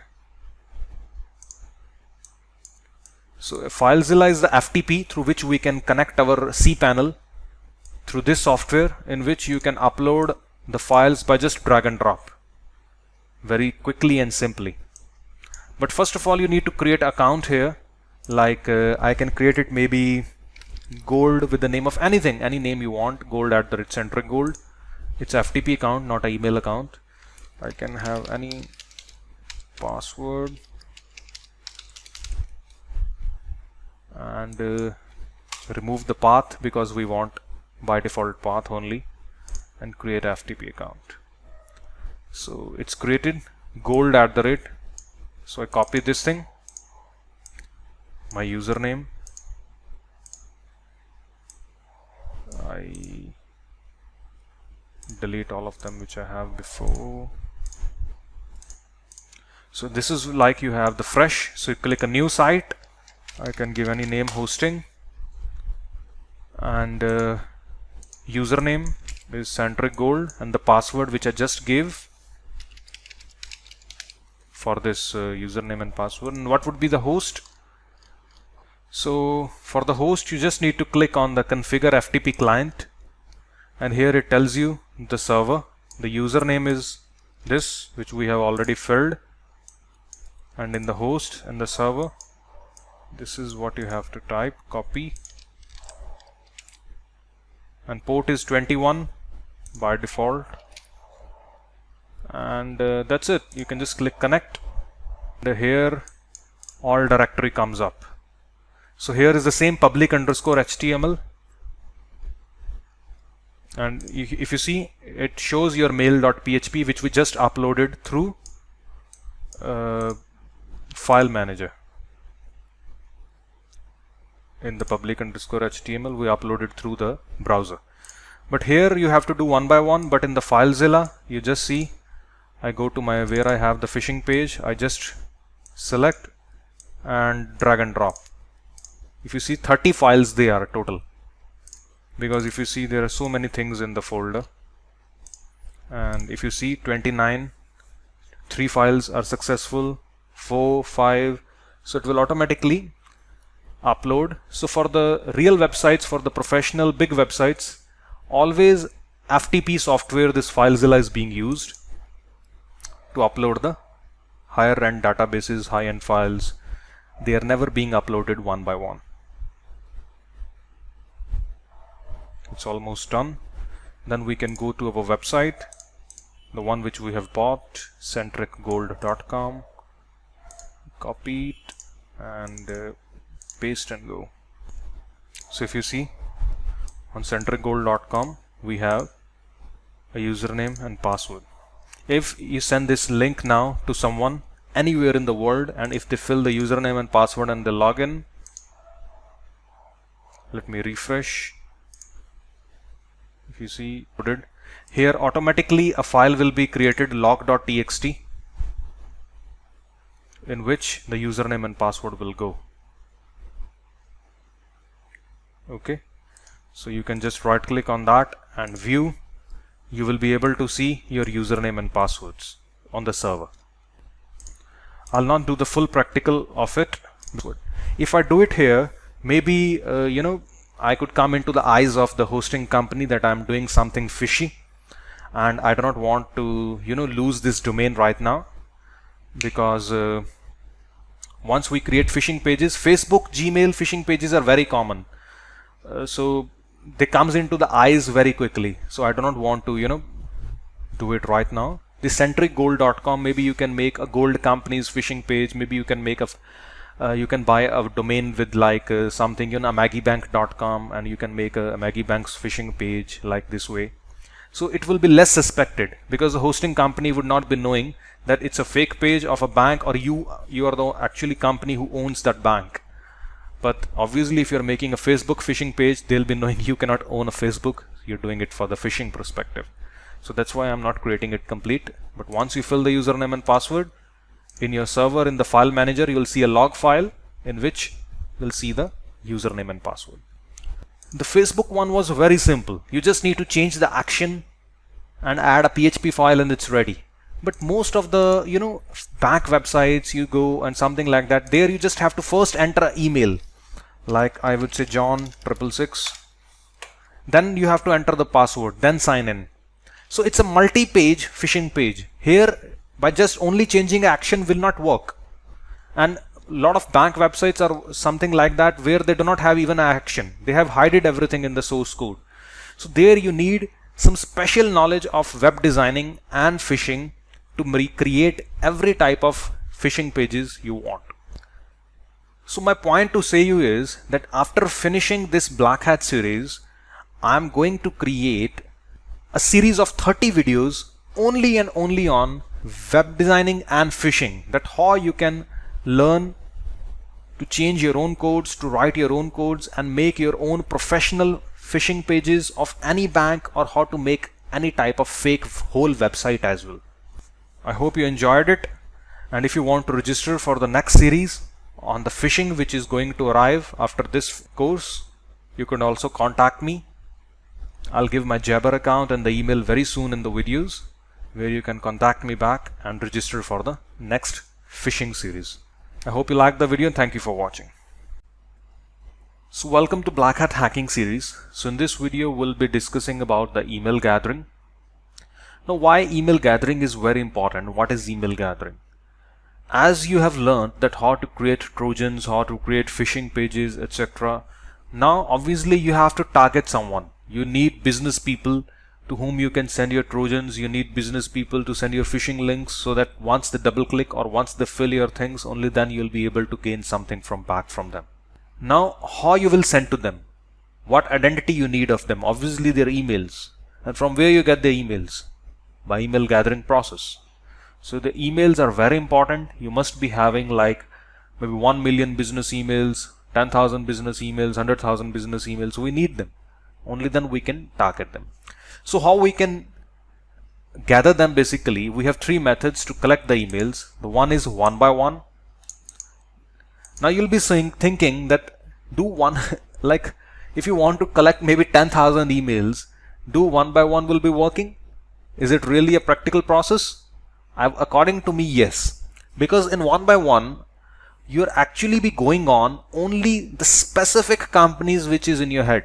Maybe there is a very big shoe export company in China with the name of maybe ABC Exports. So you know they do a very well business. So what you can do is you just search for them and you gather the specific their employee emails, who do the business on behalf of them. They keep on sitting in the office of the ABC Exports office. They sit there, they speak with the people in the abroad, they do the business, and then they take the funds in the company's account. So if you're able to hack their employees, you'll be able to monitor their transactions, and you'll be also redirect the transactions in your account. So you don't need to actually gather 10,000 emails. Maybe ABC Exports just have 100 employees. You just gather their 10, 20, 30 employees emails. That's it. You just keep on targeting them, hack them, and do your job. So how you do that? You just create an account on LinkedIn where every business company and the employees are there. You just have to search for maybe any company, like there is a Smart Data, for example. It's a company, and here you see all the 67 employees they have on the LinkedIn, and you can connect to any of them. You just click connect, and they will accept your connection like a Facebook request. Once they accept it, you just go to their profile and you'll see contact info. You click on that, you'll see their phone numbers, their email IDs, their birthdays, everything. So you can just copy their email IDs and keep on writing them. Just gather their 10-20 employees and that's it. Then just keep on targeting them. So this is also a very good way to just keep on gathering little emails. There is no point, right, sending 10,000 peoples daily and you're just receiving 2 victims back. It's not, I think, a practical way. Rather than you just sending 20 emails per day to a quality people and you're getting 2 victims per day, I think it's a more success rate because you are actually targeting the exact person you want to target. So the second thing is gathering the random emails. Now what is random emails? There are some softwares which gathers emails for us where you can just fill into like a business, Alibaba, real estate, doctors, and it will keep on finding the emails for you all across the globe. Maybe someone from China, a doctor, maybe someone from US, a doctor email. So it will not be a specific company or it will not be a specific country. So their success rate could be less because you are actually gathering required or unrequired. Every type of emails would be there. Quality emails, non-quality emails, everything would be a mixture. But it's an easy process. You're getting the emails simply without any hassle, without any work. So how we do that even? We have a software in your toolkit, email extractor. We just have to install it. Before that, you have to install Microsoft .NET framework, which is also there in your toolkit. And I already have it. So I repair the application. Next, but you just have to install it. Okay, I do not run. Finish. Because I have to copy the crack. I go to C drive, program files, email extractor, and I paste it. Copy and replace. It's finally cracked. It's a full version now. So I'll run the tool. And here you have a search bar where you can type maybe Alibaba, real estate, maybe doctors, anything you want, and start search. Now as much time you will keep this software running on, as much emails it will start gathering. So if you see, it started gathering quality emails. These all are the business people linked with Alibaba. It's trying to fetch more. As you can see, 27 gathered till now. All, can you see, info, sales @ all are business people linked with Alibaba. Very nice, this one as well. And if you see, source is all alibaba.com because Alibaba is a business website. 29 now. So anytime you can stop, as much time you'll keep it running, as much more results you'll get. So after that, you can save them.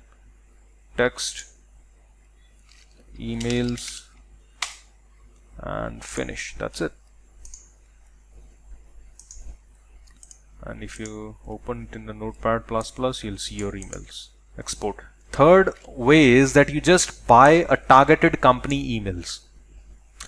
These are the websites basically who sells the targeted company emails, specific country, specific company even. So you just open it, any of the website like reachgulfbusiness.com. They have a pricing tab. If you go to the pricing, and you'll see the all Middle East emails $300, and they have 100,000 emails of that. Only UAE emails $200, Saudi Arabia emails $90. So they have a listing. As much emails you buy, as much you pay the cost. Simple. So I hope you got an idea regarding all the 3 methods through which you can gather the emails by one through that email extractor software as well, or by the buying of the emails as well. And once you have the emails, then we use a good SMTP server which can deliver your Trojans, your phishing links to them in their inbox, through which you'll be able to send 100,000 emails per day even. That's SMTP, which we'll discuss in the later on series. And you're ready to send. So I hope you liked the video, and thank you for watching. Welcome to Black Hat Hacking series. So in this video we're going to discuss about the catfishing. Now catfishing is the only topic basically which every Nigerian is aware about, or maybe they have done it once in their life. What it's all about is it's about the dating scams. That you go to Google and you type Christian singles or you'll get so much, US based websites to chat with women there who are singles, or some of even the married women, they just like to chat there. So once you speak with them, you create accounts basically with the US IP, because you're registering as a US citizen. If you register as a Nigerian citizen, African citizen, the woman would not like to speak with you. And if you're creating an account with the US IP, you have to keep it opening from a same IP from a US IP, so that the website will not block your account, because there are so many scams. So even website people, they are, they want to make it safe, as much safe for their customers, for the women, for the US citizens. So, and I think so for this one, even the socks are more safer because you are going through a residential IP. That's why, like, and if you're going from a particular US IP, from a residential IP through the socks, it would be more easier for the websites to trust you, and your account would be more active for a more longer period of the time. So now what you do is basically you speak with women there, you register there, you pay even for a premium membership, you speak with women, you take them into the confidence, and then you ask for some money. She gives you some money, like maybe you take her into so much confidence that you love, that's why she pays you. Or maybe you just ask her that I am very rich and my money is stuck somewhere and I need just some money for the credit, and I'll return you back after some time. So it depends upon person to person, like how they make them fool and then they retrieves money from them. So this is all about the dating. And if you just write on Google Christian singles, you'll see so much of websites where you can have a registration and you can speak with them. Like there's also one, this zook.com even, and the match.com as well. It's very popular ones. The rest you'll find on your own even. Now chatting is not the only thing which they can use to take them in the confidence. As so much frauds are increasing, the women do not trust much. So maybe she'll be suspecting that you're not a US citizen, or maybe you're asking money because you do not even love, I think you're just doing it for the frauds. So she can suspect.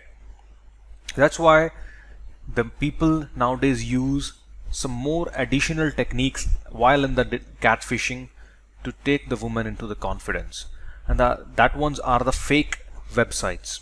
Now, what type of fake websites they use? First of them are like fake bank websites. So in the fake bank websites, what they do is they create a relevant name.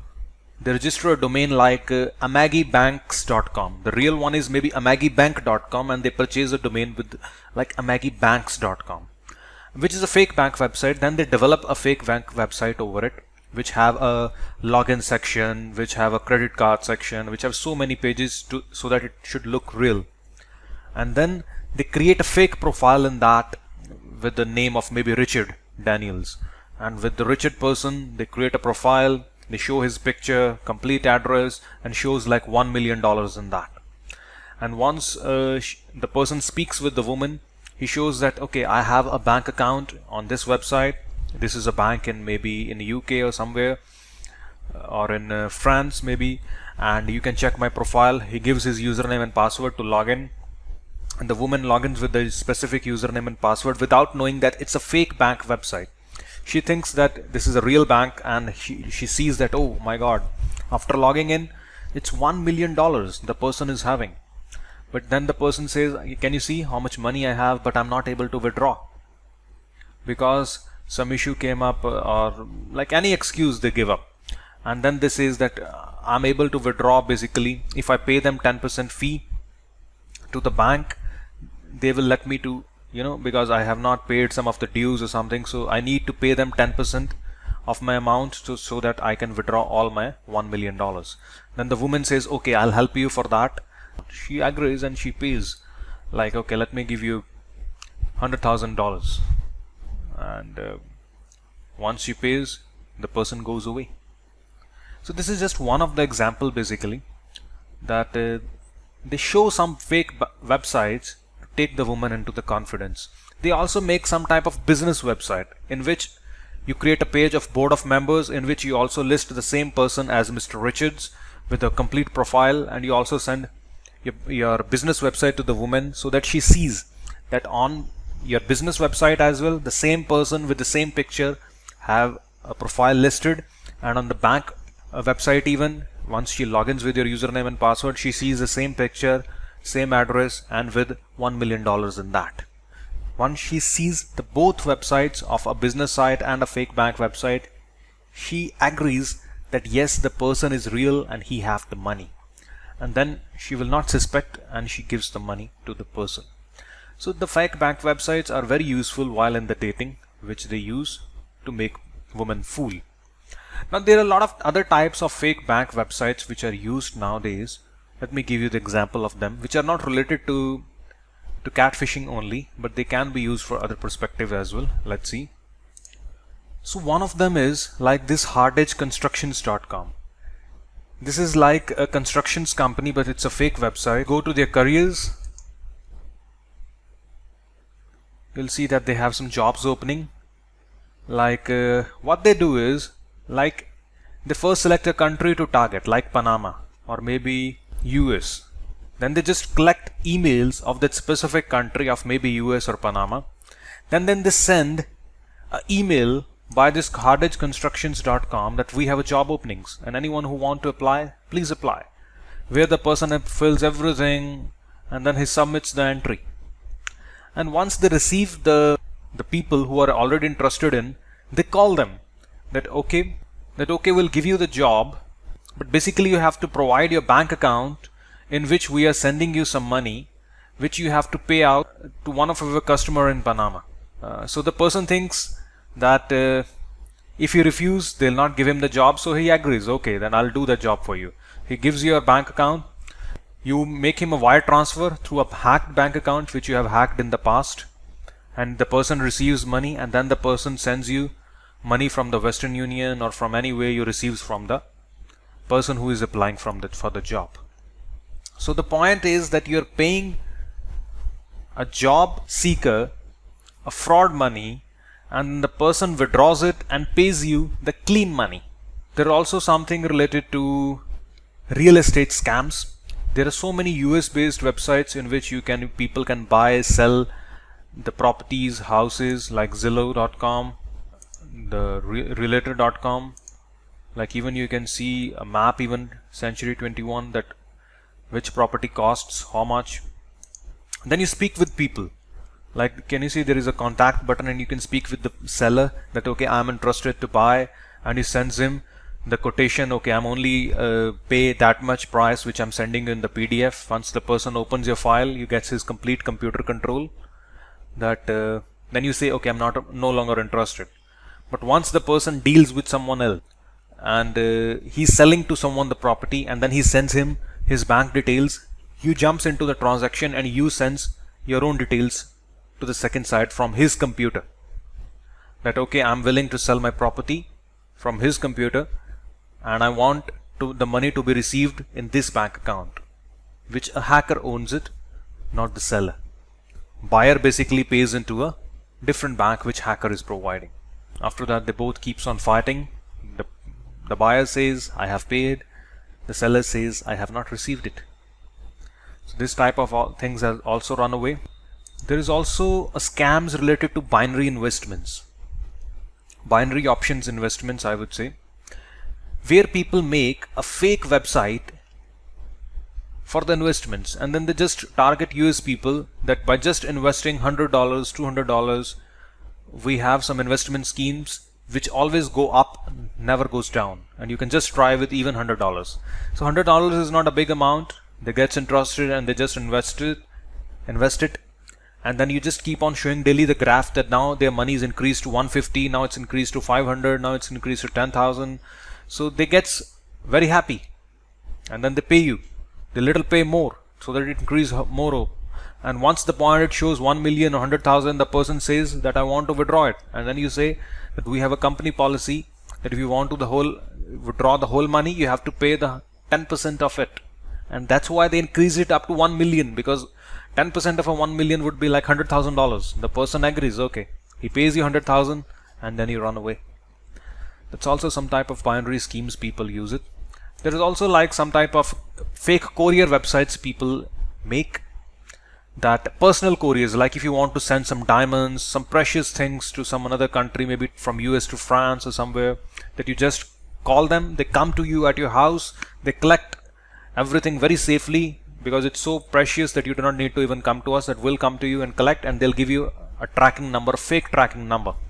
You keep on tracking that where it have reached.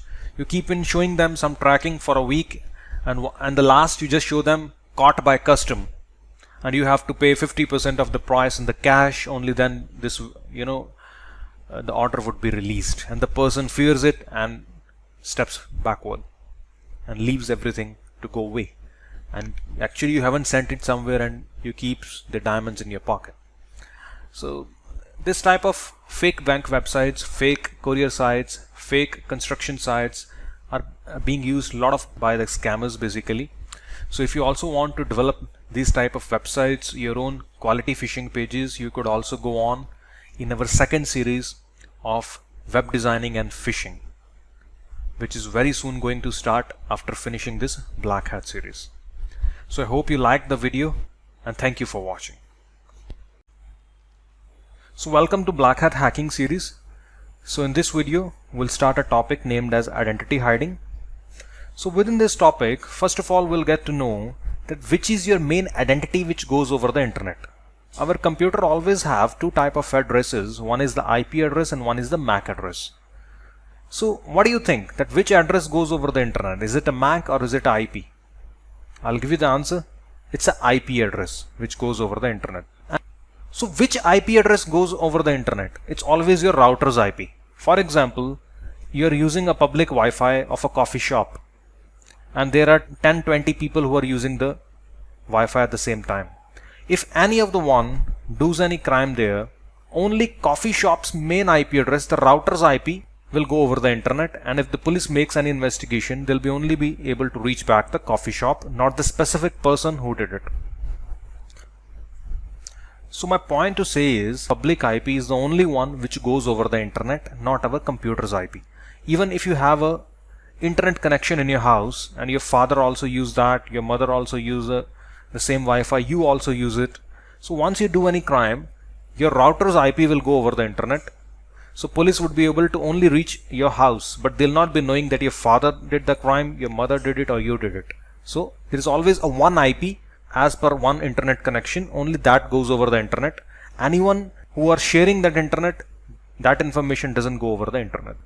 So let's see. First of all, we will go to a website named as hoover.net to check our IP address. Like if you can see, this is our real IP on this computer right now, and it's in the Russian Federation. It's a Russian IP, and so IP is the main thing which goes over the internet. But there are some websites who also collect some extra information from your computer. That what is your Chrome version, what is the operating system version, and what is your ISP, and even the time zone over your computer. So it shows that it is like plus, the GMT 7.0, maybe it's a Russian time zone. So they'll be able to know that you are coming from Russia, and from your time zone even it clears that you're actually from Russia. You're not, hiding your IP. So people always think to hide their IP only, but it's not only the case. Along with your IP, you should also change your time on your computer. You should also, change your screen resolution like that. So everything which is visible here, we have to hide everything so that nothing of your computer goes over the internet. Now, what are the ways we can use to hide our identity, hide our IP address? So these are the ways. So we'll first continue with the proxy sites. It's the simplest way, to bypass some restrictions if some websites are blocked, or if you want to visit a website anonymously. Like I just go to Google and I type proxysite.com. So as you can see, this proxysite.com is open. Here we can choose our server, that from which server you want to go forward, like from US server. So here if I go to hoover.net,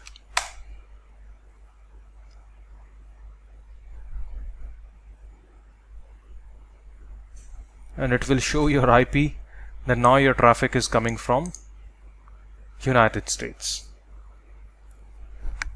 Because you're going through this website.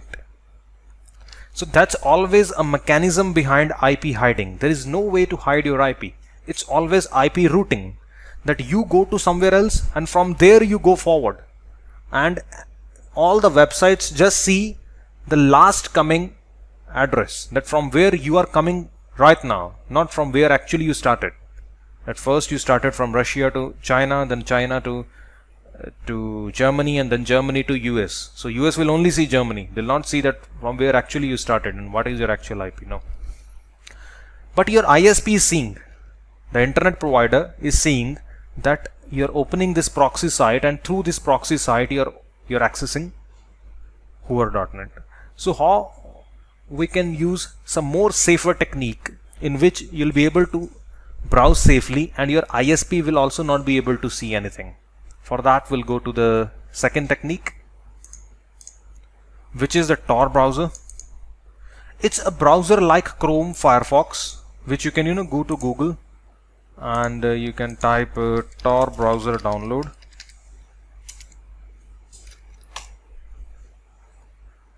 You just go like this and download. After downloading, it's just next and install. That's it. So we can start our Tor browser.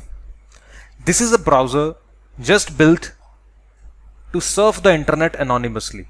Any website you open in this browser will automatically take you through the Tor, through an onion routing protocol, and it will just be hiding your IP for every website you'll visit in that. Like I'll go to Hoover.net,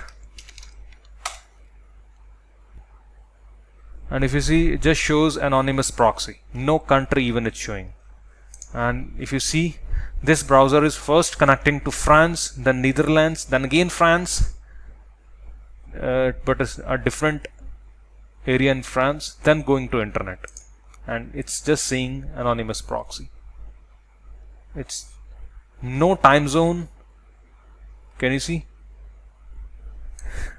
No proper time, just only language is US, no proper IP, no proper versions, nothing. Everything it hides automatically for you. That's the Tor browser.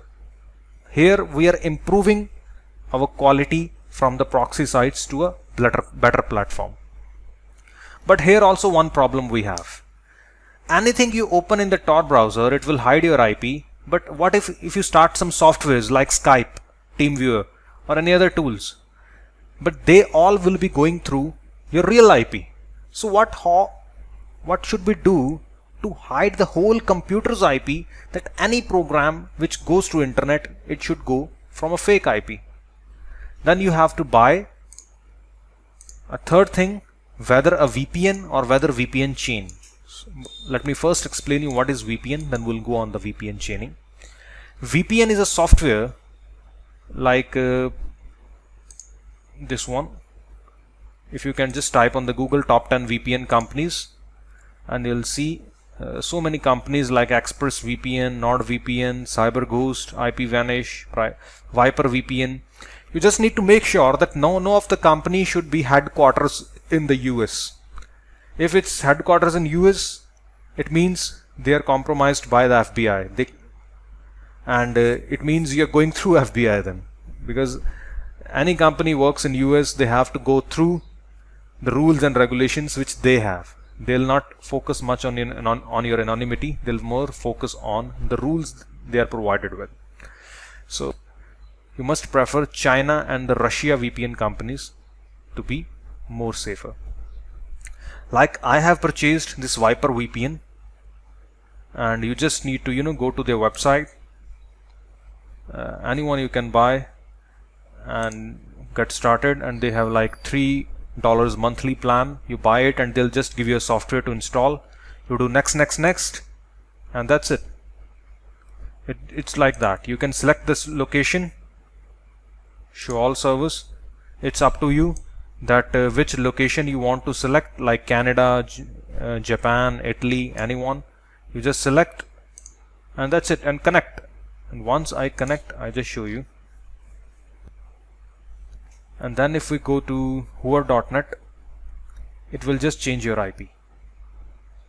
And your whole computer will go through this VPN through a changed IP address. That's it, connected. Now let me go to hoover.net directly, not through a proxy site or not through a Tor, and it shows you United States. Before it was showing you Russia there. So these are the couple of things basically which I just learned in this video. Rest in the next video we'll go through the other techniques to be anonymous, and the next will also I just also let you know about the VPN chaining. Even VPN chaining is that you buy multiple VPNs, like one you bought Viper VPN, the second one you bought maybe Express VPN. As I shown you, there are so many companies basically. Like first you connect to one VPN to somewhere in US, then you connect to a second VPN to somewhere in Germany, then you connect to third VPN maybe somewhere in the in Russia, and then you are going to the internet. So in this way you are actually changing your IP so many times that if some investigator comes up, he'll get mad. He cannot travel to so many countries, to ask for your IP address, and it would be mostly safer for you to be anonymous. So rest, there are so many other techniques as it's written down in the notepad. We'll cover them in the next video. What about the VPN with the VPS socks and the tail OS? So in this video we just learned about the proxy sites, which is the least safer. Then more safer, Tor browser, but it's only for just websites. Then we have also seen about the VPN, for which you can use your whole computer to hide your IP, and you can use multiple VPNs, to be more safer. So I hope you liked the video, and thank you for watching.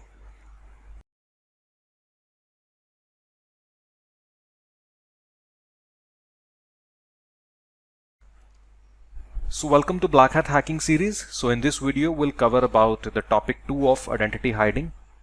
So if you remember, in our last video we have learned these specific topics, which are the proxy sites, Tor, and the VPN chaining. Now in this video we'll discuss about VPN plus VPS and the socks. Now what is VPN plus VPS? Both are individual things. I hope you remember the old videos in which I have shown you what a VPS is. VPS is a computer basically which we buy in any location across the world, like this one which I'm showing you right now. This is a VPS which is bought in Russia. Like my location is somewhere in Asia and I am connected to a computer, a VPS in Russia. So let's check its IP, hoover.net, and it shows Russian Federation, which is its real IP address, current IP address. So if I do anything from here, like if I go to some website and I hacks it, so they'll just be seeing that someone from Russia hacked it. They will not see that behind Russia there was someone from Asia who hacked it. No. So if I do not use anything, I'm still safe. But to make it more safe, what we can do is, like from Asia, I'm first connecting to this Russian VPS, and on that Russian VPS we will also hide its IP through a VPN. Like I just connect to somewhere in the US. Now what will happen is, like there are two hopes between me. Like from Asia I'm connecting to Russia, from Russia I'm connecting to US, from US I will visit that website which I'm going to hack. So let's check now. If I go to hoover.net,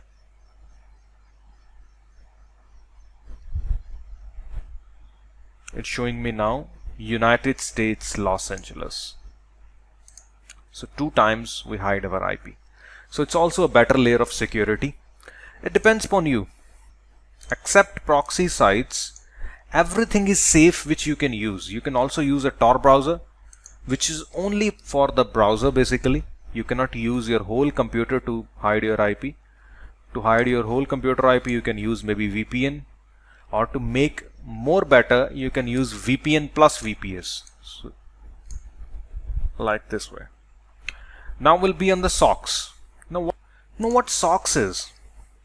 Before I explain you the socks, let me again rewind up a little bit and explain you the base of every technique.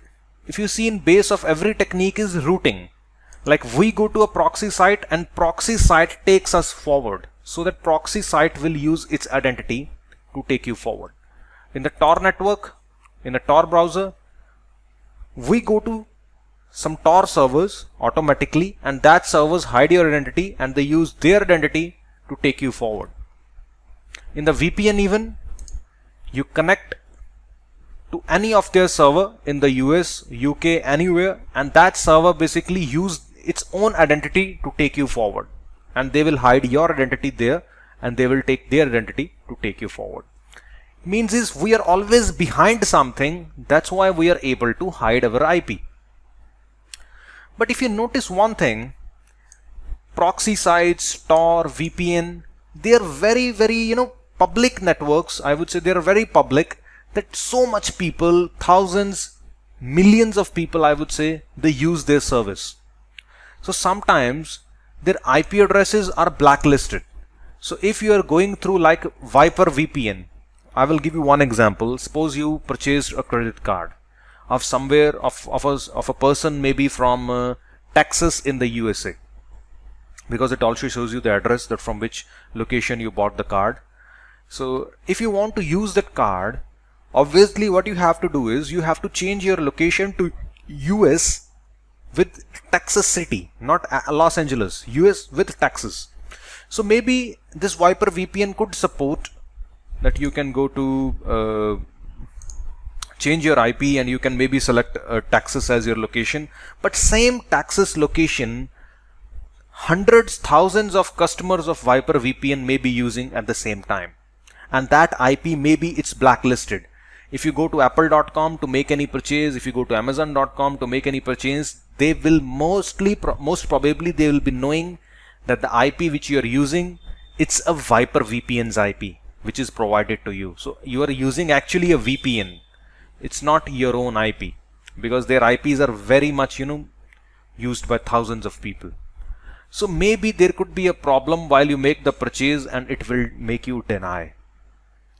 So how we can have a residential IP address, like maybe there is a customer, there is a person living in US, maybe Mr. John, and maybe someone hacked his computer and he's selling his computer IP as a proxy, that you can use his internet by just sitting somewhere in Asia. You can use Mr. John's internet sitting in the US and you can go forward from his residential internet connection or from his residential computer, which will not be blacklisted. And if you go through his computer, there is most probably you'll be more trusted over the websites. But there is only one issue of using socks, that they are not trusted, because you do not know who's that person whose internet you're using. So you should only do illegal stuff from that. You should not open your Gmail accounts, your personal Facebook accounts, because maybe he could be intercepting your traffic because you're going through him. So we should only open that specific things from your internet that time. What he can even intercept will not affect you. So that's the socks. Socks, same like proxy or the Tor, but they're residential IPs. Normal people, normal computers, normal hacked people, their IPs are the one which we use in the socks. Now I'll show you how to do them. There are two types even. You can also go to Google and you can see free socks list.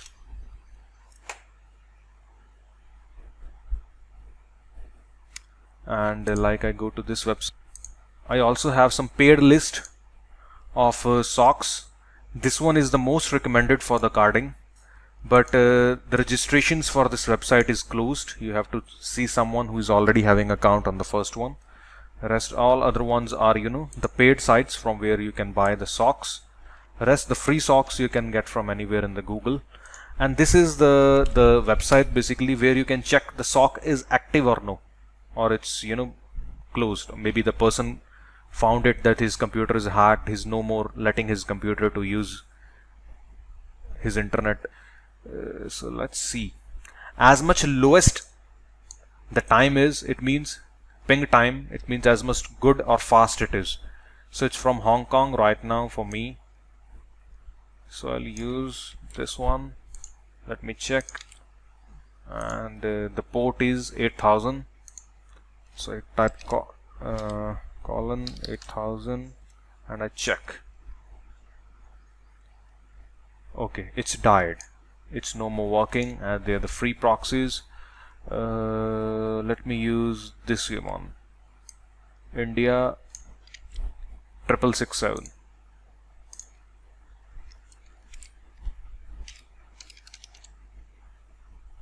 Check. Okay, it's also died. Okay, there is one more from France. This is the IP.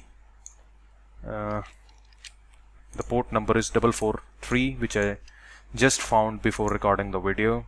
If I check it, it's live, it's working, it's France. If you see blacklist, it's yes.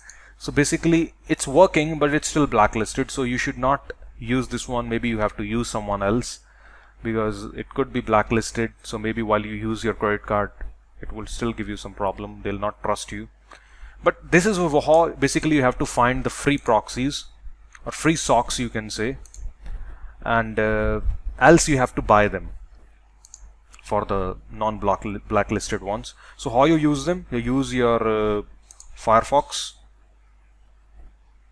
browser, and I go to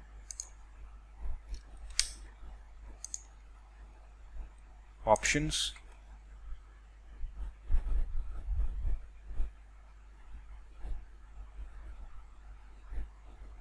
network proxy, settings, a manual proxy, and here we give the IP and the port 443,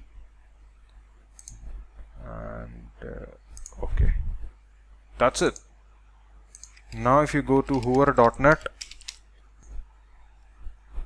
so if you see, we go to hoover.net now, our IP is from the France. So we are hiding our IP address through the SOC. SOC is like someone's computer there in France. Maybe someone hacked it and installed a proxy server in that, and letting everyone to use his computer to go to internet. So his IP address is a residential IP. It's not someone like a VPN or a VPS IP which is used by thousands of people. So maybe we, or maybe someone else, 2 or 3 people maybe could be using his IP address currently. So maybe it looks more genuine to the websites basically, but it's not as safe for your personal use. So I hope you got an idea related to how you can use a VPS, and over the VPS you can also put a VPN for extra layer of security, so that 2 hops will be between you and the internet. And I hope you also got an idea related to SOCs as well. So next video will cover about the Tails OS, the whole operating system which is built for hiding your identity. So thank you for watching. See you in next video.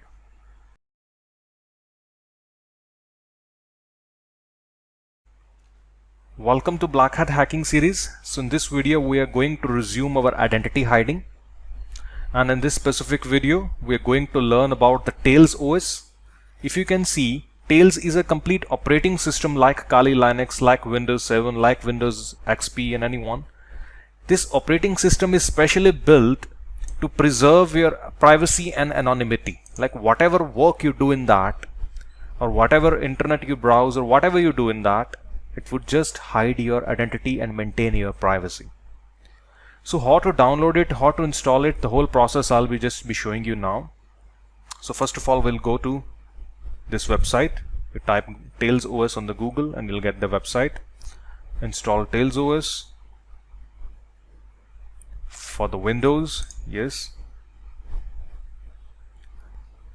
And we go to run Tails into a virtual machine. Yes, we'll click here. And we want to download the Tails. You can just click on this and it will download the image, as I have already downloaded right now. Or you can also download from the torrent.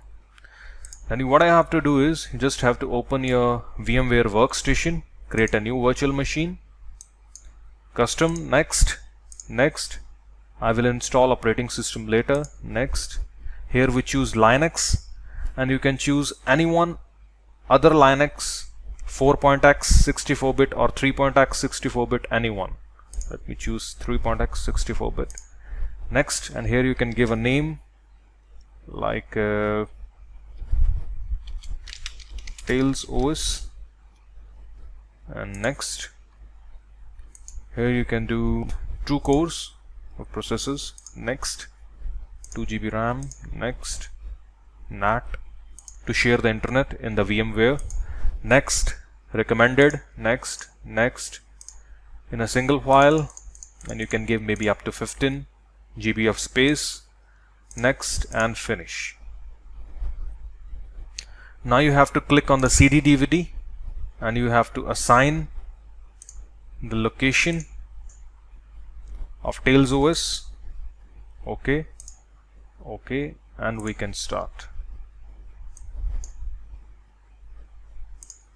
I just need to click enter to run it live.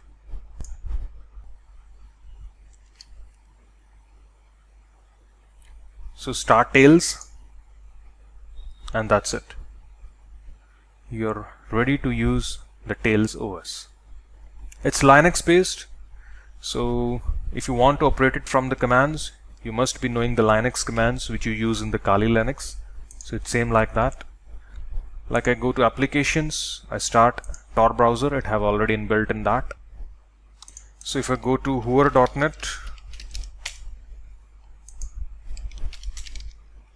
if you see wrong IP, location, anonymous proxy, and the best thing about is the operating system. It's a Linux based operating system, and it's just showing Windows 7. A wrong version of Firefox, wrong version of Windows 7, totally fake things. US location, language is US, and if you see the time zone, no time even, nothing. Totally anonymous. They can never even see that you are coming from a Tails OS. So it's also one of the way which you can use for to browse the internet anonymously. Rest you have also learned so many other ways as well, like the proxy techniques, like the Tor, like the VPN chaining, VPN plus VPS. So it would be totally dependent upon you now that which technique you want to use to maintain your privacy. So be safe and happy hacking. Thank you. Welcome to Black Hat Hacking series. So in this video we're going to discuss about the calling scams. Calling scams are very popular basically in every country nowadays, and in this video I'm going to show several examples of the calling schemes, that how you can call someone and make them fool and steal their money. Like the first example of the calling scams is by the Facebook. Now you'll be thinking how Facebook can be used to make someone as a calling victim. Like just type anything on the Google, like China shoes, any country you want to target with, like China, US, Russia, whatever, then shoes, gold, whatever, and open like normal websites out of them, not the very big ones. Like I just click the made in China and it opens like this way, and then you just go down and you'll see their Facebook page link somewhere. Like if you just click on the Facebook link, and the Facebook link opens, it's their Facebook page, and let's see how many likes they have. Oh my god, they have almost to 600,000. So it's a very big company seems to be, but you should target like little smaller ones who should be having maximum up to 100,000. That's it. You'll also get their phone number as well. So what you have to just do is just call them and tell them that you are speaking from the Facebook team. Also try to call from a US number, it would be more good. You can type on Google buy a US number or call from US number. You'll see so many websites which you can use to call in just like $1 or $2 a month. That's it.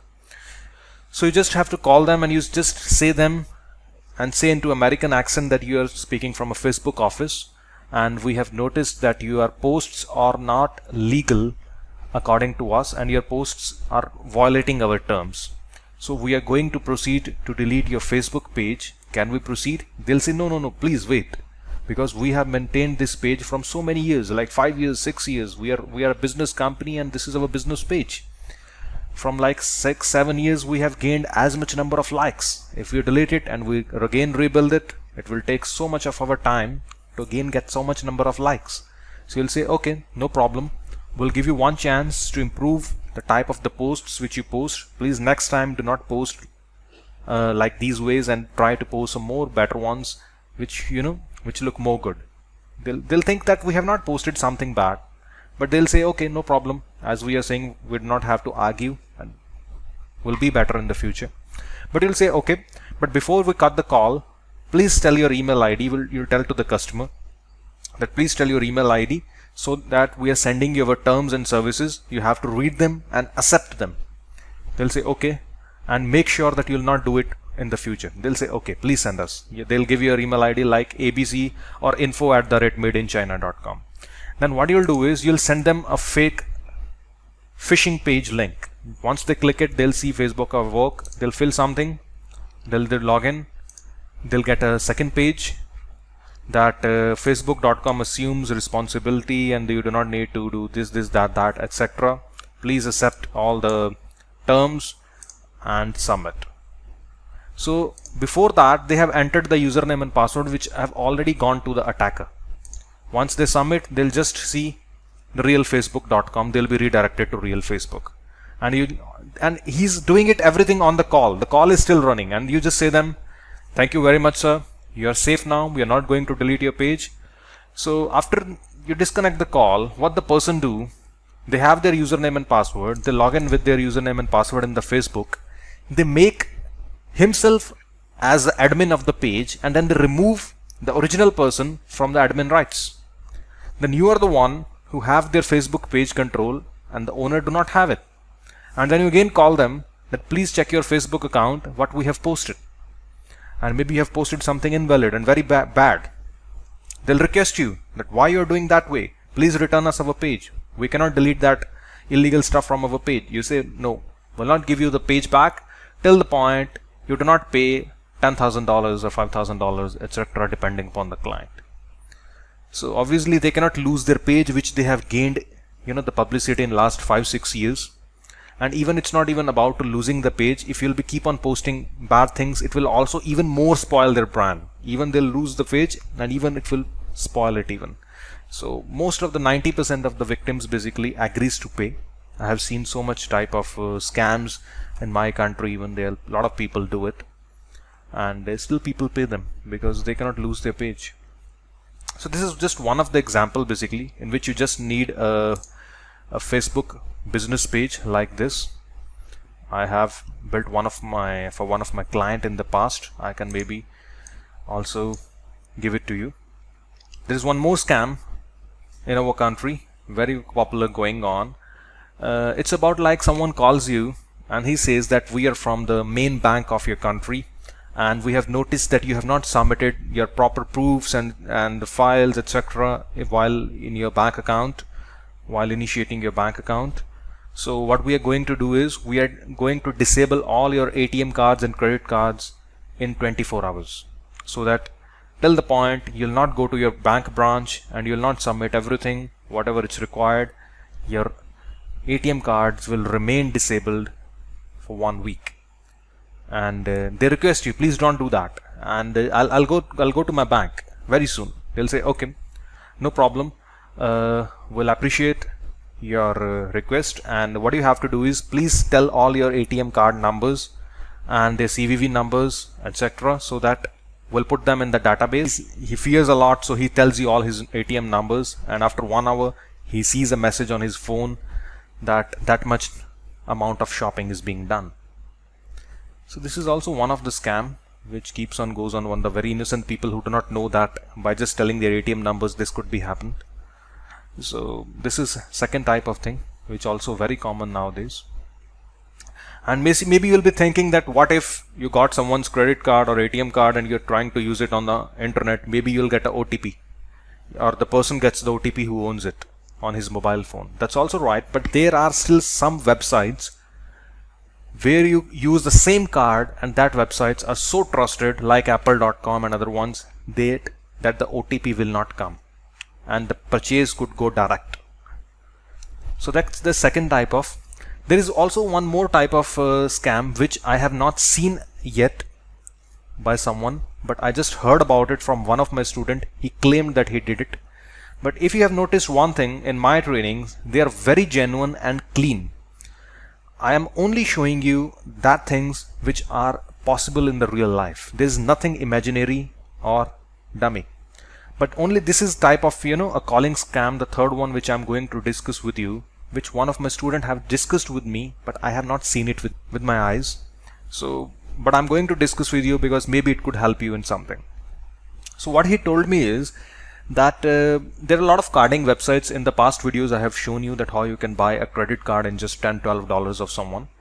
After doing that, there is a SSN buying list. Like, you can go to any of the sites and you can find that person there of the same city of same name, and you can just put it here and you buy his SSN number as well. It's just social security number of the citizens living in the US.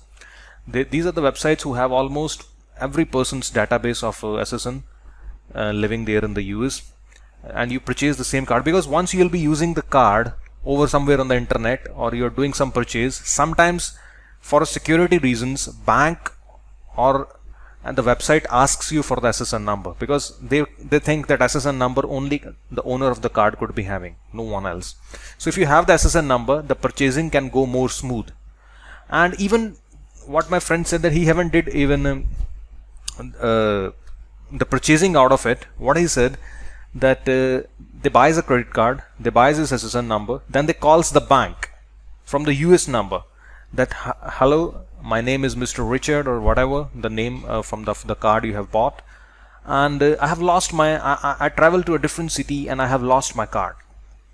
So and I need it urgently, my money. I wish to be, my old card should be blocked urgently and I should be reissued with a new card.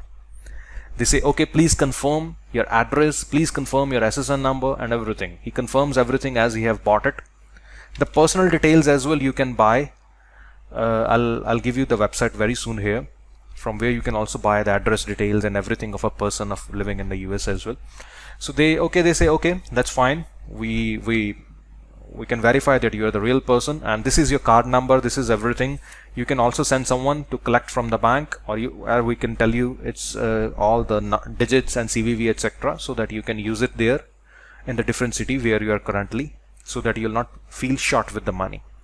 He gets thank you for the assistance to the bank, and you use the card numbers and you just make any purchase out of it.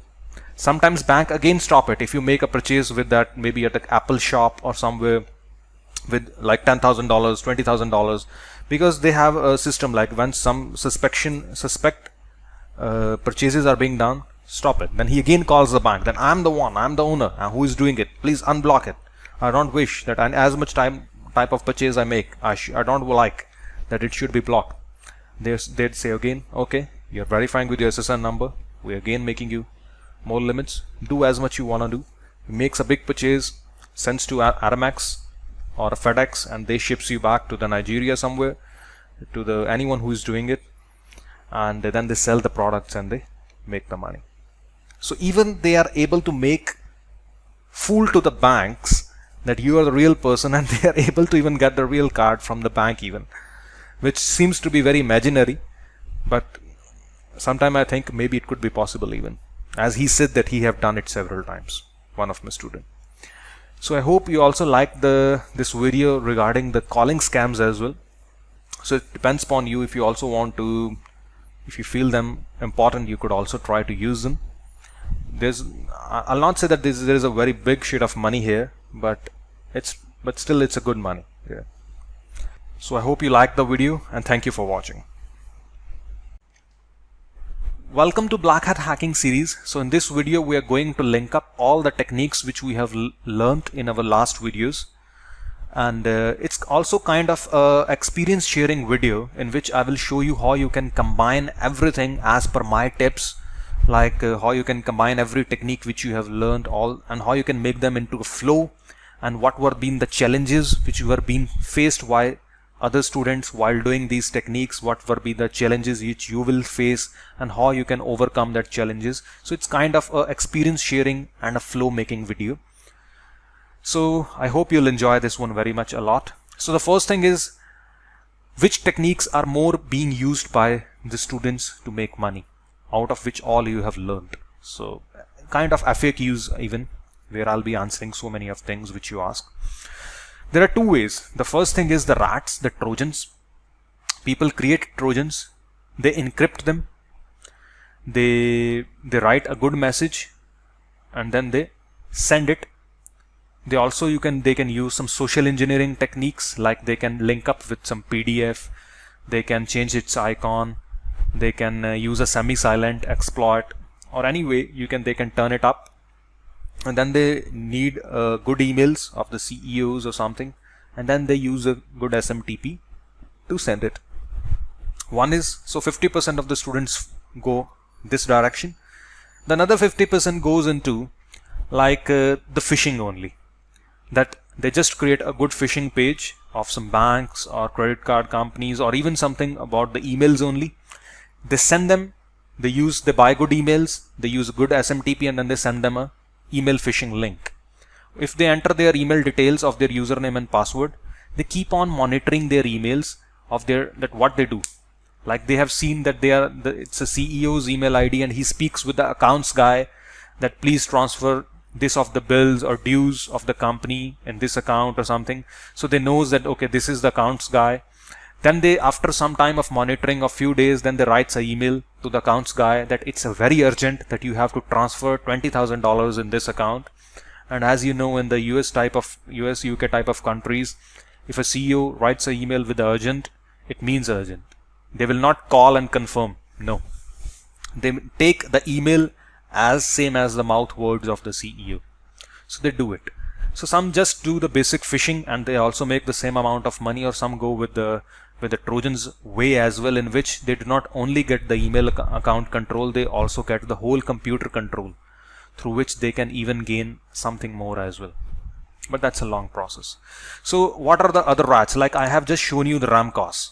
Like I have the collection of rats basically, and according to me Ramcos is good, and a lot of students use it. That there is JRat as well. There is some good ones. There is Nanocore even, it's good.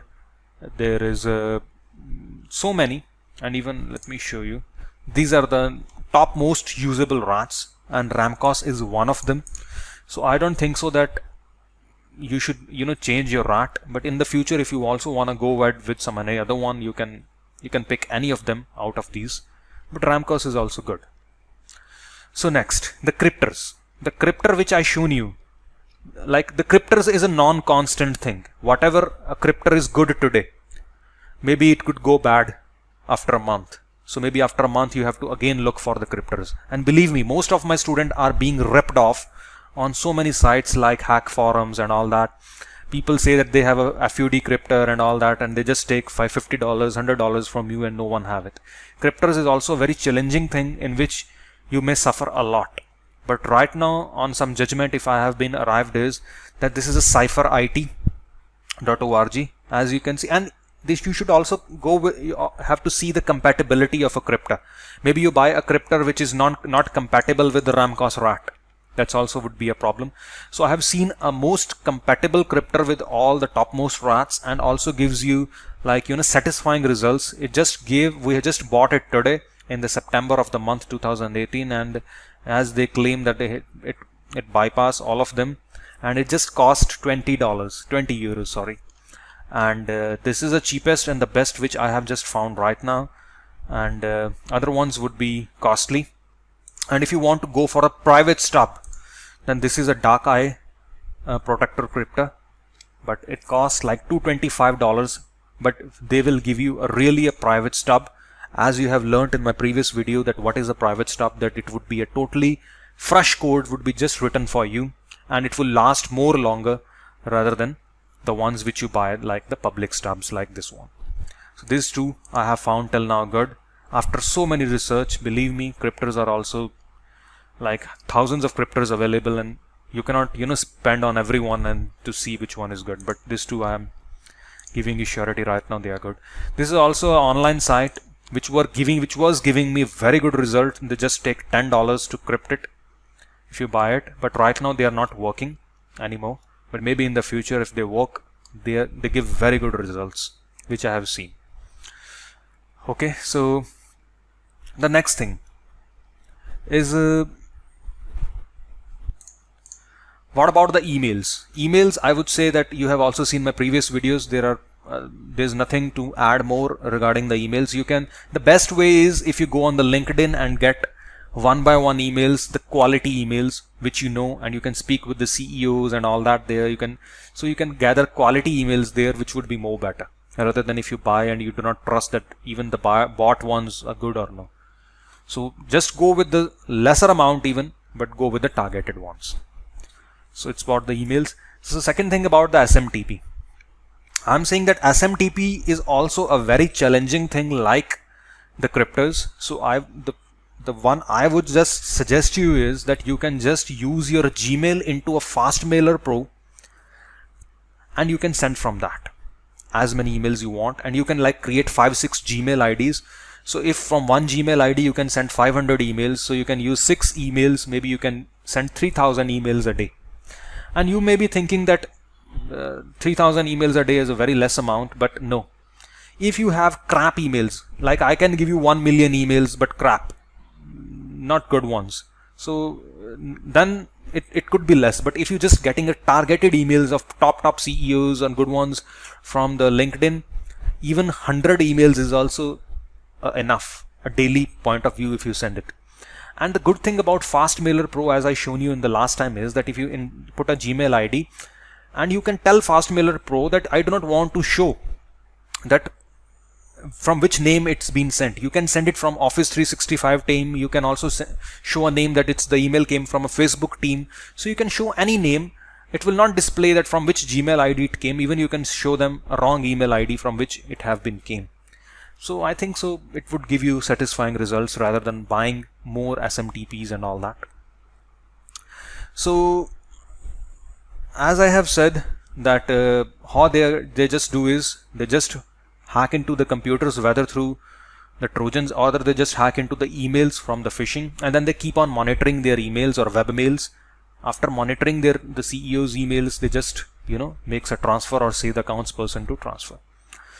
The last thing which I would also like to add is that if you are able to hack into one email ID of someone, you can also go ahead with the concept of email chain hacking. In email chain hacking, what it is actually is that if you send an email to unknown people, sometimes they do not maybe click the things which you are sending. Like if you send me something, I would not execute it. But if one of my close friend is sending me something, obviously I'll try to open it, that what he's sending, because I'll trust that email. So the email which you hacked, you send to all his contacts, to all email IDs which he have in his contacts in his email. You use his email to send to his friends from his email. So all his friends to whom you are sending the Trojans, they will double click on that because they will think that it's coming from their friend. And once you get their emails, you send to their friends more. So like this way it will never end, and you'll be keep on having trustworthy relation going on, and you'll be having so many victims at one day. So hope you like the video, and I hope I'm able to clear all your questions even. And one thing more, which I would like to add you, the next thing is the VPS even.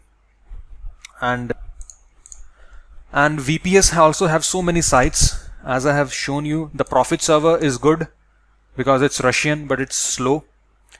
QHoster, you can also use it, but I have not tried it personally. But the good thing about QHoster is you can pay from the bitcoins, but it's costly, like $7.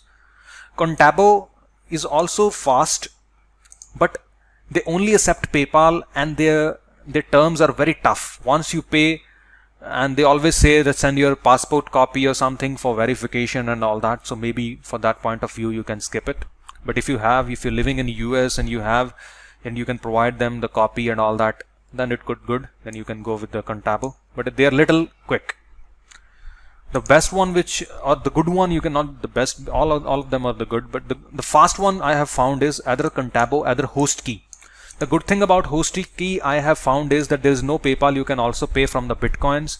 Average price, fast enough and safe. So as I say that there are a lot of research have to do. You have to keep on buying from a lot of websites. Then we get to know about the best ones. So I hope so you will not the guys who will be suffering. So I have tried as my best I can do the research for you guys, and I'm trying to bring up everything best I can give you so that you do not need to struggle over the internet and keep on wasting your money. So I hope in this video I have cleared a lot of your doubts and gave you more suggestions, to give you a far up speed in your career. Thank you. So welcome to Black Hat Hacking series. So in this video we are going to start our topic named as social engineering. So what is social engineering? Social engineering is all about making people fool. Now you have learned so many techniques in our past videos, that how to generate RAM-cost files, how to bind it with PDF, how to create silent exploits, and etc, etc. But now you also need to learn how you send these things to people, how they will trust your files more, how you'll be able to make them fool, and they'll think that what you're sending is the real stuff and they'll accept it. So there are multiple ways to do that. We'll be covering 3 videos of social engineering, in which we'll cover different scenarios to send your stuff to people so that they'll trust.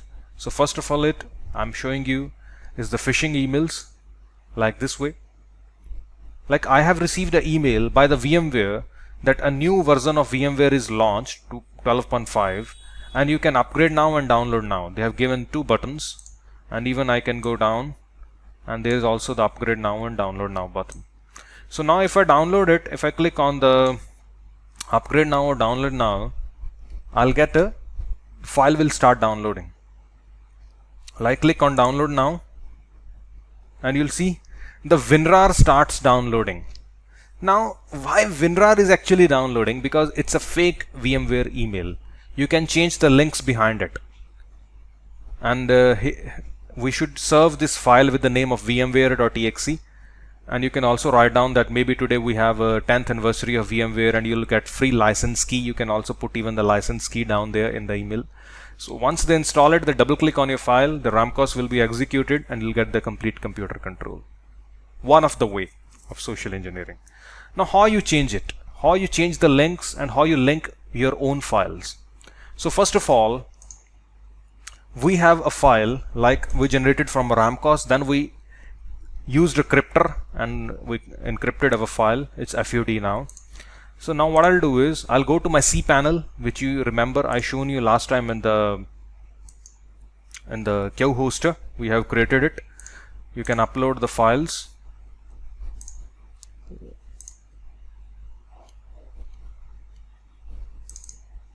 Update.exe, and our website name is centricgold.com. Go back up, it's capital U, so the name is centricgold.com.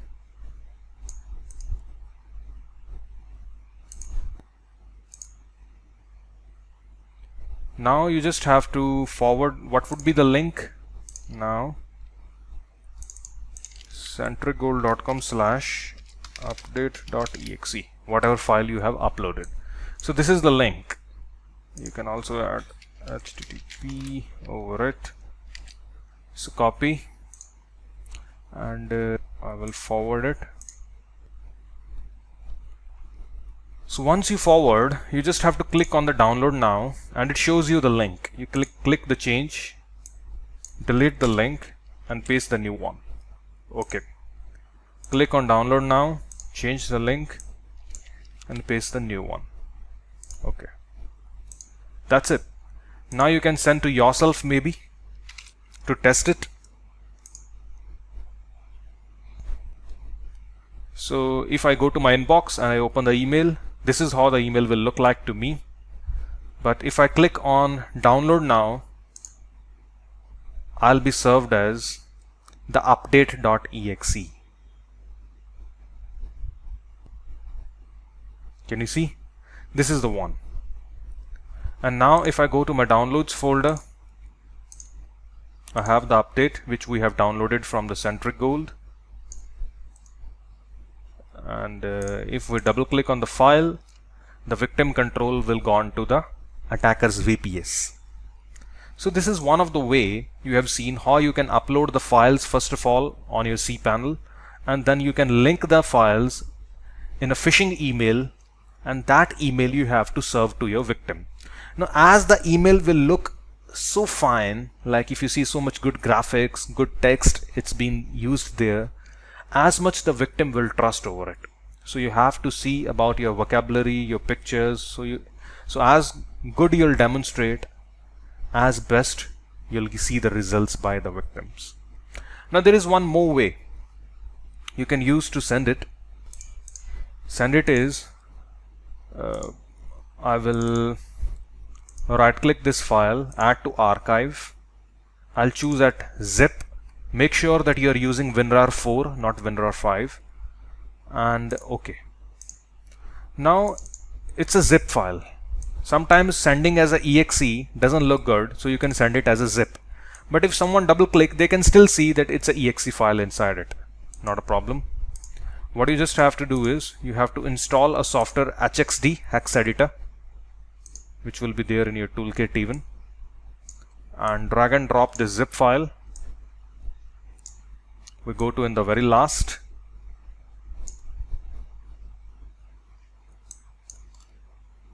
and here you see it's written update.exe, and I make it update.pdf. That's it. Save it and close. Now this only shows PDF, but it have not changed its name to PDF, just to make it look like PDF. Now if I take it to somewhere else, because here is already the file is there, maybe I take it to music, I paste. Now if you serve it this zip file, and if you extract it, and you'll see the exe file is out, and if they run, and you'll get the session back.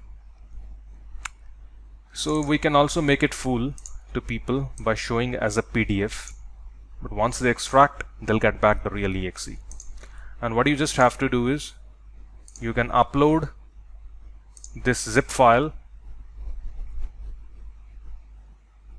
and in the email you have to give the link as update.zip once you upload it, and in the Chrome even you have to change the link as update.zip. So once they double click, they'll be downloading a zip file, and once they open the zip, they'll just see PDF, but if they double click, exe will run.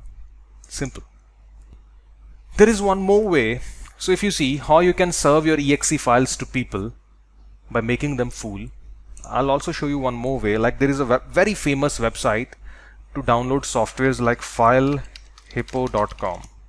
Millions of people download the softwares daily from them, and if you see, they have every type of softwares, popular antivirus, uTorrent, WinRAR, VLC, hundreds of softwares they have which you can download, and if you see number of downloads are served.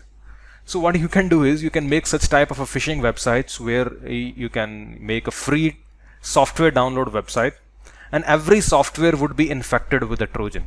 If people will download from you, automatically you will get thousands of victims get back to you daily. There are also a lot of torrent websites basically from where people try to download free softwares from the torrents. You could also, and torrents are free, where you can upload the softwares. There as well you can make the software infected, and you can upload there, and anyone downloads the torrents, you'll get automatically the victims. You do not need to collect their emails, send emails to them, put them into the trap. People will automatically download your files and automatically come back to you. No need to do any hassle. So this is one of the example of the social engineering. In other two videos, I'll show you more tricks to serve your files more better to the people so that they'll accept it happily, and you'll get more results. I hope you liked the video, and thank you for watching. Welcome to Black Hat Hacking series. So in this video we are going to cover the second part of social engineering. So here I'm going to show you such kind of a PDF which will make a very good impact on the victim's brain. like this one, invoice. If I open it with my browser or with any PDF opener, you will see that there is a blurry PDF and it says that it's secured, and we have to unlock it first to open it. So if you send this type of a PDF to maybe CEOs that someone paid you, or an invoice that from a bank, or you have to pay $10,000 to the bank, and this is a secure document, only authorized people can view it. So they will think that okay, I am pending with some dues by the bank, and it's safe, it's secured because of only, so that only me can open it. So the person will click on get the key, and once he key, he'll be redirected to some exe file would be downloaded in his computer, or he'll be redirected to some phishing page or somewhere where he have to log in with his email and password, and you will get his email and password. Whether you can redirect him to a phishing page, or whether you can serve him a download, or a ramcos file will be downloaded on his computer once he click on the get the password link. Now how you can create this type of PDF on your own, I'll show you. First of all, you need a software named as Acrobat DC. This is the one, Acrobat DC Pro version. I will add it in your downloads folder, this one, so that you can download it, and this will be like this one. So first of all, you have to run this one as administrator. That's it. And then you have to just double click and next, and it will install. So once it's installed, you can open it, and we can create it. So first of all, we need a invoice like this one, invoice. For this type of invoice, you can get it, you can type it on the Google invoice. You can click on the images, and you can download any type of invoice which looks good to you as a picture. Like this one is also good. So you can choose any type of invoice here which you feel okay. Then what we have to do is we type on Google blur image online, and you have to open this website lunapic.com. So I have to browse, like I'll be using this invoice which I have already downloaded the picture. Open it, and it will blur it. You can also adjust the level of blur more or less, but I think it's fine now. You have to click apply, and then you can save it.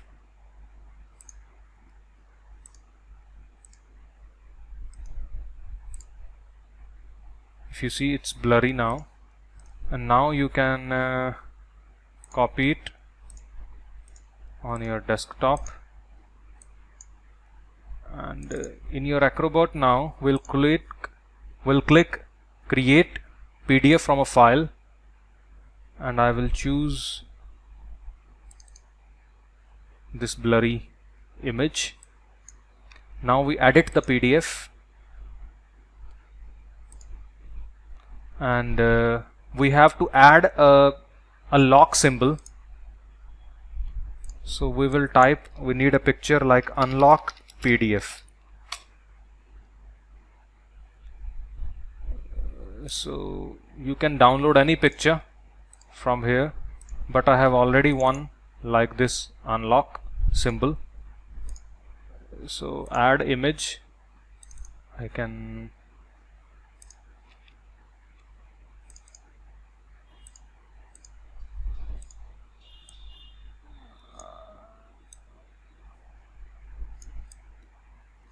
so I think in the center it's good now. So now what I have to do is this image I want to make a hyperlink. Add, I select this area, choose open a web page. Next, and here we have to give a link. Let me give a link of like WinRAR download.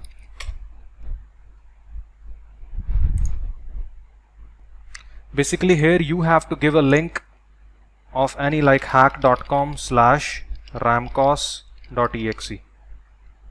Here should be your website which you have hosted on the Q hoster, or in that you can upload a ramcos file and you can link it, so that once they click this link to unlock the PDF, they will be served with a ramcos file, and if they double click on the ramcos file, you will get their complete computer control.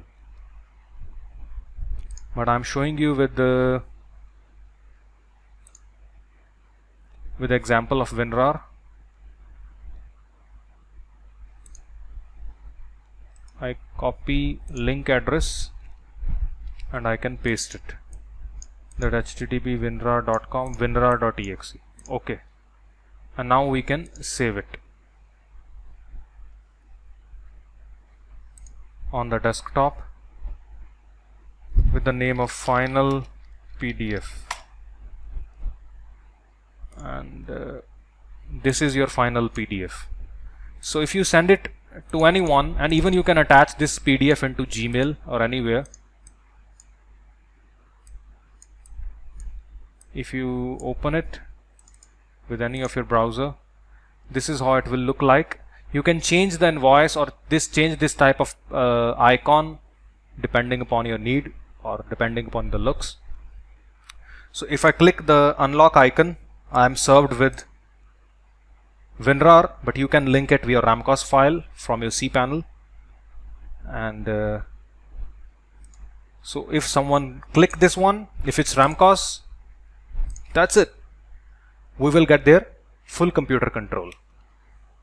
So this is one of example of a social engineering with which you can also make people fool very easily, as I have demonstrated in one of my old video, where I have explained about concepts regarding the extensions, that a PDF is either it will be a looking like PDF, or either if you want the extension exactly to be a PDF, then you need a silent exploit.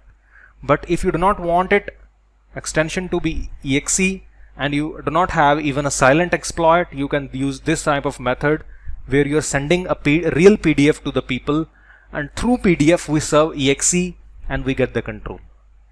Like rather than sending a direct ramcos file, we send a PDF, and through PDF we can redirect them to the ramcos file, and from ramcos file you get their full control.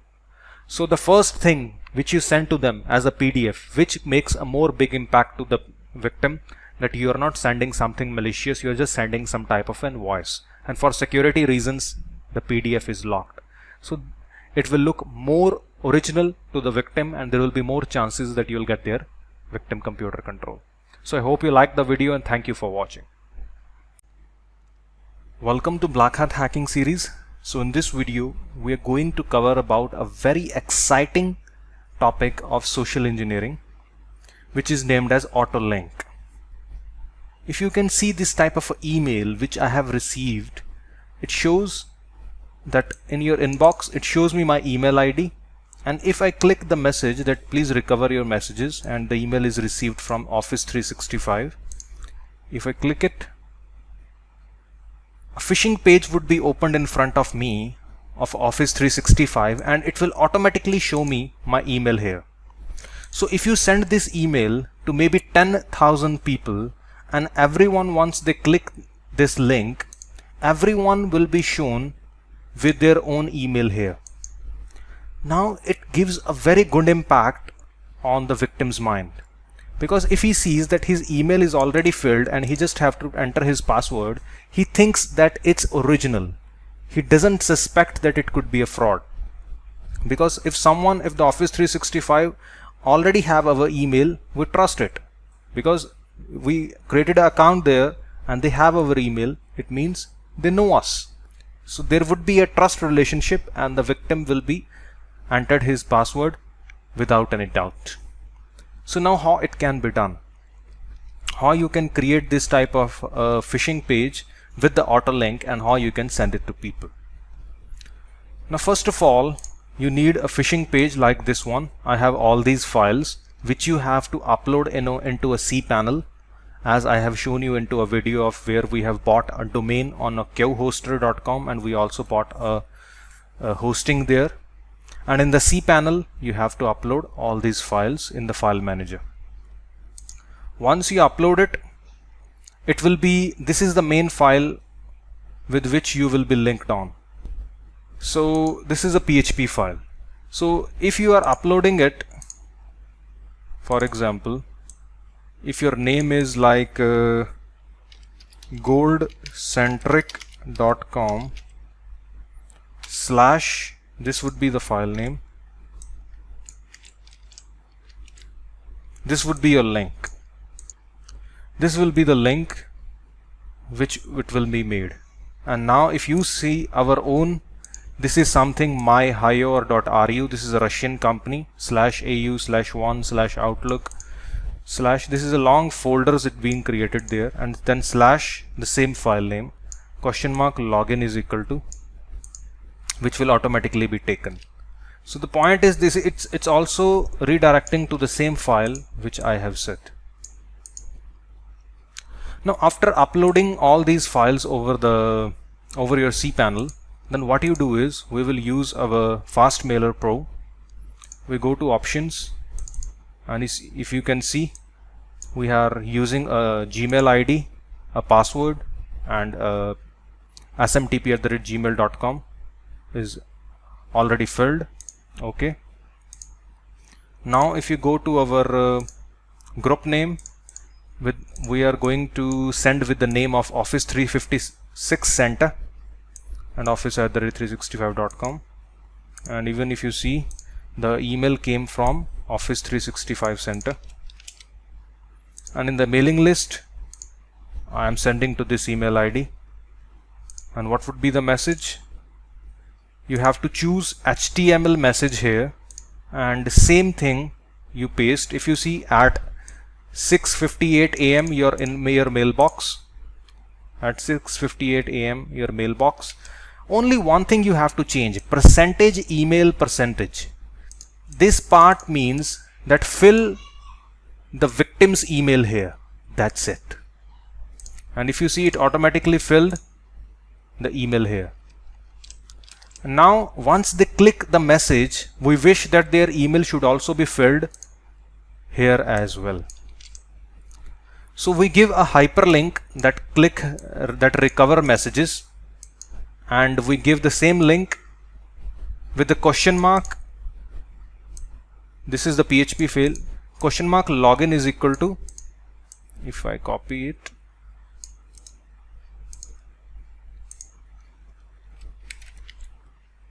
this is the one. So the link would be, your link will be this one, that gold cent. This is the name which you will be buy, like for example any name you can buy, slash this will be the file name which you will pick out of all. You just, because all the files are uploaded on the goldcentric.com, and then this is the file name you give, login is equal to percentage email percentage. It means take automatically the email from the victim's Gmail ID, right? So we are using another name, and it have a long folders, /outlook/ this /that, then the page is there. But in your case, you do not need to make so many folders. You can directly upload it over your name, and you can, like this way, and you give the whole message. Just in the case of the email ID, you give percentage email percentage, where victim's email would automatically be filled for all the victims. If you send this email to 10,000 people, they all will see their own email at this place. But we have just one person to whom we are sending, and we will click send, and it's delivering now, and successfully sent. And if you see, this is type of email which you'll receive, and it will show you your email ID here, and even you can see down the hyperlink here. You will see the hyperlink when I hover my mouse. If you can see down there, it's showing you login is equal to, where I have gave percentage email percentage, it's showing me my email. and the same email, it automatically be filled here. So this is a very good technique which we call it auto link, that it will autofill the email ID of the victim, that he just have to enter the password rather than he have to enter a username and a password both. Where he have to enter a username and a password both, it looks suspicious that it might be a phishing page. But where they just have to only enter the password, it seems to that the front company is the real company. That's why they have our email. A fake company could not be having our email ID. So they'll enter their password without any doubt. So I hope you liked the video, and thank you for watching. Welcome to Black Hat Hacking series. So in this video we are going to cover about the mailers and the SMTP. So you have learned so many things in the previous videos, that how to create trojans, how to create phishing links, etc. Now you wish to be delivered them to the people or to the email IDs which you have gathered. Know how you can send bulk emails to bulk people, like 10,000 emails a day, 4,000 emails a day, 5,000 emails a day, how you can send them. And the main goal is that after you send that emails, they should be delivered in the inbox of the people, not in the spam. So what to be done now? What can be used to send that emails? The question is SMTP. Now what is a SMTP? What is a mailer, or what is a PHP mailer? These type of terms maybe you have heard before, or some of the hackers already use them to send emails to the people. Now I'll give you a quick example. Now you all be using Gmail, Yahoo, Outlook. You all must be using them.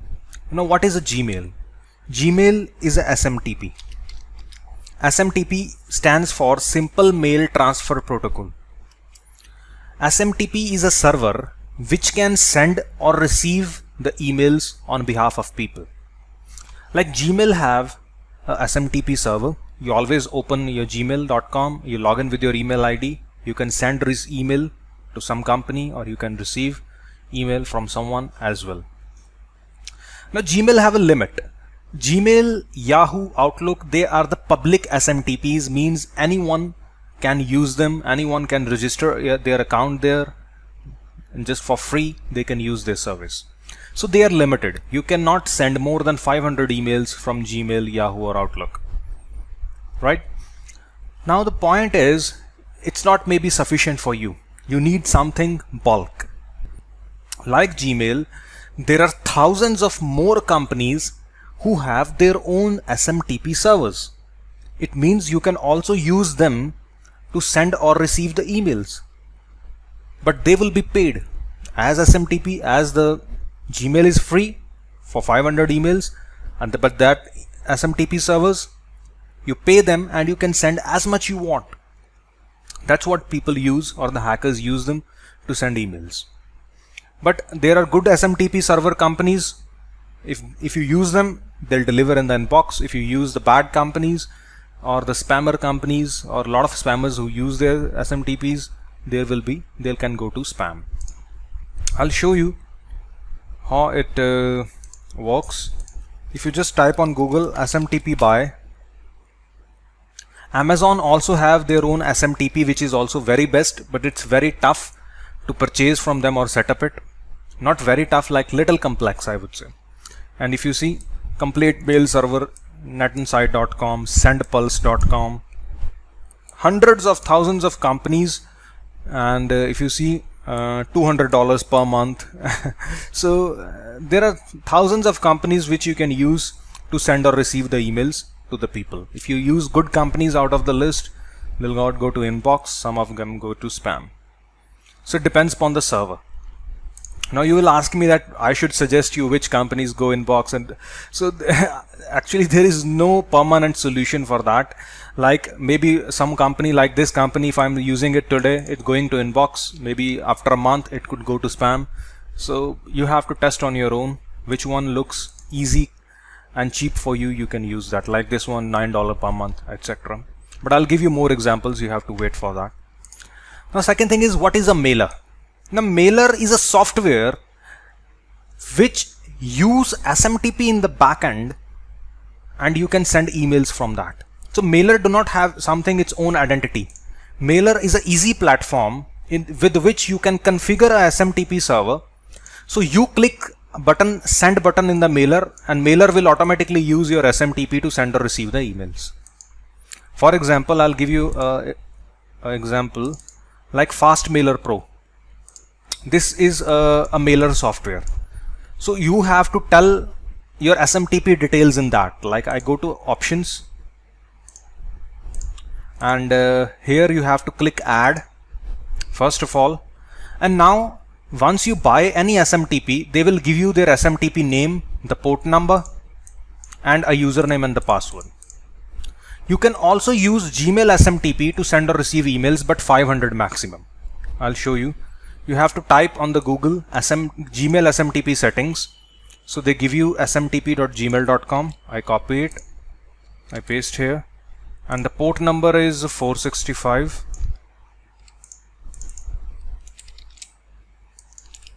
And in the username you have to type your Gmail ID, for example abc@gmail.com, and then your Gmail password, for example, and that's it.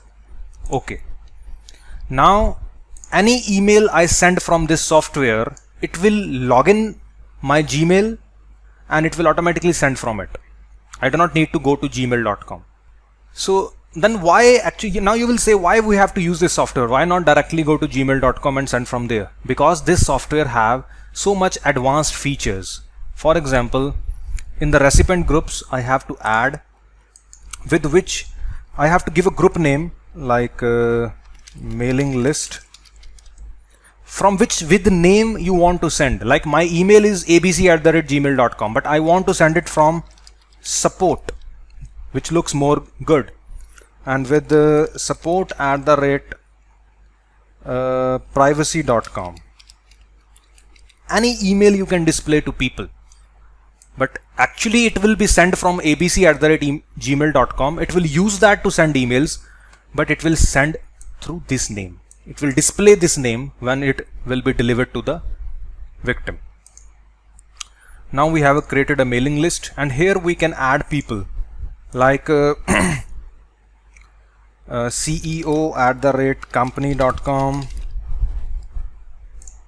So this way you can add so many people, John@gmail.com, to whom you want to send. So you can give even 500 people of list all together, which you cannot do it in the Gmail. You have to send like comma comma comma and 100 people at one time, 200 people at one time. Here you can give like even 10,000 list or even 1 million list of emails. But then you should not use Gmail, as Gmail have 500 limit. So you should use some good SMTP or some private SMTP. Same how this one. So you can give so many lists, or even you can import from a notepad file. If you used your if you have 1 million emails into a notepad, you can import it and it will show you a long list here. Then you have to give a message, what message you want to deliver to all, like subject, please click promotion link, and dear sir, blah blah blah blah blah, and please click our link as promotional offer. We are giving this thing for free, this that, and regards, support team, and that's it. So you have a message as well, and you have a mailing list of people as well, and you just need to click send. Like I start sending. Okay. Now unsent messages too, because I click stop now to stop sending, because the Gmail and the password I have given wrong. It's not a correct email and a password.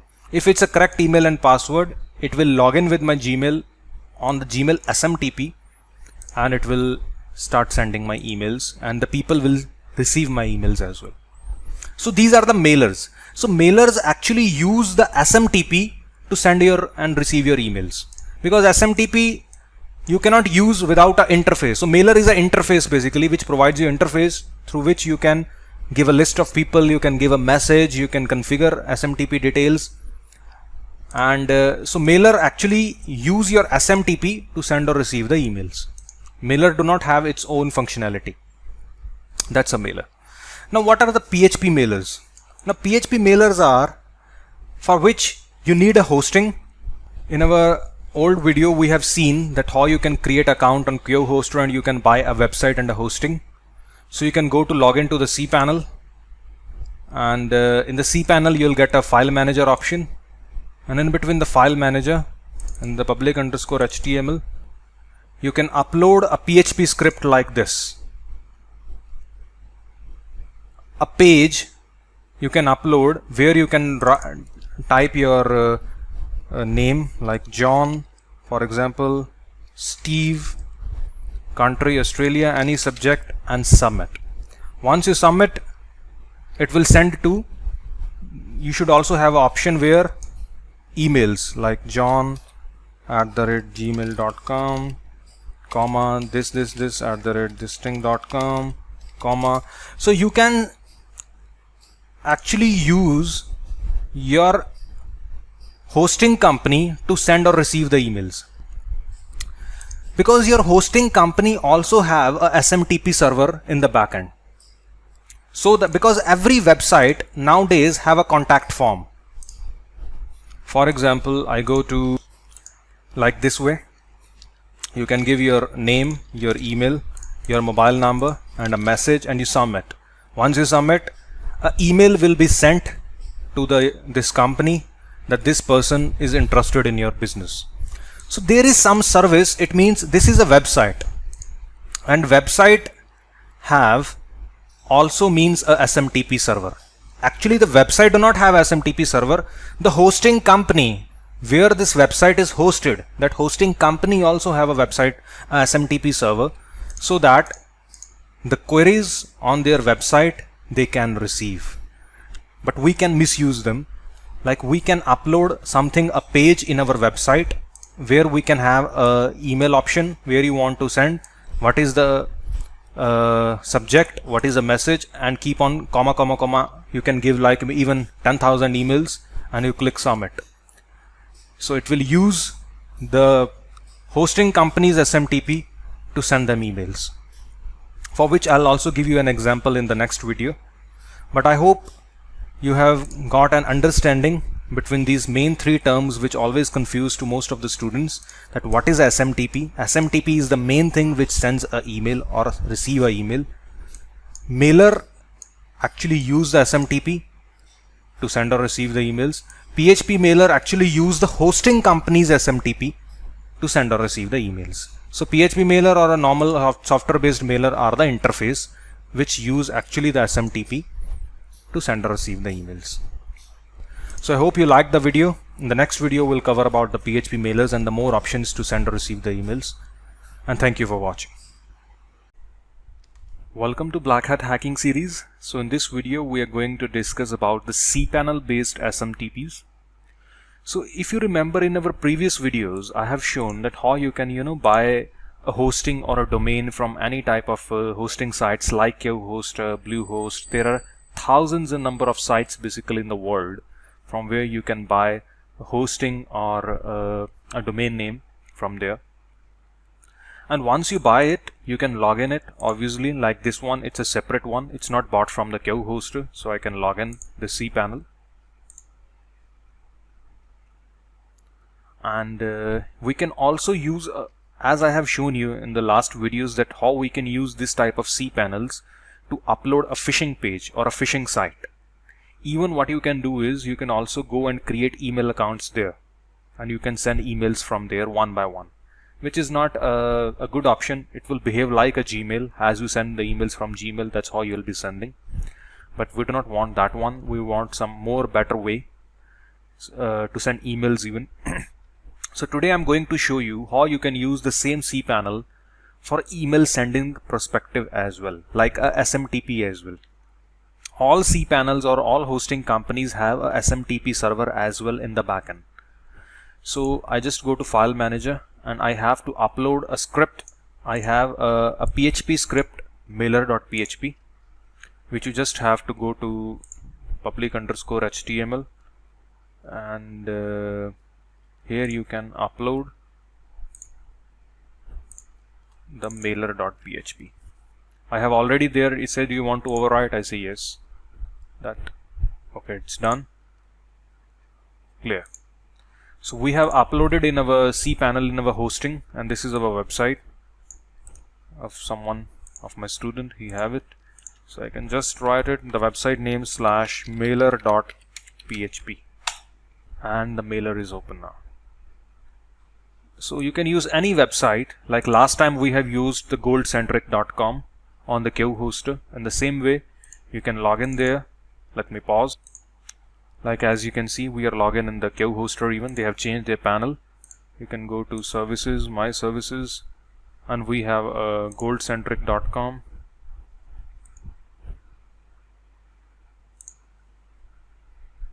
And we can go to its cPanel. So like same way, this is goldcentric.com. You can also go to file manager and you can upload the script. But this is a separate site. This is a separate website, separate site, and not bought on the on the on the Q hoster. It's bought somewhere else. So you can actually buy from any hosting company like now.com. It's some different hosting company like Q hoster. So same way, my point is that you just need to buy a domain name and a hosting. Then you go to the file manager and upload this script, and then you can your website name /mailer.php, and you can access the PHP script. And here you can mention any email from which you want to send. For example, John this website name, sender name John. You can also attach a file, PDF, something which you want to. Subject, hello sir, urgent email, hello boss, please call back. And then you can send write down any email where you want to. I have a fake email ID where we can just send it.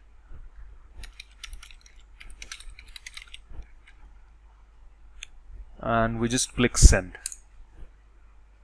You can give complete list of emails here, like maybe 10,000 emails, 20,000 emails. You can just paste them here and click send. As I said in this video, that every hosting company have a SMTP server in the backend, which this PHP mailer can access automatically without buying them. They are for free. The SMTP server by the hosting company is always free.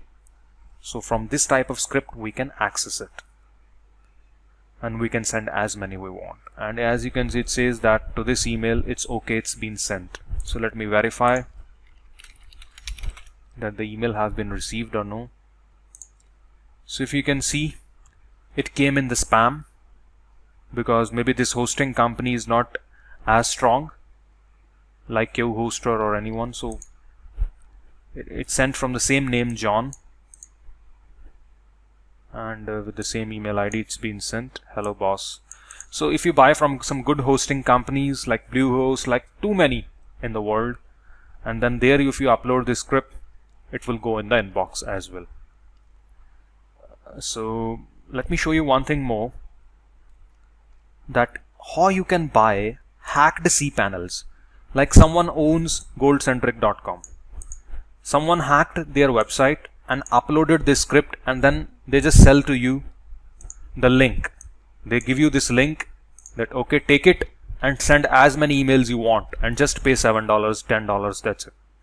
Like someone hacked this website and they go to their file manager and upload the script, and then they just give you the link. Now this link, anyone can open it in the world who pays $10 to the hacker, and anyone can send emails.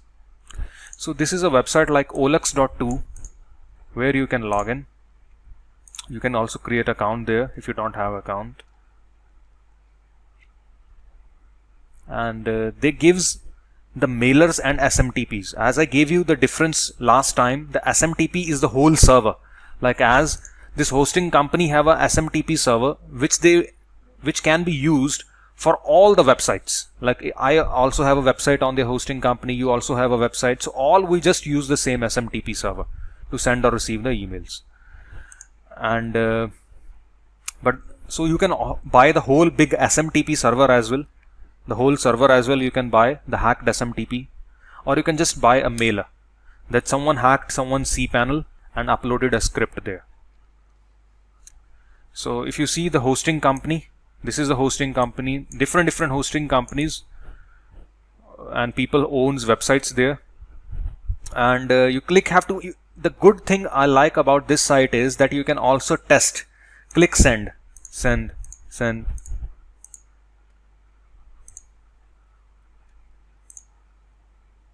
So we have to wait, and let me verify which one comes in my inbox.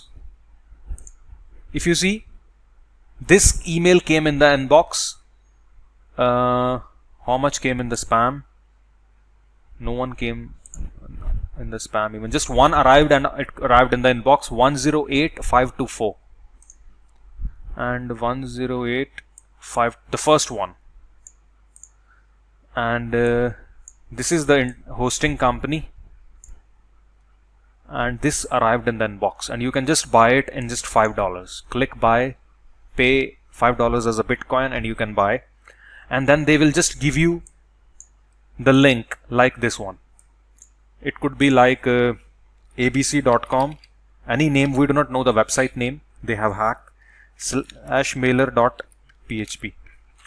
This could be the link, kind of, which they will give you after you pay them $5. You just enter, and this type of thing will open in front of you. You put your list of emails, 500, 1000, 10,000, and if you send them, they all will go inbox. Let's see if anyone else have also arrived. We refresh. No. Others have even not came. Just one came out of 5, and it came in the inbox. Let's test more even. Like send.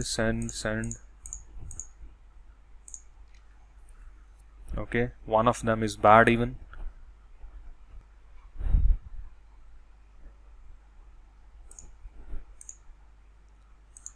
So no one else have came.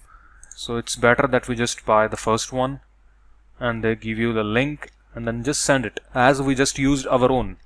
So if you just see, the first thing which I just shown you is that we use our own cPanel. On our own we put the script and we use it.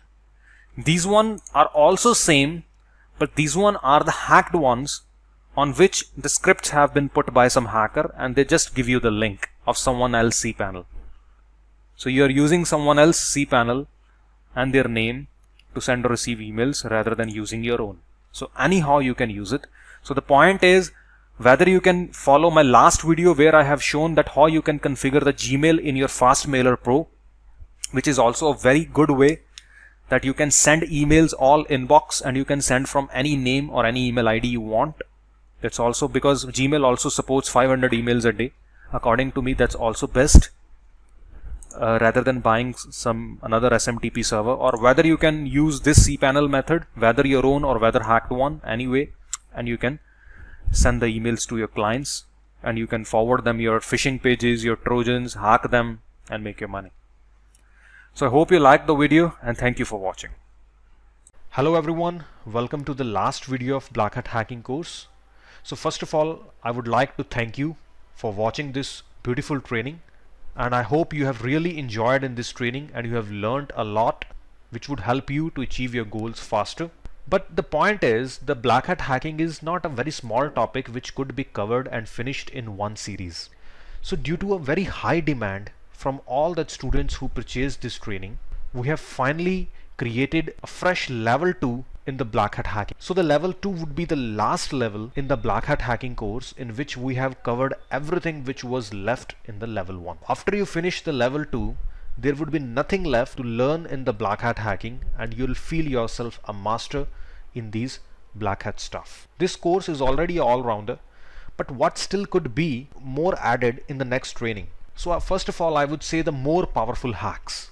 There are already so many types of hacks I have shown you, whether it's Trojans, whether it's ransomwares, whether even the silent exploits. But how you make your own exploits, how you make your own tools, how you can design more powerful hacks, that would be covered in the next training. What I mean from less expensive is, if you've seen in this training, we have to buy the cryptors, we have to buy the VPN, we have to buy some specific tools even, but In the next course, we'll only be using the Kali Linux, which is known as the hacker's operating system, which we have used very much less in this course, and that's the most important operating system. If which you do not know how to use it, you cannot call yourself a hacker. So the beauty about Kali Linux is that all the powerful hacks which we will be performing with it, all the powerful tools, they all would be coming for free. So you just need to put a little effort in learning Kali Linux, and then what would happen is you do not need to buy anything, you do not need to purchase anything. You can call yourself a professional hacker, you can make powerful attacks, and without spending a single penny. Now obviously if you're making a good money, you can spend some bucks over your tools as well. The problem comes in the beginning. Most of the people who are watching this series, they all are beginners. Some of them, they haven't made any money with it before. If in the beginning they have very tight budget and they still have to buy the tools and the VPS and all the other stuff, it becomes an extra burden for them. So if they have the extra knowledge as well, they have more knowledge, they have more safety tips, they have more professional attacks, and they do not need to buy anything, I think so that would be all-rounder too. So due to the high demand from Nigeria, Ghana and most of Africa, we have finally created the level 2, of which some of the highlights I'm going to show you in this video.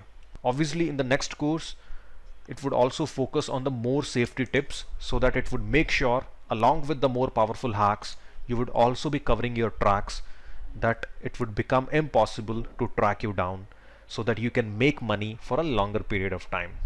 It's not about making something, it's also about protecting yourself even. As well as it would be a last one, so that you do not need to invest more on knowledge and then just start making money, that's it. So let me show you some of the sample clips of the next training. Rest, a lot of topics would be a surprise even, which would be revealed in the training itself only.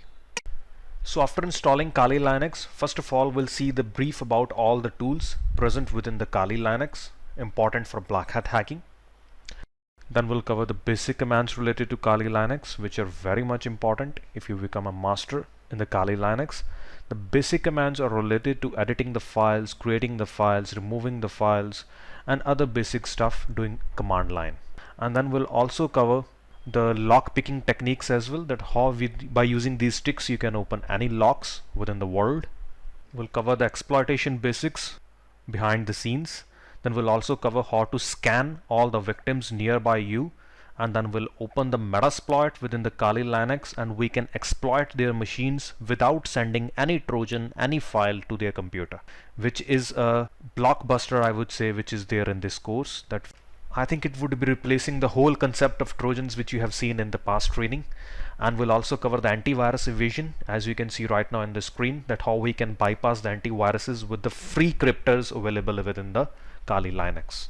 We'll also learn the Wi-Fi hacking, so that you can use any of your neighbor's Wi-Fi or coffee shop Wi-Fi and you can break into it. Doesn't matter any type of security is being implemented on that. We'll use our latest techniques to break into our Wi-Fi, so that if you do not use your own IP address and you just use someone else's Wi-Fi, you would be more safer. And then we'll also cover the reverse engineering techniques. By using them, you can turn any software from trial to a full version without paying any fee to that software company. So it would also be a blockbuster in this course, so that you can use some softwares for free by cracking them manually. We'll also cover the password hacking techniques in this course, via which without having any password of someone's computer you can enter in that very easily.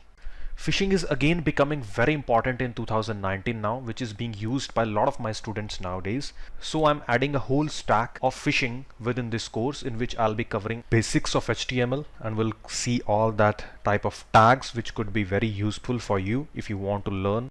And then we'll also learn how to create the complete full websites as well from the scratch, which would be very useful for you even while you'll create the fake bank websites for the catfishing.